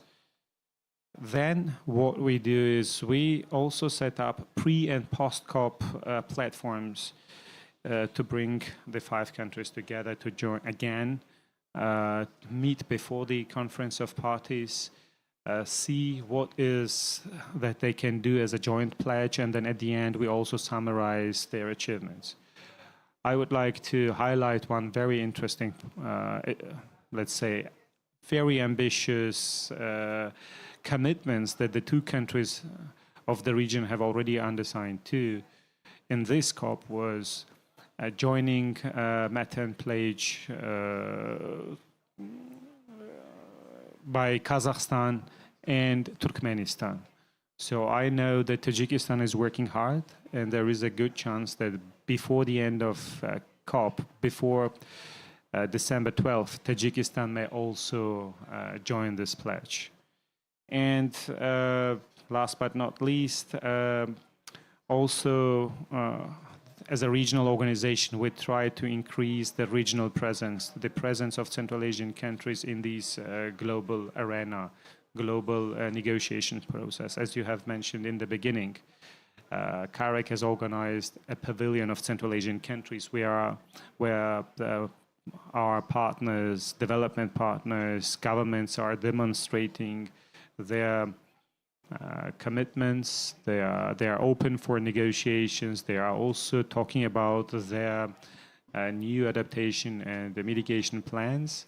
And one of the latest documents that have been also designed and just approved by all the 5 Central Asian countries is a regional adaptation strategy that has been approved by all the 5 Central Asian countries. The document was supported by the government of Germany, by GIZ, and the document was presented in the first week of COP last week in the Central Asian Pavilion. So this is the regional approach that CAREC and other regional organizations are supporting. So we believe by the next COP, the commitments will be higher, and there will be not only national but regional plans, specific plans. Not all, we have a strategy, we have a regional adaptation strategy, but we hope we will come with regional adaptation plans by next COP. Thank you, Mr. Jaffa, highlighting these various regional approaches, also highlighting national mitigation, specific target of each country. And, so it is really important to bring now Kazakhstan, Turkmenistan to global methane pledge, considering their oil and gas industry, also their methane emission from livestock and agriculture sectors. So I will get back to you again. And then our next speaker will be Ms. Anne Cozy, Youth Climate Delegate from Australia. During 2018 and 19, we saw really the power of a youth movement in mobilizing global awareness and global also political pressure towards a more ambitious target. And then, so now we are looking at net zero pathways and updating NDCs. So what's your view on the role of youth groups, activists in this process? Absolutely, thank you. And happy Youth Day to everyone at COP28. Today is the Youth Focus Day, so thank you very much for inviting me to join this panel. So I think when we talk about NDCs in the youth space, it's really one of our key priorities in terms of making sure that young people are engaging in climate processes. And the reason, of course, for that is that we really see it as the pathway forward, whereby we do keep 1.5 degrees alive.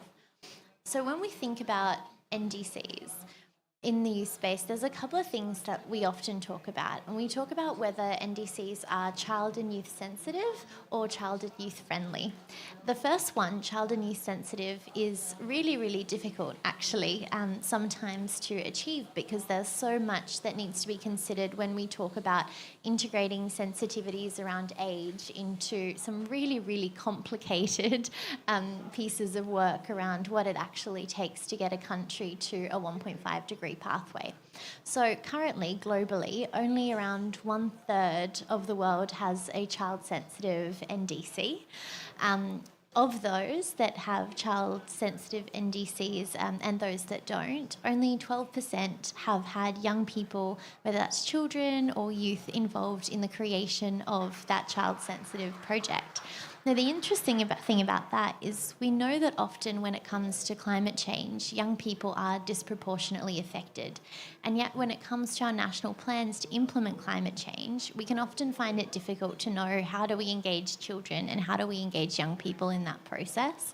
And I think it is very difficult for, governments and other non-party stakeholders to know where to start. I think there's a lot of really good support for including young people in that process, but it can be so hard to navigate the youth space. There are so many youth-led organisations, there are so many youth advocates, and people often ask me, how do I know who's the best one to engage with? I really want to make sure that my NDC is inclusive and reflective of young people, but I just don't know where to start. And I think that's a really amazing opportunity that as young people we can take up to work really closely with our governments and our negotiators to make sure that we're making it easy for people to be able to facilitate those discussions and incorporate that lens. So one thing that I always encourage parties and negotiators to think about is reaching out to the youth constituency of the UNFCCC. We're called Youngo.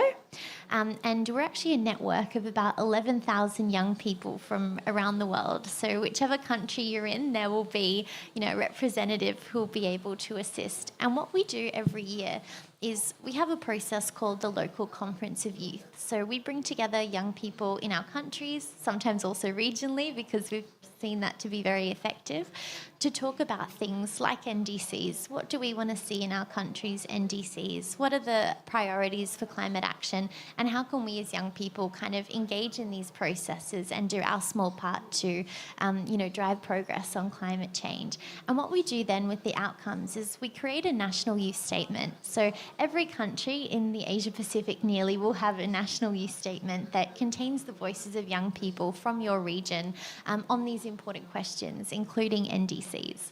And then that then comes to COP. As I'm sure you've seen lots of young people this week talking about the Global Youth Statement.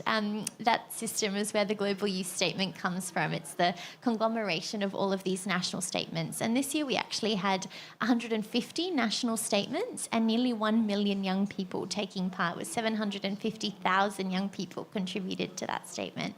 So I always think that's a really great pathway for us in our national communities to engage, is to reach out to Youngo, find your national youth contact point, and kind of let them do a lot of the groundwork for you about finding who's best to engage, who can contribute, how do we contribute, because I speak for everyone when I say we'll always be very, very happy to support in any way that we can.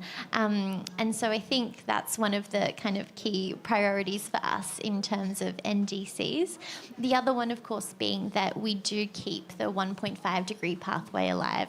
In Asia, we know that it is warming more rapidly than the global average. And in the Pacific, of course, we see the devastating effects already with loss of land due to sea level rise. So I think that is our other kind of crucial area that's important to young people. Thank you. Thank you. And so also let me invite you to speak to DG Serenduram after this meeting, because Mongolia Ministry of Environmental Tourism also organized quite a big youth climate conference, so really bring youth into the process.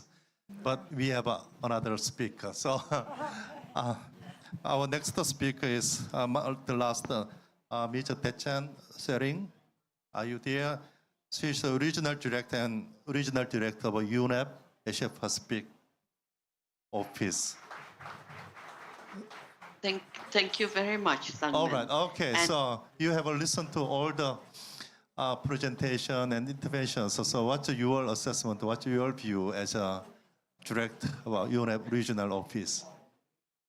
So I wanted to thank the participants, the distinguished panel members, and I think we heard really good aspects about co-benefits with air pollution. I think we've heard from Mongolia about, importance of having a legal framework, and about from Central Asia about how you can actually create more ambition through a regional approach, and Happy Youth Day.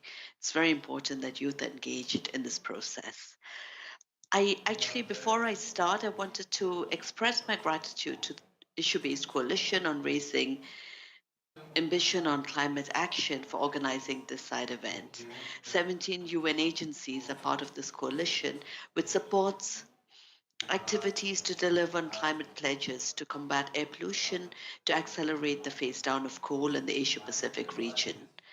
The aims of this coalition include helping to ensure a just energy transition, trying to foster air quality action through the Regional Action Program on Air Pollution, and to build high ambition partnerships on climate change. A stable, healthy climate benefits us all.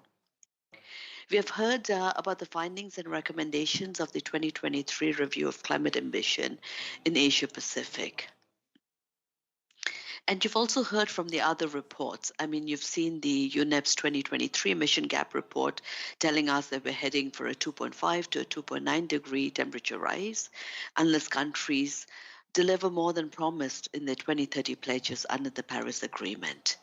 The production gap report released last month found that governments plan to produce 110% more fossil fuels in 2030 than would be consistent with limited warming to 1.5 degrees, and 69% more than would be consistent with 2 degrees centigrade. And we've seen this afternoon in the Asia-Pacific region, there's a very big gap between national climate targets, emission reduction trajectories needed to contain warming to 1.5 degrees centigrade. So I would like to take the opportunity to share a few issues so that countries in Asia-Pacific can close these gaps. The first is transport. In 2018, we saw the transport sector was responsible for 13% of total direct carbon dioxide emissions from fuel combustion in the Asian economies. But we've seen very limited number of long-term strategies, and NDCs include quantified emission reduction targets for transport. And in most cases, when they refer to transport, it's very much limited to ambitious statements such as we will introduce electric mobility or we will scale up public transport. So increasing quantified transport emission target is an important way forward. Decarbonization of the transport sector is also critical. We will continue to see the bulk of vehicles on our roads powered by gasoline or diesel in the coming years. This shows the crucial role fuel efficiency will play in the net zero transition and as a complementary policy to electrification. This year's emission gap report also noted sustainable transport strategies bring valuable co-benefits, including air quality and health improvements. We've had a fellow panelist also highlight this issue. Another second area and opportunity is the building and construction sector, which is responsible for 37% of energy-related carbon dioxide emissions, 34% of energy demand globally. So we see that we will add 1.2 billion urban dwellers between 2018 and 2050. So with this rising population comes a greater demand for buildings. So we need to invest in zero emissions, efficient, resilient buildings. So the investment opportunities in green buildings are going to be extremely important. The third and final area I would like to highlight is sustainable cooling. Demand for cooling is set to soar in our region. By 2040, cooling could be responsible for as much as 30% of the region's peak electricity demand. So growth in cooling is going to drive climate change, which in itself increases the need for cooling. But with a 30% improvement in energy efficiency of room air conditioners alone, we can save 3 trillion by 2050 and avoid building up to 2,500 medium-sized power plants. Nature, of course, is an indispensable ally in keeping cool, and we've talked about planting trees, putting green roofs to reduce ambient city temperatures by as much as 4 degrees, and in turn, lowering demand for cooling. We're seeing countries in this region make notable progress on cooling. We've seen several member states release national cooling action plans, and the UNEP-led Cool Coalition, together with UNESCAP, is supporting Cambodia in advancing the implementation of its cooling action plan. Indonesia and Vietnam are also in the process of developing, revising their cooling action plans with Cool Coalition support. This is all very encouraging as we work to deal with rising emissions and rising temperatures. So while the gaps we face may be daunting, actionable opportunities are indeed at hand to close them. Let's not miss a chance to do so. Thank you so much for your time to be able to say a few words, and back to you, Sangmin. Thank you, Dae-chan. Stay on. So we will have a group photo after this. So don't turn off your video. Thank you also highlighting those, transport and urban infrastructure and cooling sector for NDC update. And we have a few minutes, so let me ask you just a prepare. Mongolia's regional cooperation, technical cooperation, you have been highly highlighting. Could you, in connection with those, short-term, mid-term, maybe not the long-term, and could you elaborate a few points on most critical areas of technical cooperation? That's one. And then, Mr. Jafar, you mentioned that there are 2 major rivers in Central Asia, in this regional context. And our report, this report, we have one section on mountain glaciers. So certainly mountain glaciers in Central Asia plays quite a key role in also these water resources. And then Tajikistan government led this GA resolution on mountain glaciers. So perhaps could you also give just a few points on what's your expectation on regional or international cooperation on this? And you didn't have enough time to speak about methane. If you could speak about some technical cooperation, international cooperation on methane reduction, so that would be great. So each of you, maybe 1 minute, 2 minutes, maximum 2 minutes. Okay. Yeah. So in this in the COP, the Mongolia is proposing 3 main goals based on the actions, number of the meetings, and also negotiation, the participation. So first one case in the 2026, we will organize UNCCD COP the 16 in our country. So main in the point, main in the meetings in the goal, focusing on that point. Because in the Mongolia, one of the very big challenges is certification land degradation issue. This is first point. The second point case in the Mongolian government joined 9 initiatives during the COP28. So among those 9 initiatives, 1, global pledge, then cooling in the pledge, and then climate and health in the initiatives. Those initiatives is also one of the challenge to Mongolian policies in the coming years, I think so. Third in the point case, so for this moment, the president in the statement mainly in the focusing on implementations. And the last in the COPs, we made little bit the high level, commitments and pledge from those in the COPs. But now we are mainly focusing on implementation, no more talking. Implementation. Yeah, thank you. Great. Okay, Mr. Chapter. Yeah, Dr. Sangnam, you have asked about the importance of the 2 rivers that are the tributaries of the largest Central Asian Sea, Aral Sea. Well, for Tajikistan, why Tajikistan is promoting in the GA the conservation of glaciers, it plays quite a crucial role not only for Tajikistan but for the entire region. The entire region is fed by these 2 by these glacier-fed rivers. So conservation of these glaciers will determine the economics of the 5 Central Asian countries. All the economies, all the development sectors of the 5 Central Asian countries depend on these 2 rivers.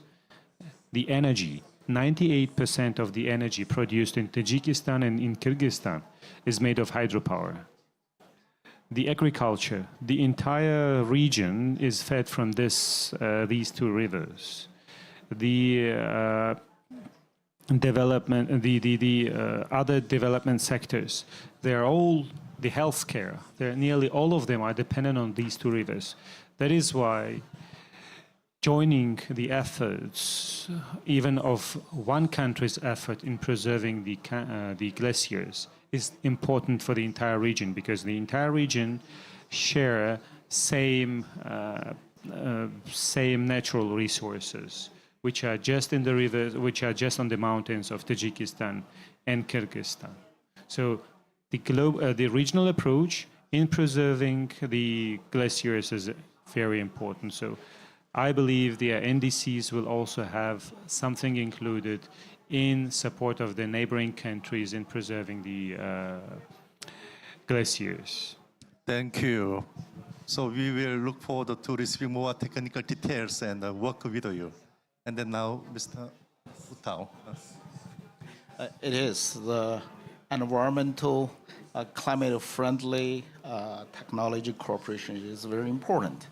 I'm sure China is willing to have the cooperation. I read some statistical figures, and even just in this first half of the year, in Xinjiang, the electrical cars exporting very dramatically doubled compared with previous year, is because they have the big manufacturer in Xinjiang exporting to Central Asia countries, and the renewable energy too, solar panels and wind turbines are ready to export to those countries to have the international cooperation.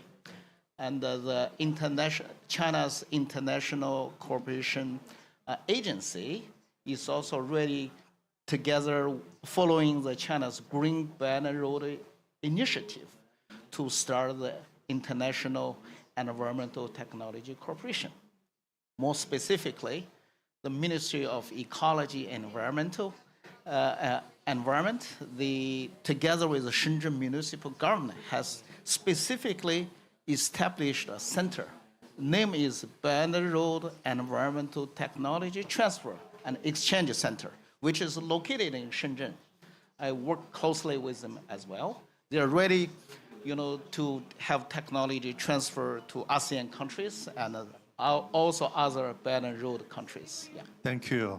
Also, I hope your support for our collaboration with those agencies. And then with that, let me conclude, and so we will engage you in our activities in the future. Thank you.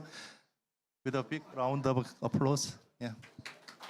And you stay on, and then we will have a group photo. Yeah, maybe.